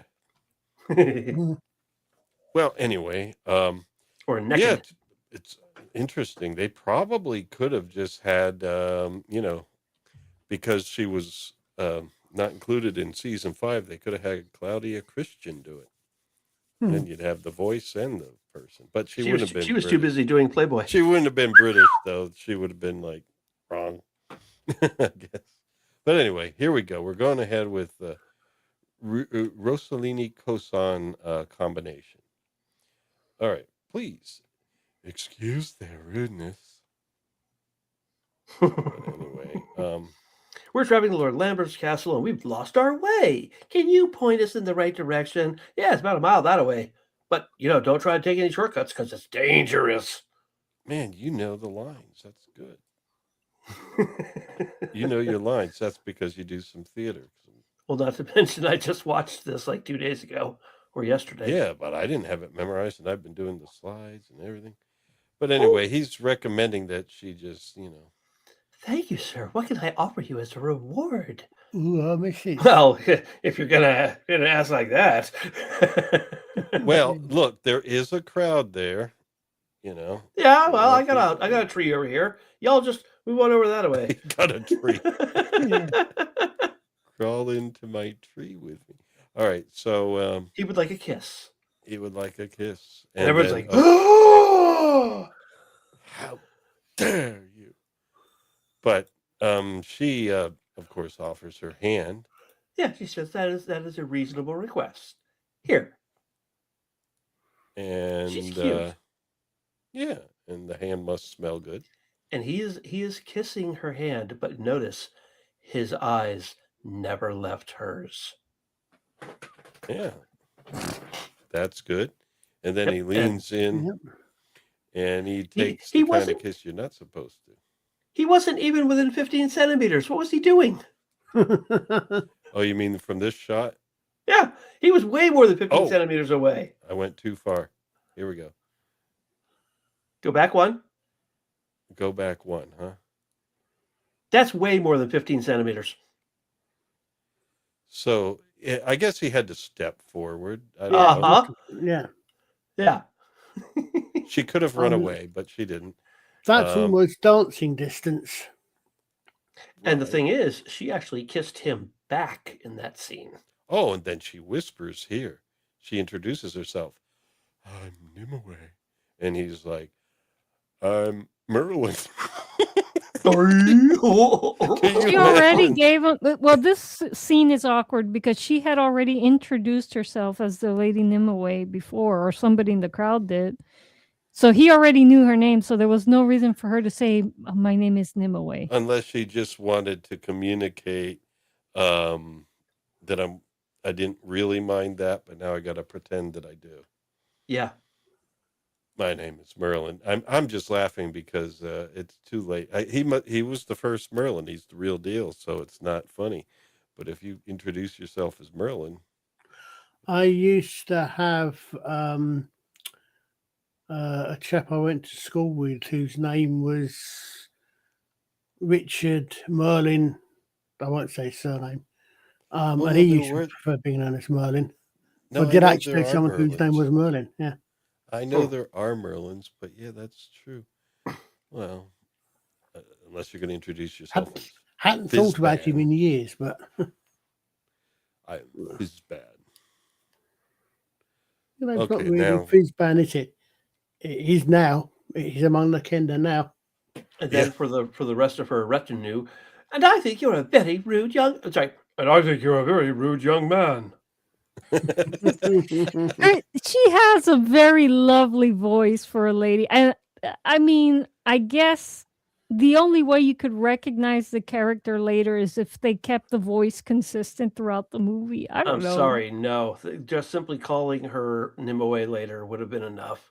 There are plenty of movies and shows that do that. Mm-hmm. Yeah.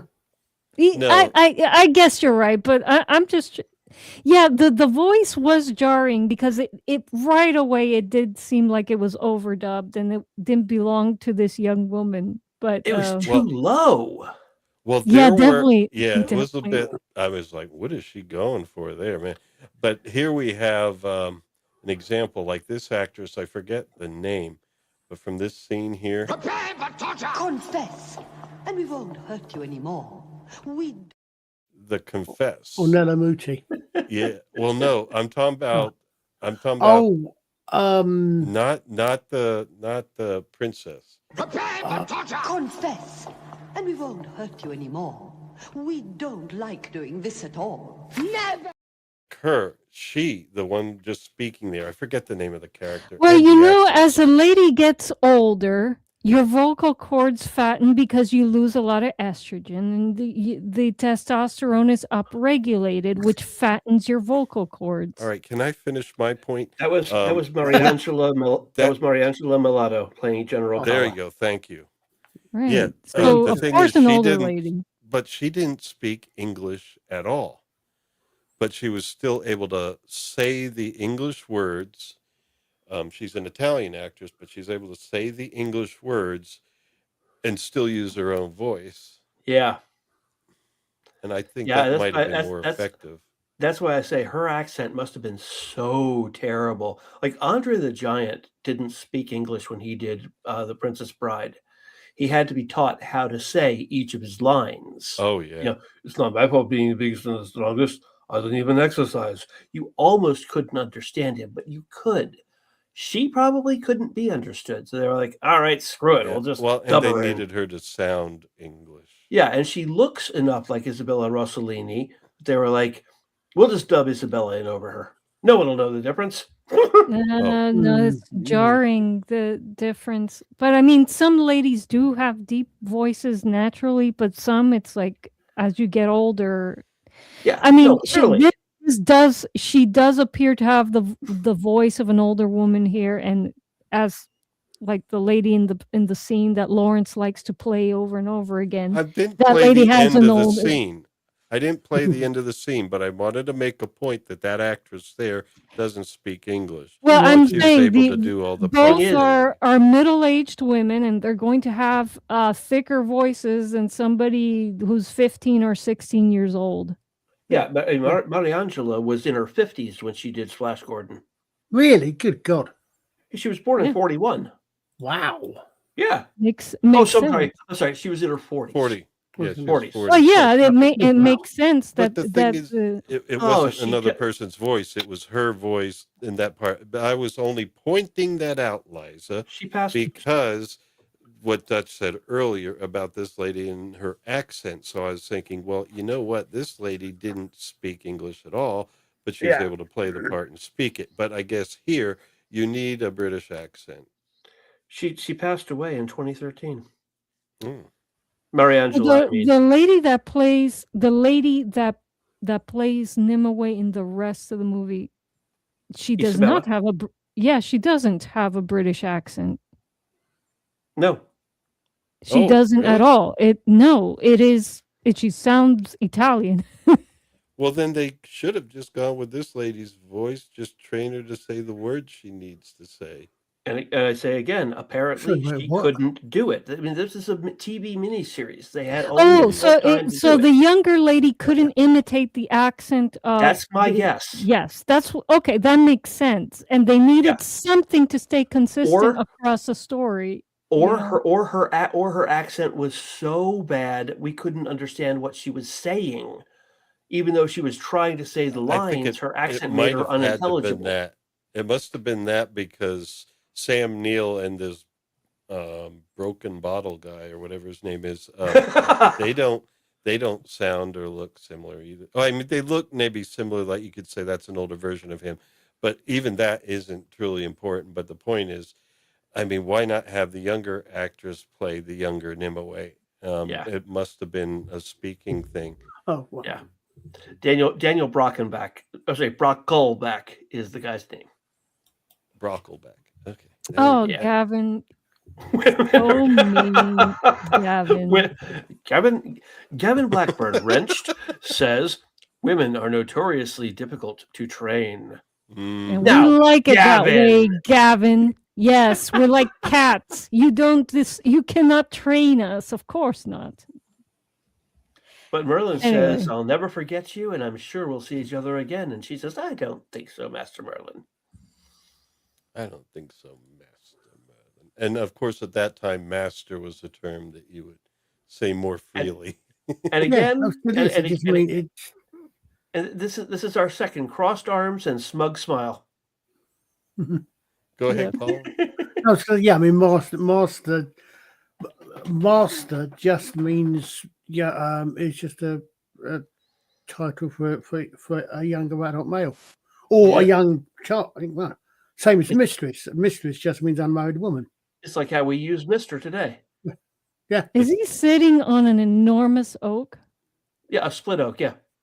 Yes. But that's the thing. It's different than because the word master meant multiple things. I remember when I was a kid, and you had parents teach you how to have a pen pal with some random person you met through like a Boy Scout magazine. It's like you pretty much call them master whatever, you know, and their name, and it's just like, why am I calling him a master? No, it's master, maestro, teacher.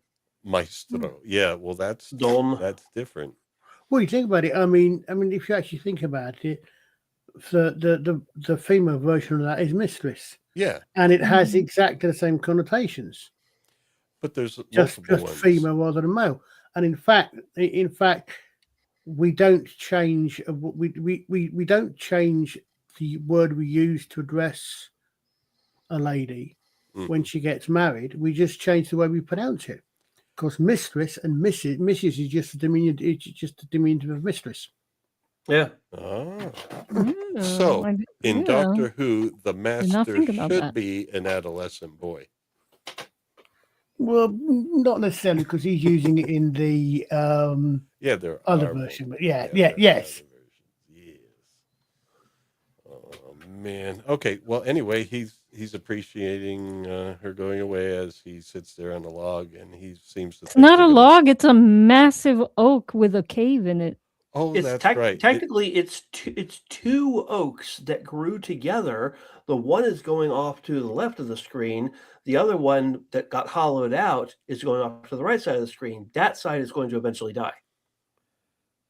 We have a situation like that on the homestead where two live oaks have grown together, and there's one that's next to our house that kind of has a little cave where a cat we used to have on the homestead used to go in there when it got cold. Oh, wow. Yeah, but I didn't know this, but it's pretty common for the live oaks over here, these centennial oaks, to have caves in them that part of their bark of the tree is hollowed out. And it's an important habitat for a lot of birds up here. Oaks can handle being hollowed out all the time. The problem with this one is it wasn't just hollowed out; it also has lost like more than 50% of the outer shell, and that's what carries the nutrients to and from the plant. Well, this is Stitch's area here. Oh, Stitch the Elder. Yep. See, That's he's probably lurking in the chat. So you saying it's elder as in the tree, not as in older than the younger? What was that? No, That's a good. That's a good question. Is it Can Stitch? Colin please Yeah. repeat it? So is are we saying? Are you saying that Stitch is Stitch the elder, as in the tree elder?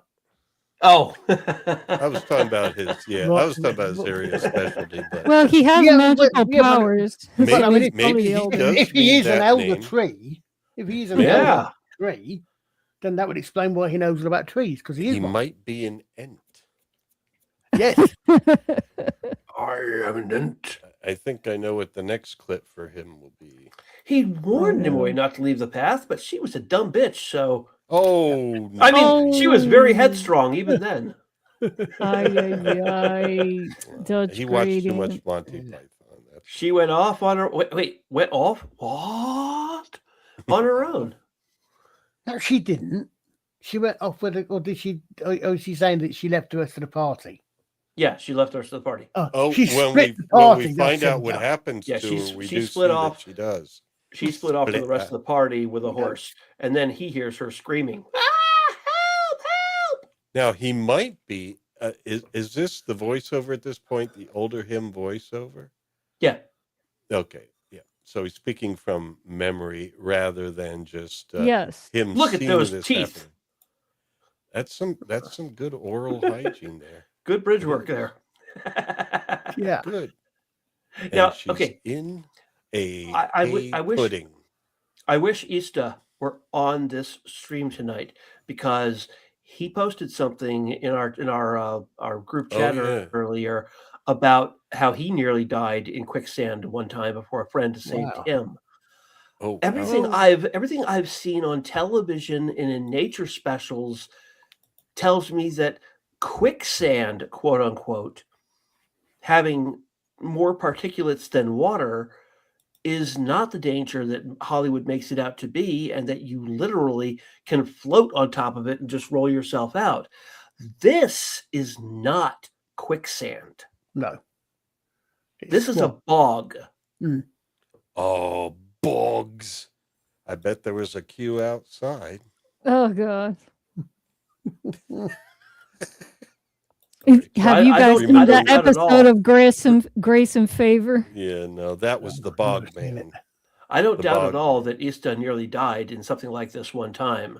It's just calling it quicksand is not quite right. Although to the average Joe, she's drowning in quicksand. Although I think that's what I called it, so it's my fault. I called it quicksand because that's what I said in the post. But in the post, I was just referring to how, I don't see any it was a common thing in the 80s, at least in TV shows and movies, for there to be deadly quicksand. Look at Blazing Saddles alone. Yeah.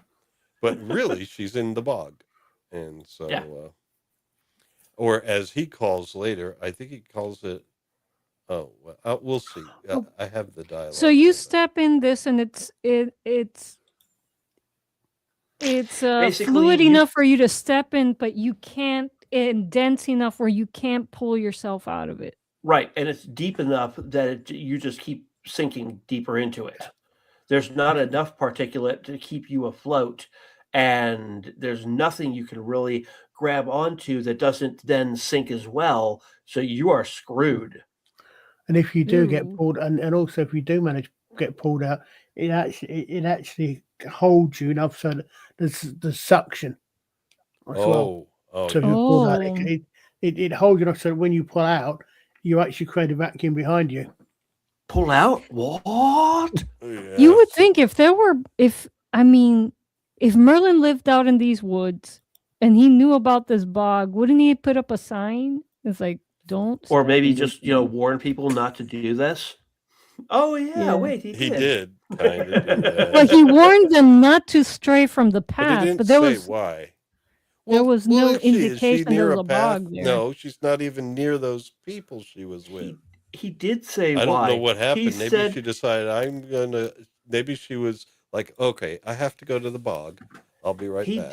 He did say why. He said, take the right fork, but don't try to find a shortcut because it's dangerous. Dangerous, yeah. He didn't say bogs. But he didn't mention any bogs, no. But this is dangerous. There are holes in that forest that are very wet indeed. Okay. What about the lightning sand? Lightning sand. Yeah, well, anyway, we see her there. What about the ROUSs? I don't think they exist. And then here comes the rescuer, and he steps in it. Here I come to save the day! And there he is. He's got that. Yeah, he's got that. He would have made a good Darth Vader. Even though at this age, they went really young for the initial, what you call it, Anakin. In attack, because this is around the time of Phantom Menace, and they should have had Anakin be about this old. Don't start him off that young. It gets rather creepy with him and. Yes, there was somewhat teenage. You'll only sink deeper. And what did I hear on Brown today? Natalie Portman already has bingo wings. What? What? Please. That's what Brown said. No, they were saying, someone said that if, I think someone said that they would have if they cast that character now, they would cast someone who had bingo wings. And then they would do a Natalie Port person. So I get it correct. Don't be sexist. It's Natalie Port person. And they would they would CGI in the muscles. Okay. I think that's what he was saying. He was talking about all right. I thought he was saying like, whoa, she got bingo wings like Natalie Portman. Honestly, did anyone else in watching this think he grabbed way too short a stick? Yes. Well, that's all right. I'm like, dude, there's got to be a longer stick lying around than that. You can probably take down one of those trees, one of those young trees. Why she got off her horse in the first place?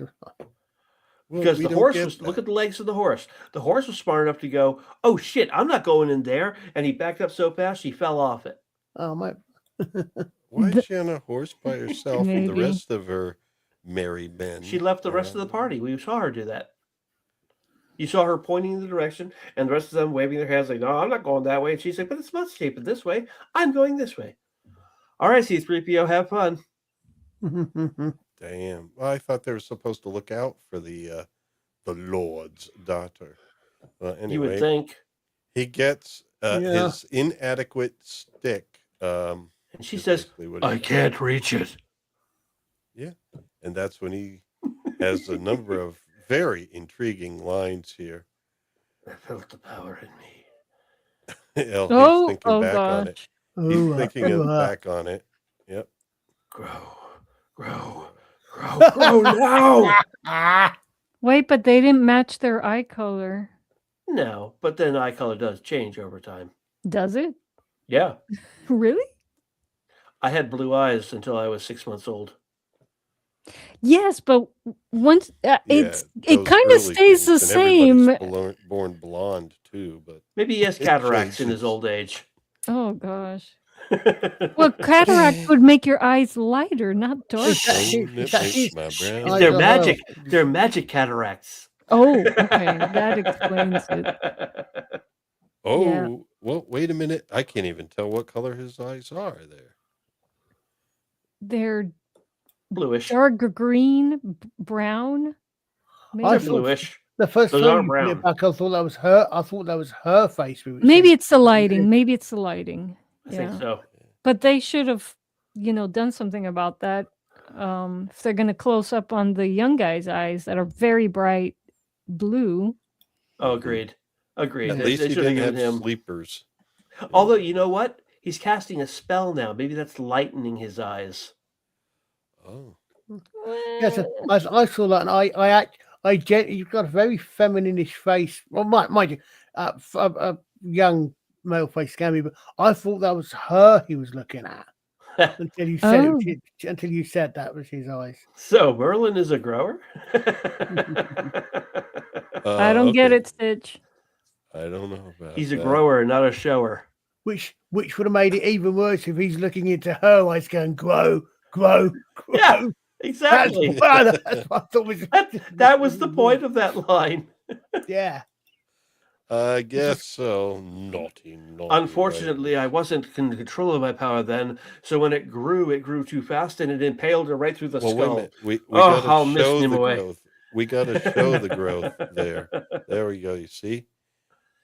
But it grew too fast, and I couldn't control it, and it skewered her brain. Oh no! They used stop motion for this. They should have used stop motion for everything. Keep it stylized that way. A Peter Gabriel music video. Time. But I mean, seriously, in Empire Strikes Back, I think they said it took like 4 hours to make like 3 seconds of movement on screen. If you're gonna do something, do it right. But they're making a TV miniseries. It's probably cheaper than doing the CGI stuff. They'll but be they like, didn't have all the right, time, so now it's is going my to take point. 12 hours to film a growing stick. They didn't have the time to do it, is my point. They also didn't have Ray Harryhausen. Right. Well, the master of stop motion photography. There we go. She's able to just reach the tip. From Jason and the Argonauts to the Terminator. There we go. I see from him. I think he stopped doing stop motion after Clash of the Titans. I believe was his last one. Yeah. By the way, this scene reminded me of a time when I was at away camp. We went to Virginia Beach, and a bunch of us started climbing around this cliff. We got to a point where there was no way we could go any farther without, serious climbing gear. So we turned around and started coming back. It started to rain, and I noticed this root hanging down from the top of the cliff. And I could see, I was like, if I just climb up this root, I can reach the top and just walk back to the cabin. So I started doing that. Everyone else just kept going. Halfway up, there was nowhere else for me to grab onto easily, and it had been raining, so it was slick. And I was like, well, nuts. Now I can't go any higher up. And I looked down, and I'm like, well, I guess the only thing for me to do is let go and slide down on this angle. I let go, slid down on the angle, got all the way to the bottom at the beach, and stepped out just as the first of them came down the way we had gone up. And they're like, how did you get down here first? And I was like, I took a shortcut. Oh, boy. And it was fun, too. Yeah, well. It's scary at the same time. I would have had a heart attack. I honestly, I wasn't scared at all. I was like, shoot, I can't climb up. All right, fine, I'll slide down. Boy. Oh no. It was a shallow enough angle I could do it. But I told you we'd meet again, and I was right. Time for another smug smile. Yeah. But she's more interested in how he made the stick grow. How did Yeah. you do that? How did you do that? You guys are so mean. With the branch. It's a great film, but they made some choices. Yes, they did. A few choices here and there that makes you question things. Their sanity, yeah. Well, whatever it was, you saved my life. Well, I will say, you guys are so bad. well, at least I will say this: it's a little less creepy than the love scenes in Attack of the Clones. Oh, yeah. Man. Well, whatever it was, you saved my life. Well, whatever you did. You deserve another kiss. Come here, big boy. The big boy. Out. She missed her line. Well, anyway, they do that. He comes home all excited. This guy, Well, okay, that's enough now. That's enough. Okay, now this guy is really happy. I didn't include all the lines, but you know, he's I'm coming in back. love, N-E-M, N-E-A, but N-E-M. He looked to be a little older than what a lot of what he was saying. A lot of what he was saying was like, dude, what are you, 12? You get the feeling this is the first girl he's ever met. Hold on a second. I need to turn off my interface, turn it back on, because I hear little crispy clicks. So do I. Yeah, it's acting up again.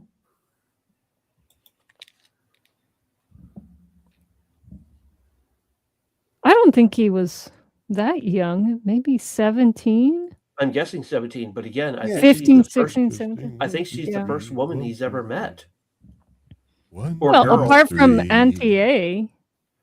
Oh, yeah, that's true. Who is a grown woman and his aunt, not a girl. What? True. True. Not a girl. Does actually give some interesting questions, though. Oh. About it. Oh. Well, yeah. Such as? Such as who? Is his wet nurse? I don't think he had one. No, I'm thinking because she's too old, and obviously she wasn't. I guess a goat. Yeah, they showed the fairies making up a kettle of milk for him. It probably was goat milk, because goat milk is like the almost any mammal can have goat milk with having a bad reaction. Without having a bad reaction, yeah. Yeah. Cool. Didn't know that. Wow. Yep. The only milk that gives me a bad reaction is if it's turned. You mean fermented? Gone bad. Oh. But is it really bad is the question. When it gives me gastric problems, yes, it has. Well, it depends, because apparently that means that since you can drink milk, okay, that means you're racist. Oh, yes, that's correct. I am. Well, there's a difference between raw milk and spoiled milk. Basically. Apparently, I only heard this a while ago, but apparently, the ability to actually drink milk, or this raw milk, beyond about puberty, is something developed in people sort of from Europe and the North, and it didn't develop in Africa. No, that doesn't sound right, because raw He's milk talking was about the perception. I think. Oh, but it's weird. Where does that come from, Colin? I can't remember, but I went to that apparently that lactose tolerance is not worldwide, and that apparently it's only people from the northern colder climate, white people from Europe apparently. I heard the opposite. Whereas raw milk is something that you can get carefully these days from farms and stuff like that. And a lot of people, is delicious. It's something that you, shall we say, could get in trouble for recommending, though. So, yes. But we have fed our baby cows with it. Yes, we have. Mm-hmm. Yeah, and that's the other thing is with eggs. If you get eggs from a farm, they're going to look a little dirtier than the eggs you get in a store.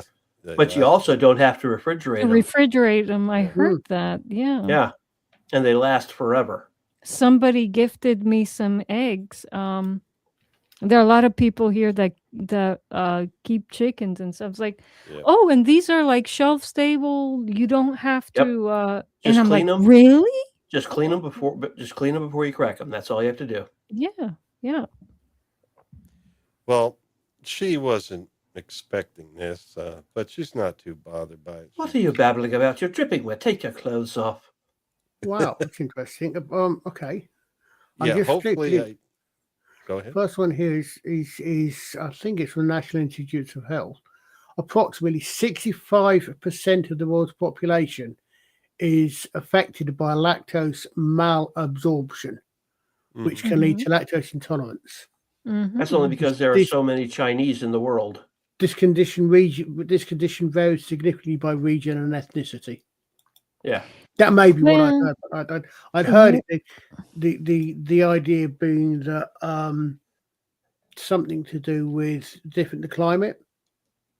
Asians account for 12.5% of the population of the planet, or slightly higher, and then the rest of the 20% that can't handle it just have other problems. Oh, right. Well, some of the enzymes that are used to break down lactic acid are found in farm fresh milk, but not in pasteurized milk. Exactly. And so there are a lot of people out there that think they're lactose intolerant, but what's happening is they just lack lactobacillus in their gut. So if you drink water kefir, or if you drink something that is forbidden, then you can actually, over time, you grow your microbiome and you can digest it. This is not medical advice. Everyone should check with their doctors. Do always anything they say. ask your doctor. Yes, that's because they have malpractice insurance. So if they say something that's bullshit, they got protection. We don't. Yeah, odd thing. Advice. If you look at the cost of malpractice insurance, it is in lockstep with the cost of medical practice over the last 80 years. Yeah. Well, maybe 60 years. But as malpractice insurance has increased, it matches precisely with the increase in medical costs. Well, I went back here because we're going to have to skip through his scenes because the AIs at YouTube may think this is a woman we're showing here, and topless. Yeah, long hair and skinny. Yeah. Boing, boing, doing, doing, doing. Her name is Nimue. Oh, shoot. Oh, boy. That one's going to hurt. Her name is Nimue, and I saved her, and I used magic, and it was wonderful. Oh, dear. I was trying to get all the lines and stuff, but it's like... We don't need all the lines when Dutch Gradient memorized them. I didn't memorize it. Not intentionally. It's the moment I've been dreading all these years. Yeah, she doesn't want to let him go. No. Man, she kind of looks like Roger Waters there. No, honestly, yeah. No. A little. It's time for you to leave. Well, I mean, Roger Waters as he is now. What do you mean leave? I just fell in love with a girl. Yeah. Poor guy. You were created by Queen Mab. Ooh. Really? You have no mortal father. There's magic at work here. What? And now she wants you to join her. Now, this is a question I have. Yes? It doesn't say whether she mentioned Queen Mab to him before or not. You get the feeling she hasn't. Yes. Well, or that she has, which is why he didn't ask, who's Queen Mab? Yeah. Maybe. I won't! You have no choice, my dear. And for him to say, I won't. He has to know who she is. Yeah. Yeah, I guess. I mean, maybe she told him who Queen Mab is, but not his relationship to Queen Mab. That's what I was saying. Yeah. Probably. Okay. So it works. It's just we don't know. So it's one of those things where we're thinking, wait a minute, did she or didn't she? Because it doesn't tell us. All they had to do to fix that would just for him say, not that evil witch you told me about. I won't. Yeah, exactly. That solves it right there. Or not that evil whatever. Elf woman. Not that evil Barry White voice, gravelly. It's just the interesting thing if you think about it here is that she starts off, she's the emergency is so great that the danger to their way of life is so imminent, she cannot wait 24 hours to get her strength back before she does this magic. And then she has to wait 16 years or so before it do any good. I thought the exact same thing, Colin. Thank you for saying that. That makes sense. Yeah, I never thought of that. Yeah. Well, timey-wimey sort of thing. No, Colin makes a very good point. I know. He knows what I'm talking about. Yeah. Well, one line would have clarified whether Ambrosia. It would have clarified that she had told Merlin about Queen Mab, and the line should have been, "That's not true. That's impossible." Search your feelings. You know it to be true. All for thinking. Yeah, I mean, you could have. And there's something else. I built C-3PO.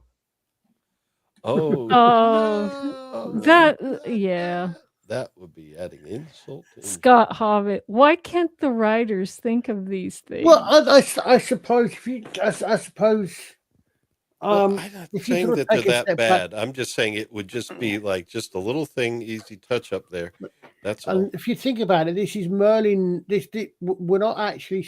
This thing is we're not actually. This is not actually.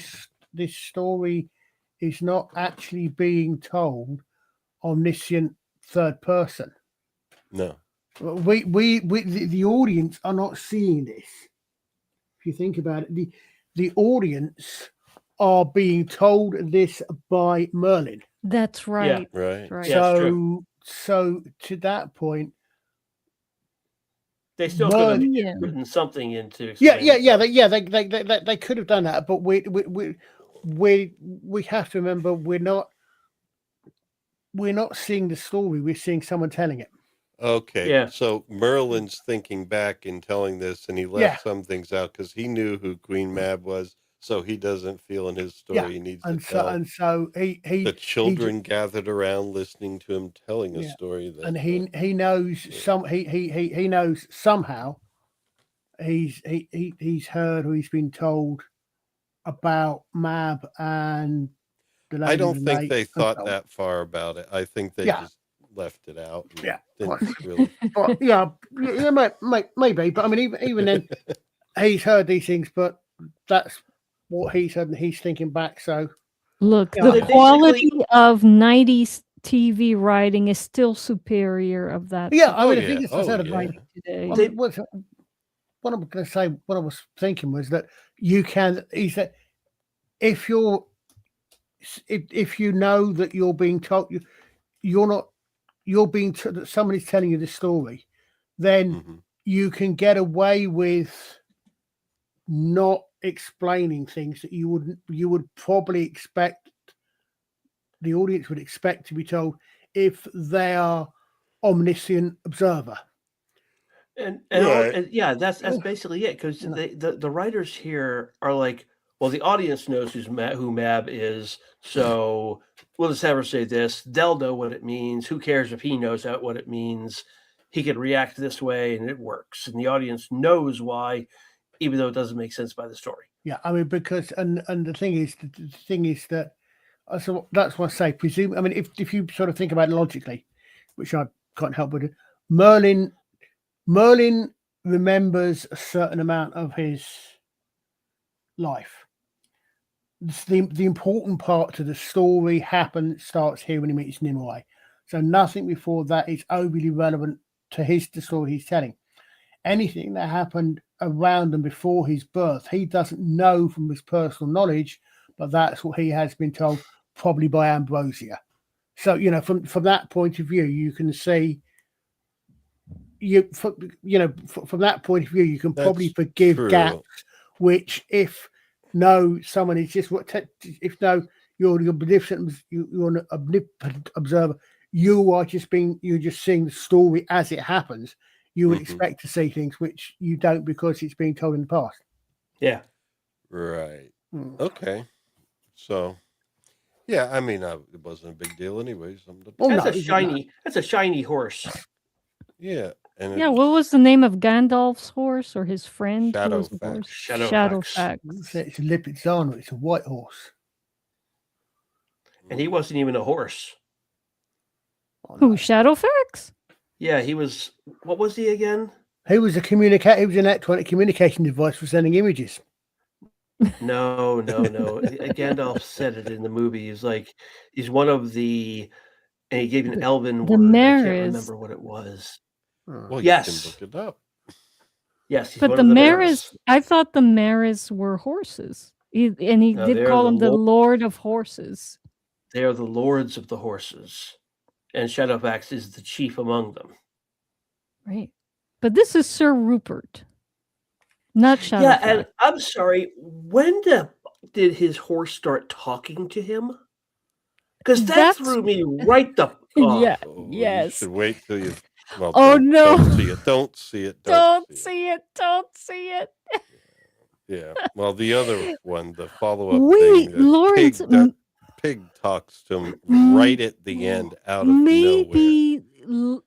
Maybe the pig talking at the end was a hat tip to Sir Rupert talking at the end where before he never said anything to Merlin. It was a hat tip to this movie. Sir Rupert talks to Merlin like 2 or 3 times in this series. Well, and I'm sitting there going, who is he talking with? Oh, it's the horse? But you don't see Sir Rupert talk back until the very end of the series. He does. He does like 3 times. I only remember the end where he talks back. The question is... It's like, it doesn't matter. Yeah. The question is, okay, fine. Is it a horse or presumably, I mean, if you just follow us on screen, he's been sent by, I mean, the conclusion, the impression at the moment is he's been sent by Mab. So he's so it could be a fae. So it's not a horse. He's he's not a terrestrial, an earthly horse. He's a magic, a fae horse. So he could therefore be intelligent and be able to communicate. Yeah, but Londo, I think, said it best. It doesn't mean a thing. No, it doesn't. It doesn't mean that's perfect. That's perfect. Yes. I swear to you, it does not mean a thing. Not mean nothing. Okay. Well, it must mean something to him. Now, here, this should be important. He says, and I can't. Oh, I got to change my zoom. There we go. No. He I'm says trying to I see have to the go line. with him. Uh-oh. He says I have to go with him. But you didn't actually hear him say it. Sir Rupert is telepathic. Well, then why didn't they have him communicate the rest of the time, not just the few times they did? It's like... Don't know. Have him communicate the Well, same the way. same reason why the pig only speaks at the very, very end of the sequel movie. Oh, because the writers are idiots? Yeah. No. Well, that one, yeah. That's this why. one, no. That's what I say. That's why the pig spoke. This one, no, they're not idiots. It's a great series, but here and there they make questionable decisions. Yeah. All right. This will keep you warm. I'm sorry. On stream is Auntie nice. A. No. Keep your chin up. I love that, Auntie A. Magic has no power over the human heart. Really? I love you, Auntie A. The techno mages would argue with that. But anyway. Oh, yes. I love you, Auntie A. Yeah. Go. And you can tell her royal high and mighty queen, Mab, that magic or no magic. High and mighty. We need the next thing. If she harms you in any way, I'll have her guts for my bootlaces. Woo! That's tough talk for a lady that... And she'll fashion her bones into the, what are they called? Little flutes for darn children to play. Yeah. No, I was thinking the same thing. What do you call the hard parts at the ends of the shoelaces? Eaglets or eyelets? I would have made guitars and not aglets. shoelaces. Aglets, yeah. And I'll turn her bones into the aglets. Oh, man. Well, I just violins, think it's tough talk. viols. And then out of nowhere come the fairies, I guess. Well, they're not fairies. They're elves. These are elves. These are proper elves. I didn't care for the thing with the elves. fast forward little things. It was weird. Yeah, it was a 90s technique that was used in a number of things then, the fast forward and kind of rewind stuff. And this film used it a lot. I didn't catch it here, but what we're coming up to, I did. Real quick, go back one slide. Yeah. We saw that slide at the beginning of the in movie. The intro, yeah. Yeah. So that's how we know they're elves. Yeah. Plus the Even ears. though they just kind of look like kids on set that don't know what they're doing. With pointy ears. That's not how you hide when you're wearing that sort of camouflage, dear. No. Well, you should see their fast forward and rewind movements. They can. Yeah. They're living in a parallel reality, so you can't really see them. Yeah, they're not always there. Time moves faster in fairyland. Maybe other human beings can't really see them. It's just Merlin because he's half fae. Okay, and he's walking through the mists. It's not quite. I suppose I'm to get into the boat. Yeah, and wait a minute here. Is this it? Yeah, there it is. Because it kind of shows this, and then we get. I suppose I'm supposed to get into the boat. I don't know, but I guess. Interesting again. This sequence, I felt they could have zoomed out a little bit more and showed him getting into the boat and stuff. There's another interesting parallel there, of course.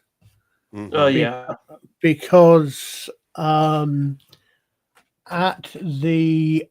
he's been mortally wounded, Arthur is taken by boat to Avalon, and that's when he disappears from history, as their chronicles put it. Yeah. Was it also in a mist? Yeah. Well, I'm trying to. It depends, but yeah. I mean, because technically it's a bigger boat because it's rowed by 9 queens, supposedly. But yeah, I think chronicles some of it say about it coming out of the mist. Well, yeah. Well, specifically here, taken to it's just Avalon. not Avalon. This is going to Mab's dwelling, so it would be going to the land of the Fae, basically. But it kind of implies that the land of the Fae and Avalon are both outside of regular time. And yeah. That feeling inside was growing stronger and stronger. I was coming home. Somewhere you'd never been. Mama, sorry, I'm late. The ship left without me. Dreadfully rude, really. And here we have Freak the Time Traveler. Yes. Well, coming aboard? Yeah. And who are you? Now in 18th century treacherous waters. Yeah. Why is okay? Why? I'm just wondering why the hell he's wearing a tricorn hat from the 17th. Well, yeah, that's I was asking the same question. It was like, why is Frick wearing clothes from different eras? The sword and the stone, and he does that throughout. He does turn into a professor with like the mortarboard and tassel of like a graduate. It's straight out. It's straight out of the Sword and the Stone, the Disney cartoon. Oh. The T.H. White movie, or the T.H. White book, I mean, where Merlin, aging backwards, brings in 20th century anachronisms. Well, no, this is like Poldark. No, my point is he's bringing in anachronisms because he is not tied to this timeline. Now, if he was bringing in and Howard Reese, I'd be a lot more interested. If he's bringing in Howard Reese from Poldark, I'll be a lot more interested. Yeah, this is like 18th century. Yeah. Mm-hmm. That Poldark series, the first season was good, and then it's like I think they ran out of book and started improvising for a second. The improvisation was horrible. Are you talking the original or the remake? Because the original in the 1970s is the one I remember. Oh no, yeah, no, we're talking the remake. We're talking the one with I've not seen with what's his name, Feely. Strong currents, unseen rocks. Yeah, same actor that played Feely in The Hobbit. Okay, unseen rocks. And we must be cautious. Yeah, we must be. And this is where they're like, this is where they're trying to be kind of like Disney. He's just looking around, amazed at things, and I don't know. I mean, yeah, it's cool. It's cool. They did for a TV miniseries. They did well with the set, pretty much. Yeah. Of course, I didn't really see the strong currents. There weren't any. The rocks are hidden. Yeah. There weren't any. He was just playing, I think. Yeah. Trying to scare Merlin. Because when he starts saying strong currents, you see him pushing down with the stick to move the boat in the water. Yeah. Yeah. No, I think. I don't know. That looks a bit like an amusement park wide, doesn't it? Yeah, it really does. That looks like Liza's mother's house on Halloween. Yes. My mom loves Halloween. Mine too. Really? Oh, I decorate out the wazoo. People drive into my neighborhood and come down my street just to see my decorations. Oh, we'll have to do simultaneous streams when that. Oh my gosh. Yeah, we'll have to stream from each other's mother's houses at the time. Well, his house. Oh, yeah. Your house and then my mom's house. Oh, okay. It's you. Oh, yeah. Yeah, me. My mother sadly passed away 6 years ago. Yeah. Oh, I'm sorry. That's okay. I can't believe I forgot that. No, don't worry about it. I didn't mean to be insensitive. How dare you? You didn't do it. No, it's fine. It's fine. But anyway, yeah, but no, that's a great tradition to keep going. I'm sure. Well, honestly, it's my tradition. My mother was never that much into Halloween. Oh, I always have been. She did it for you, like Banya Kauda. No. My mother was never into Halloween. Right. I'm the one who did the decorations.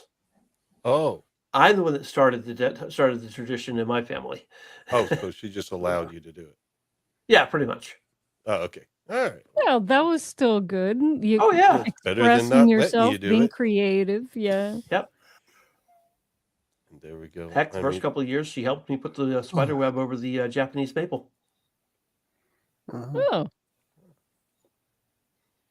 Those are pretty. Yeah. Yes, this is pretty. I even pruned it to look more like a bonsai. Oh wow! A giant bonsai, but it looked a lot like a bonsai. That's super cute. Pet. Thank you. He's entering what looks to be a temple of sorts, and haven't we seen that doorway before? Oh yeah. Yeah. Much closer up, perhaps. He's going to Mabland. Mm-hmm. Now she can teleport there, but follow me. Follow me. Yeah. What's his nuts? Basically dissolves and reappears there. Oh, I didn't get that, but whatever. He dissolves, reappear there. They were doing all sorts of... Oh gosh, can you imagine what happened? They did that today. Yeah, they couldn't have produced this today. Colin, don't get rust. Don't get rust. Yeah. Also, this way, That's if you will, why Master I Merlin. took this one for the thumbnail. This way, if you will, Master Merlin. And here's the question: why? I don't know. What is the reference to King Arthur and Merlin and all that stuff? I don't know, but again, maybe they're implying that this magical gnome guy lives outside of regular space and time, and he's kind of a time traveler. Yeah, maybe. Yeah. Well, later he does different outfits that are kind of like that, and so that's the way they were going with him, I think. But the thing is, I don't know. Yeah, it's just like, it was awkward. Yeah. Scott's right. Will love this funny Scott's right. Asian man. No, go back one. Scott's right. He looks more Vulcan than he does Chinese. Yeah, definitely. Yeah, more Spock than Chinese. Especially that guy that went into Pon Far on Voyager, and B'Elanna Torres had to beat him up. You notice that they made the Vulcans who much more green and pale in Voyager and Deep Space Nine. They made them look more like Romulans. Yes, Well, they are more like Romulans than humans. I know, but I wonder when they decided to make that decision to try to make them look more like Romulans, where originally Vulcans and Romulans looked exactly the same, and then in the next generation, they changed their foreheads, changed their skin tone, and then they kind of turned the Vulcans into Romulans in Deep Space Nine and Voyager. I don't know. Yeah, I think Next Gen made a mistake when they made the Vulcans and Romulans different, because in that episode where the Enterprise in the old series finally does see for the first time what a Romulan looks like. Yeah. And everyone looks at Spock like, they're exactly what? They're Vulcan. Yeah. Yeah. Mm-hmm. And there was that one crewman on the bridge, black guy, as I recall, who just did not trust Mr. Spock at all after that. Yeah. Was that Balance of Terror? I don't remember the name of it, but I know which episode you're talking about. Yeah, but sure.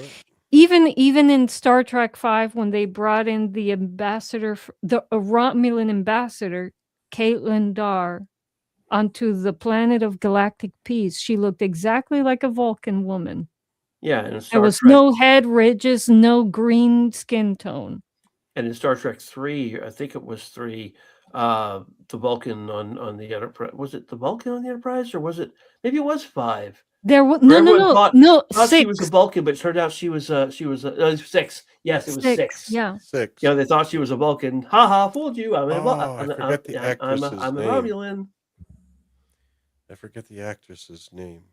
That played her.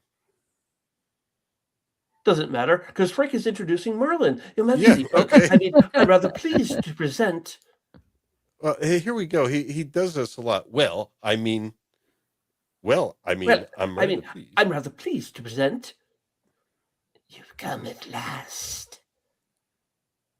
Do you know who I am? Queen Mab, yes. You've grown handsome and true.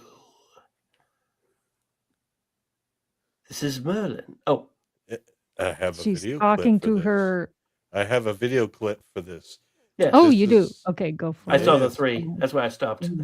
Here we go. This is Merlin, who comes to save us. He will bring the people back to the old ways. Damn. That's called the Istophobos Zoom. Anyone listening to this not using headphones, go back and plug your headphones in. Yeah. The separation on that was brilliant. Yeah. That was really well done.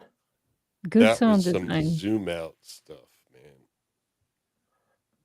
That was some zoom out stuff. Save us.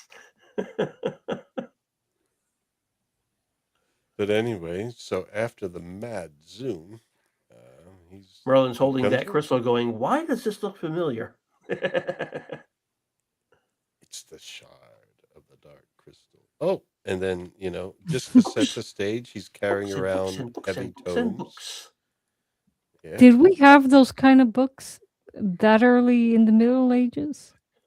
Not really. I don't think so, right? Yeah. And also, of course, that assumes Merlin's been taught to read. Yes, it does. Why am I here? I don't know. Why are any of us here? To learn.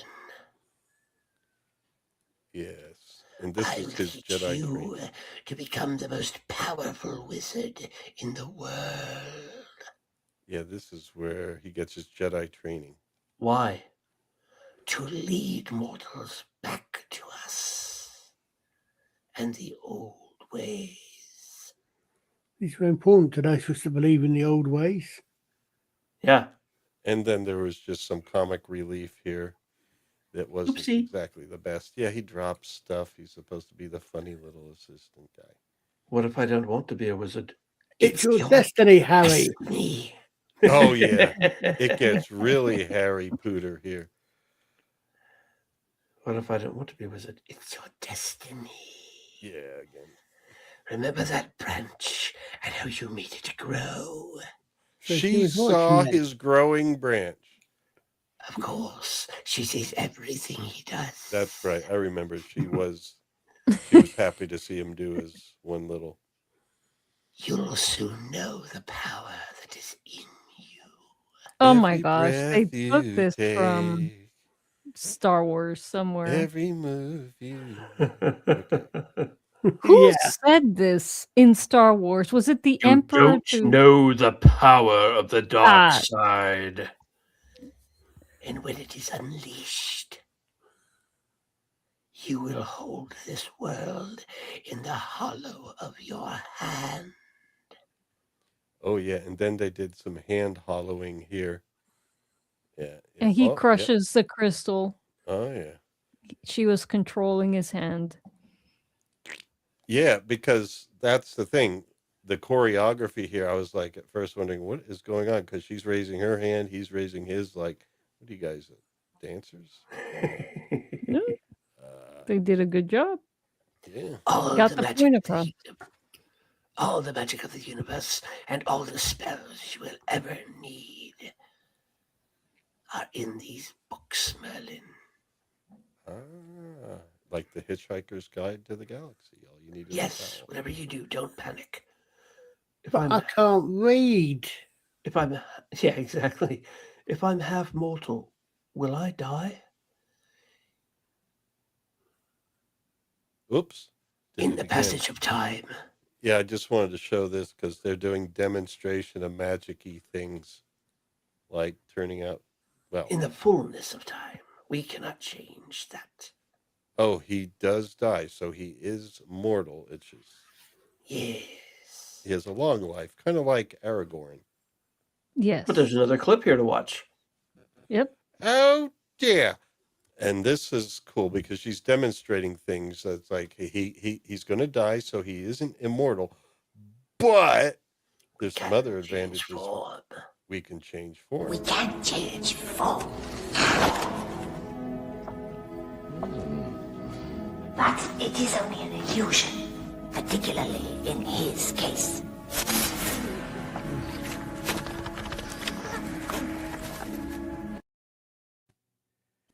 I thought that was especially odd. But anyway. It's a changing net. It was the 90s. It was fun. Well, why not? Yeah. I mean, honestly, it worked. They're trying to show that she is a B to her assistant Frick. She mistreats him. She makes fun of him. And so that'll become important later. And then we can see into the future. This is you as you will be. And then. Will I grow that old? Have a care, young Merlin.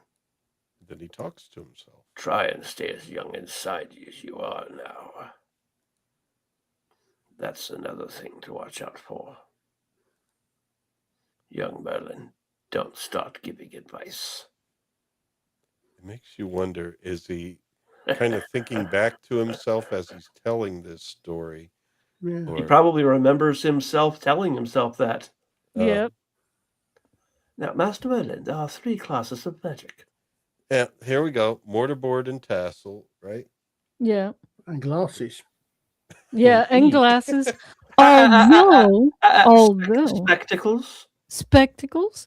There is a medieval inside of an illuminated book showing Guido de Arezzo, composer, wearing glasses. High medieval, not low medieval. This is low medieval. There's no way they had glasses then. In Guido de Arezzo was an early, maybe he was 11th century. Yeah, it wasn't late medieval, but inexplicably and not just any spectacles. He's wearing sunglasses at night. So you know,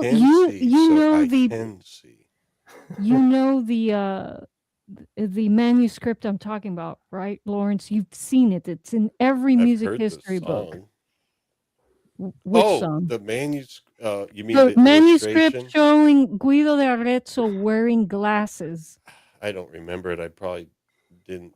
I don't know. I mean, I read about. Was it in? Wait, let me see if I can pull up the page. I don't know if it was in Utqueat Laxis itself, but I'm going to look it up. Hold on. Well, then she has just said they can see the future, so. That's what I said. Yeah, but his costumes are from different points in history throughout. So I. Oh yeah, absolutely. Yeah, and I don't know, but there's. And not just different points in history, but all around the world. That was the point of showing him in the Chinese outfit. Okay, 3 stages of progression to full wizard status. The first and lowest stage is wizard by incantation. Abracadabra. Dove and chalk. Okay, dove and chalk. And, Bing. Yeah, I'm showing some of the feats that are performed here. There we go. The second stage wizards are hand wizards. Ooh, misses. Whose magic is performed by gestures of the hands and fingers. Ooh, misses. Oh, yes?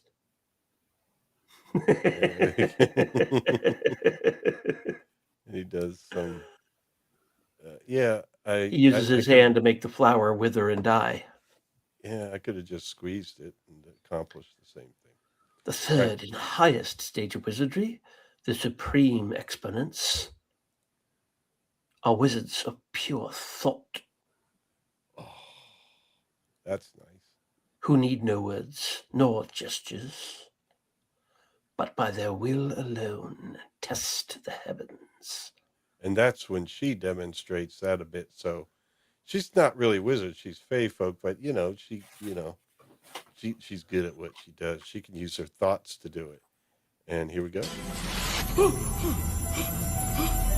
Of course, only the most supremely gifted personages become wizards of the third stage. Why didn't he step out of the way of the water when he knew it was coming toward him? I don't know. When she froze the water, he could easily step out of the way of it now. And I like how she did the fast forward, zip into position and out. That zipping and zapping around is actually frequent when she's in her own domain. She does that. Yeah. Now it's odd in Harry Potter and the Half-Blood Prince. Dumbledore tells Snape to teach Harry how to hide his thoughts, and in the process of this, Snape tells Harry that if he becomes good enough at this, he will actually be able to cast spells without needing his wand and without saying the name of the spell out loud. In fact, he could say the name of one spell while casting another. Wow. At the end of that book, by the way, at the beginning of which Harry had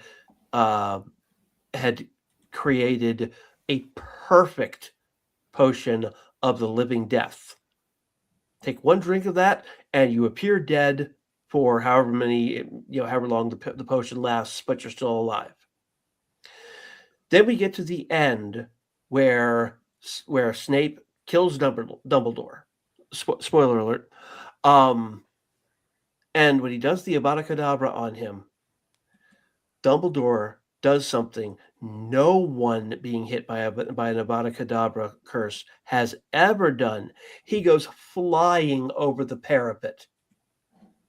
Every other person in the entire series who is hit by an Avada Kedavra curse collapses where they stand. Wow. Dumbledore was not killed at the end of book 6 until everyone and their brother had posted online that they figured out how he's not dead. And then Rowling was like, oh yeah, fine. Then he is dead. Because up to that point, he was going to come back in book 7. But she didn't like that everyone guessed it, and so she changed it. Oops. Yep. Okay. Correction, Lawrence. Correction. It wasn't Guido de Arezzo. It was Okagam on an illuminated page wearing sunglasses, but Okagem was a 16th century composer. So were there sunglasses as, I kind of remember that. I'm sorry, Liza, that's it. You're fired. No, I kind of remember that now. Now that you said it. We're just going to have to find ourselves a new giant. That's all. It's a Renaissance illuminated page because Okagem was a Renaissance composer. So, but it's strange. It's jarring to see, priests in kind of like medieval garb, and one of them is wearing sunglasses. And this is not some contemporary joke. This is an original. No, I get it. But again, as I suspected, it's high medieval. I'm trying to get it's not allowing me to save the image as a JPEG. Would I be able to share it as a web file? Yeah, you could share screen also, and then you're sharing your actual screen, so what's on there gets shown. Here's some search results. Oh, I hit the wrong button at the end. If you just type in Okagem wearing sunglasses, you'll see it. That's what I tried, and I think I found Elvis here or something. Elvis? Yeah, what's How are that? you spelling Okagem? I think wrong. Like, what do you see there? That's Elvis, right? That's not Elvis. That is not Elvis. Who the hell is that then? That says Peter Chase. Hickory lace. Okay, whatever. I don't know why we got that. We have this. Is this That it looks here? like Hector Lavoe. No. No. Oh, go down one. Go down one. Yes. Down. No. Yes. Here? That one. Double click that. Yeah. Double click it. Oh, I didn't double click? You did not. Well, it's there on the right. It's just not enlarging to the fullest extent of the law. Hold on here. Zoom in. Yeah. All right. Oh, come on. This is so... You see the guy in yellow behind the guy in red. Looks like he's wearing sunglasses. Yeah, we're going to have to show it a different way than this. Well, right-click and view image.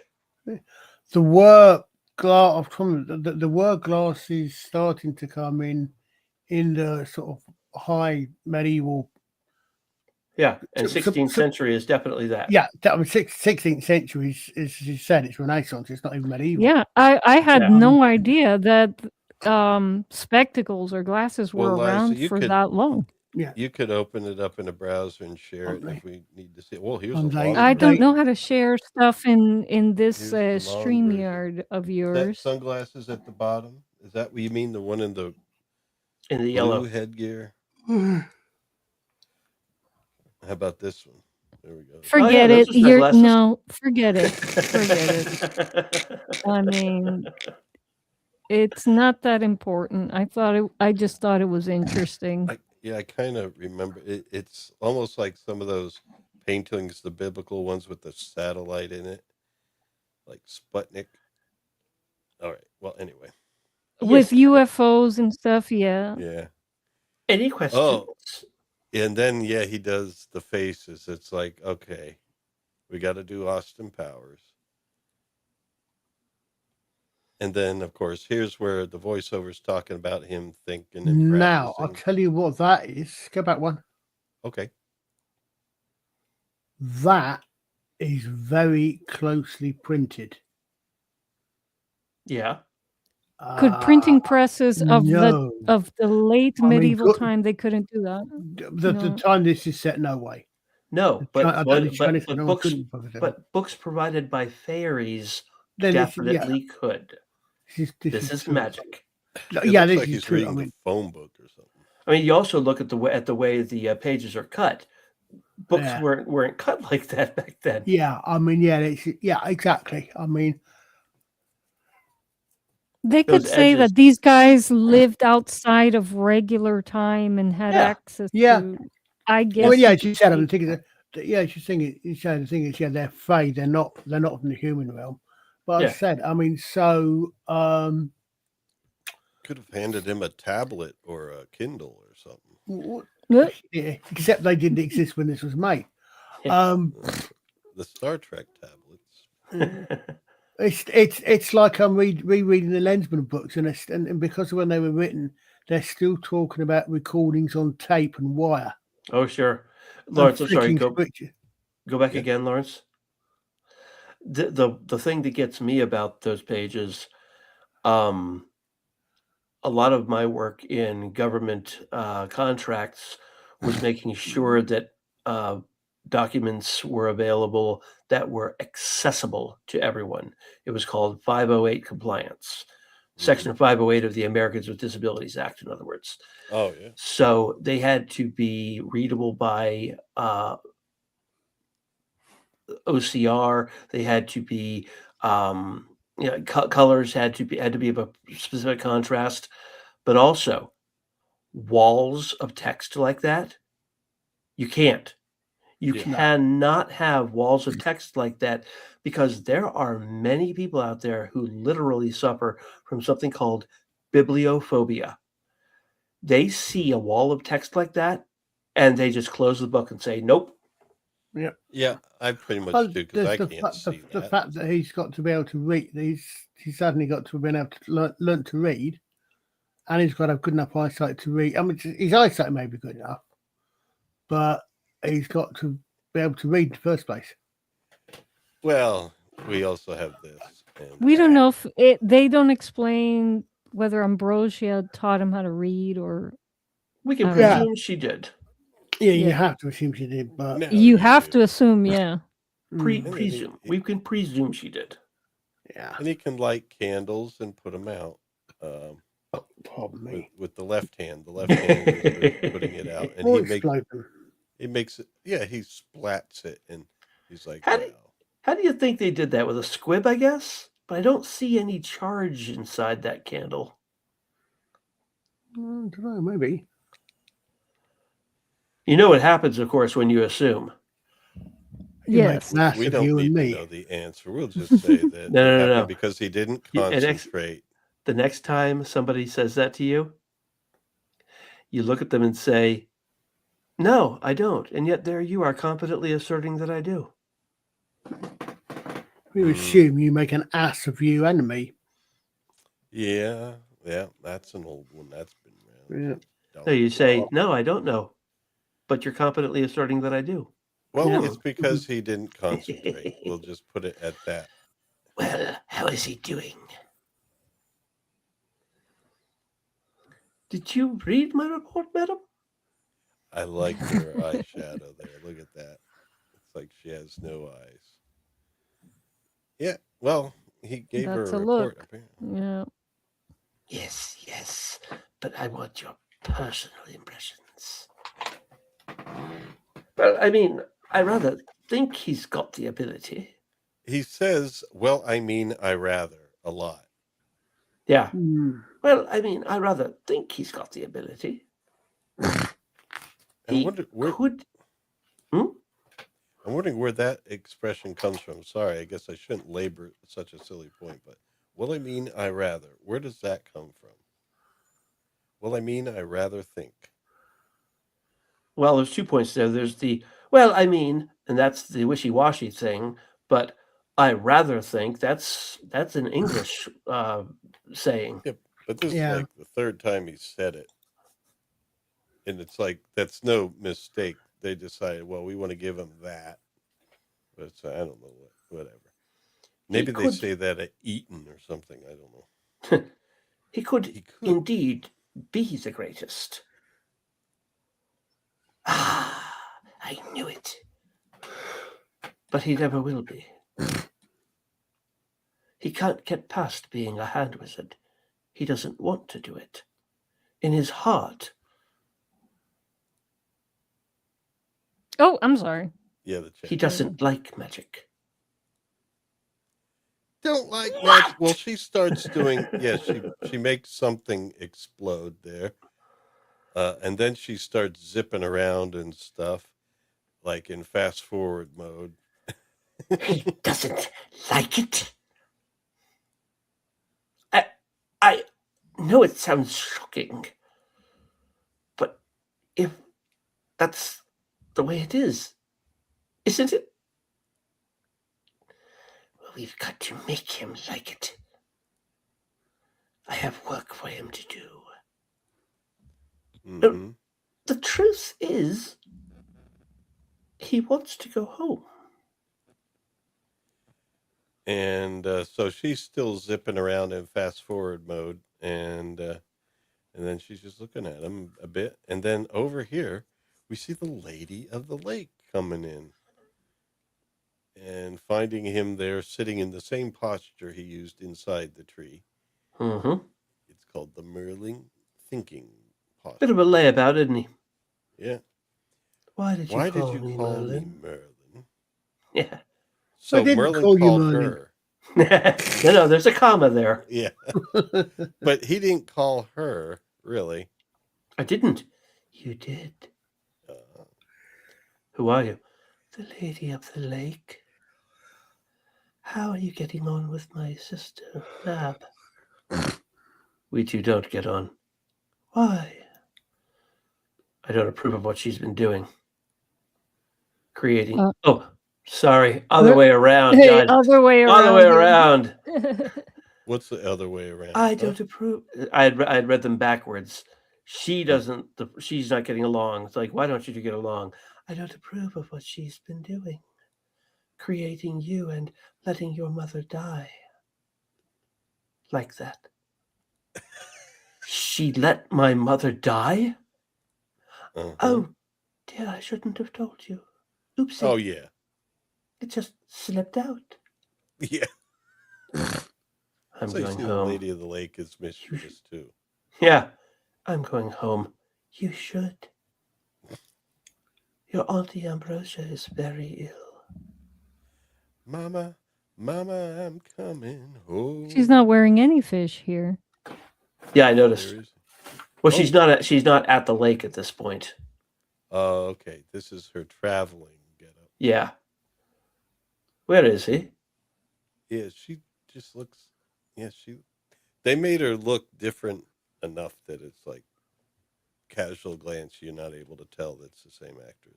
Yeah, you really can't. Where is he? Or where is he? Oh, where is he? No. Where is he? He's on his way home to that viper-tongued witch Ambrosia. Yeah, I have the thing that visuals looking opposite. She's saying, "Where is he?" And then he's answering her with this. He knows. Oh. Yeah. Somehow he has to tell her things that she should. How can he get across the lake? My dear. Oh, she No, knows. he was asking how did he get across the lake? Oh, okay. My dear sister. No, I was wrong. Yeah, she's the one that knows. He doesn't know. Frick doesn't know. She knows. She knows it's her sister. If I may say so, madam, it really would help matters if the two of you could agree to... When I want your advice, I'll ask for it, Frick. As you wish, madam. No E at the end there. There's not even a C there. Yep. What are you going to do? I'm not going to lose him. That's the end of that set of slides. So she's not going to lose him. We're at 4 hours and 24 minutes. All right. Well, I have up until Vortigern takes him prisoner. So Fair enough. I think we could do that. I think we can finish that. Really? Right. That's a long way off from now. No, it's coming 10 up minutes to 5 in the morning. Yeah. Right. You need to go, poor Colin. Yeah. Colin needs to go to bed. Well, we're going to then start here next time. Because actually, you know what? This is a good place to start because he is going to change into Sam Neill. Yeah. Yes. So I'm going to delete slides 1 and 2 here and leave 3. So any closing thoughts, anybody? I love how they're trying to keep to most of the original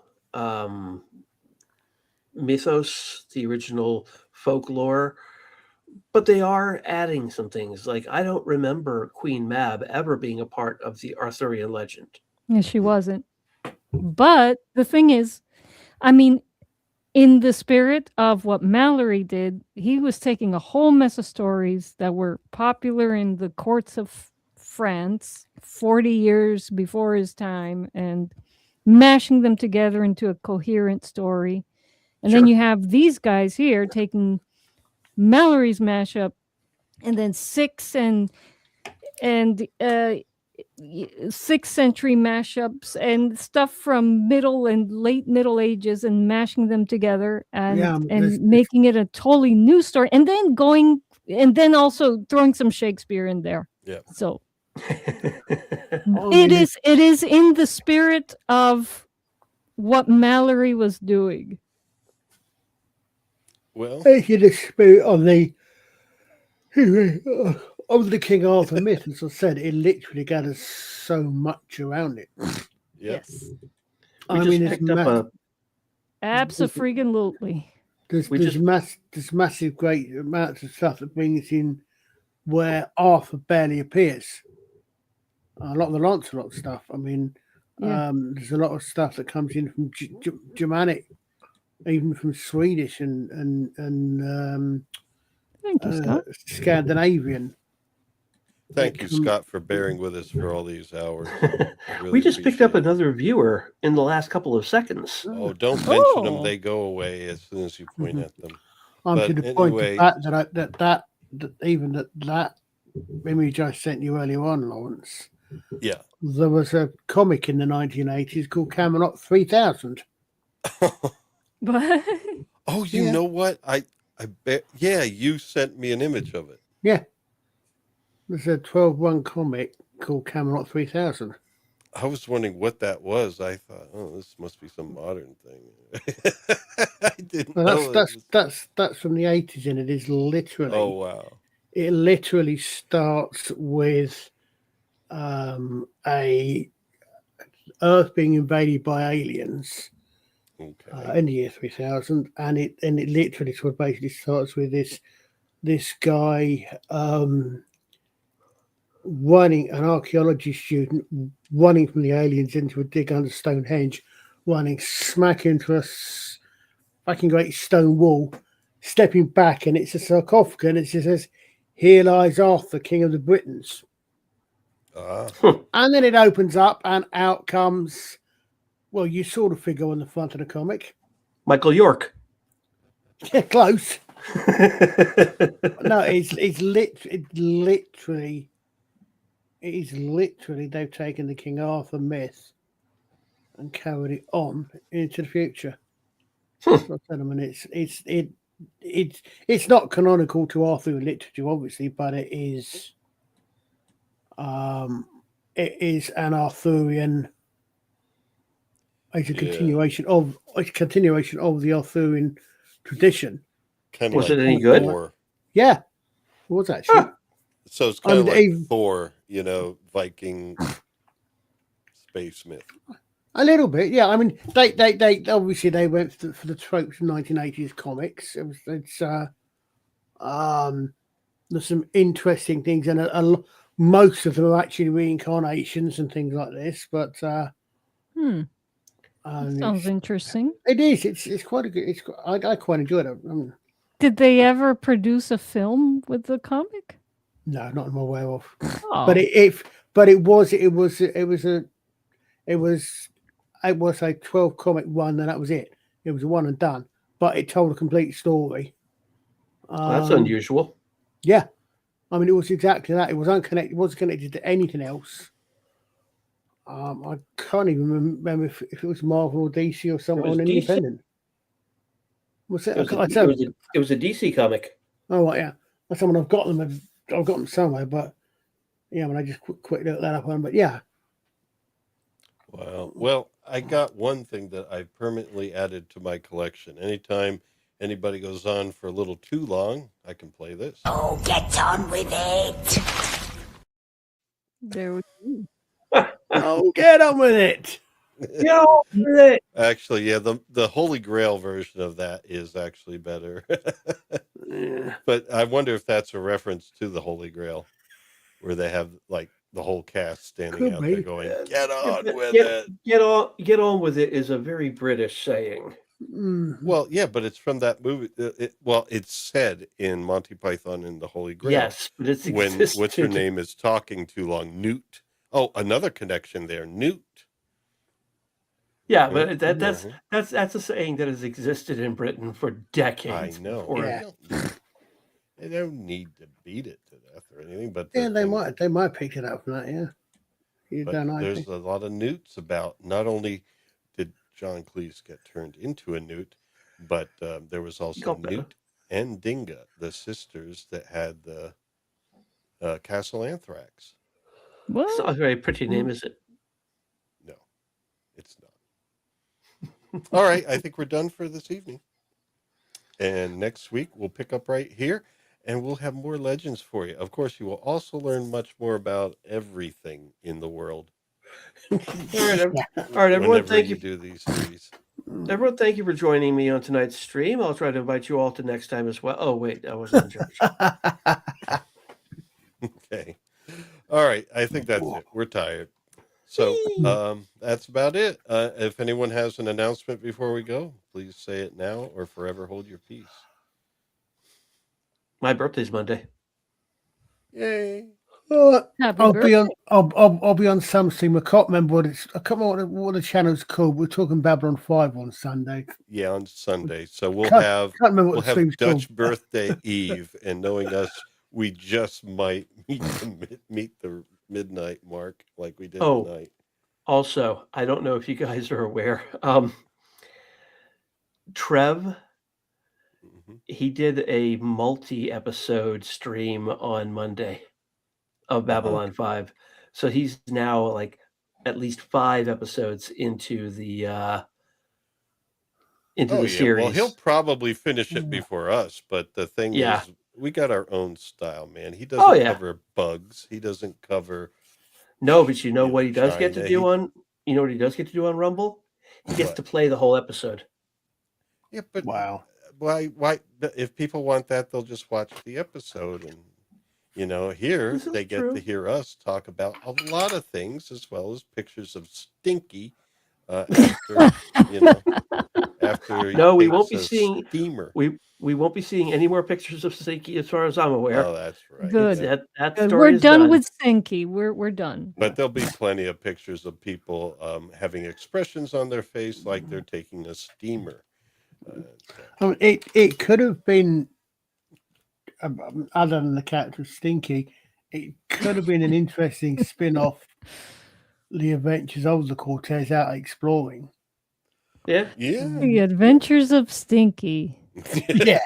I would have boycotted that Stinky series. and Pat. Stinky and they would. First of all, they would have needed somebody. Pat. They would have needed somebody besides Russ. What was his name? Russ Tamblyn. Yeah. They would have needed somebody besides him to carry that show. Oh my god. Oh yeah. Well, it's a little too early for them to do a spin-off. Anyway. I can't wait till we get to the Visitor from Avalon. I can't wait to get there. That's season 3, man. I know. We but might I'm get there in a year. there. We might have to at some point maybe do 2 episodes in one stream and just cut down on slides. Yeah, you know what I mean. Yeah. I mean, honestly, the next episode we're doing, Ista was right. I mean, there's a lot of important stuff in it. But the majority of that episode is skippable. You know what? I think I am. I think what I'm going to do is just cover and just those things that are. I'll do it in a summary and then do the episode after with more detailed slides. But I'll do a few slides, explain the episode and the story, and then we'll make the longer set of slides, the next one.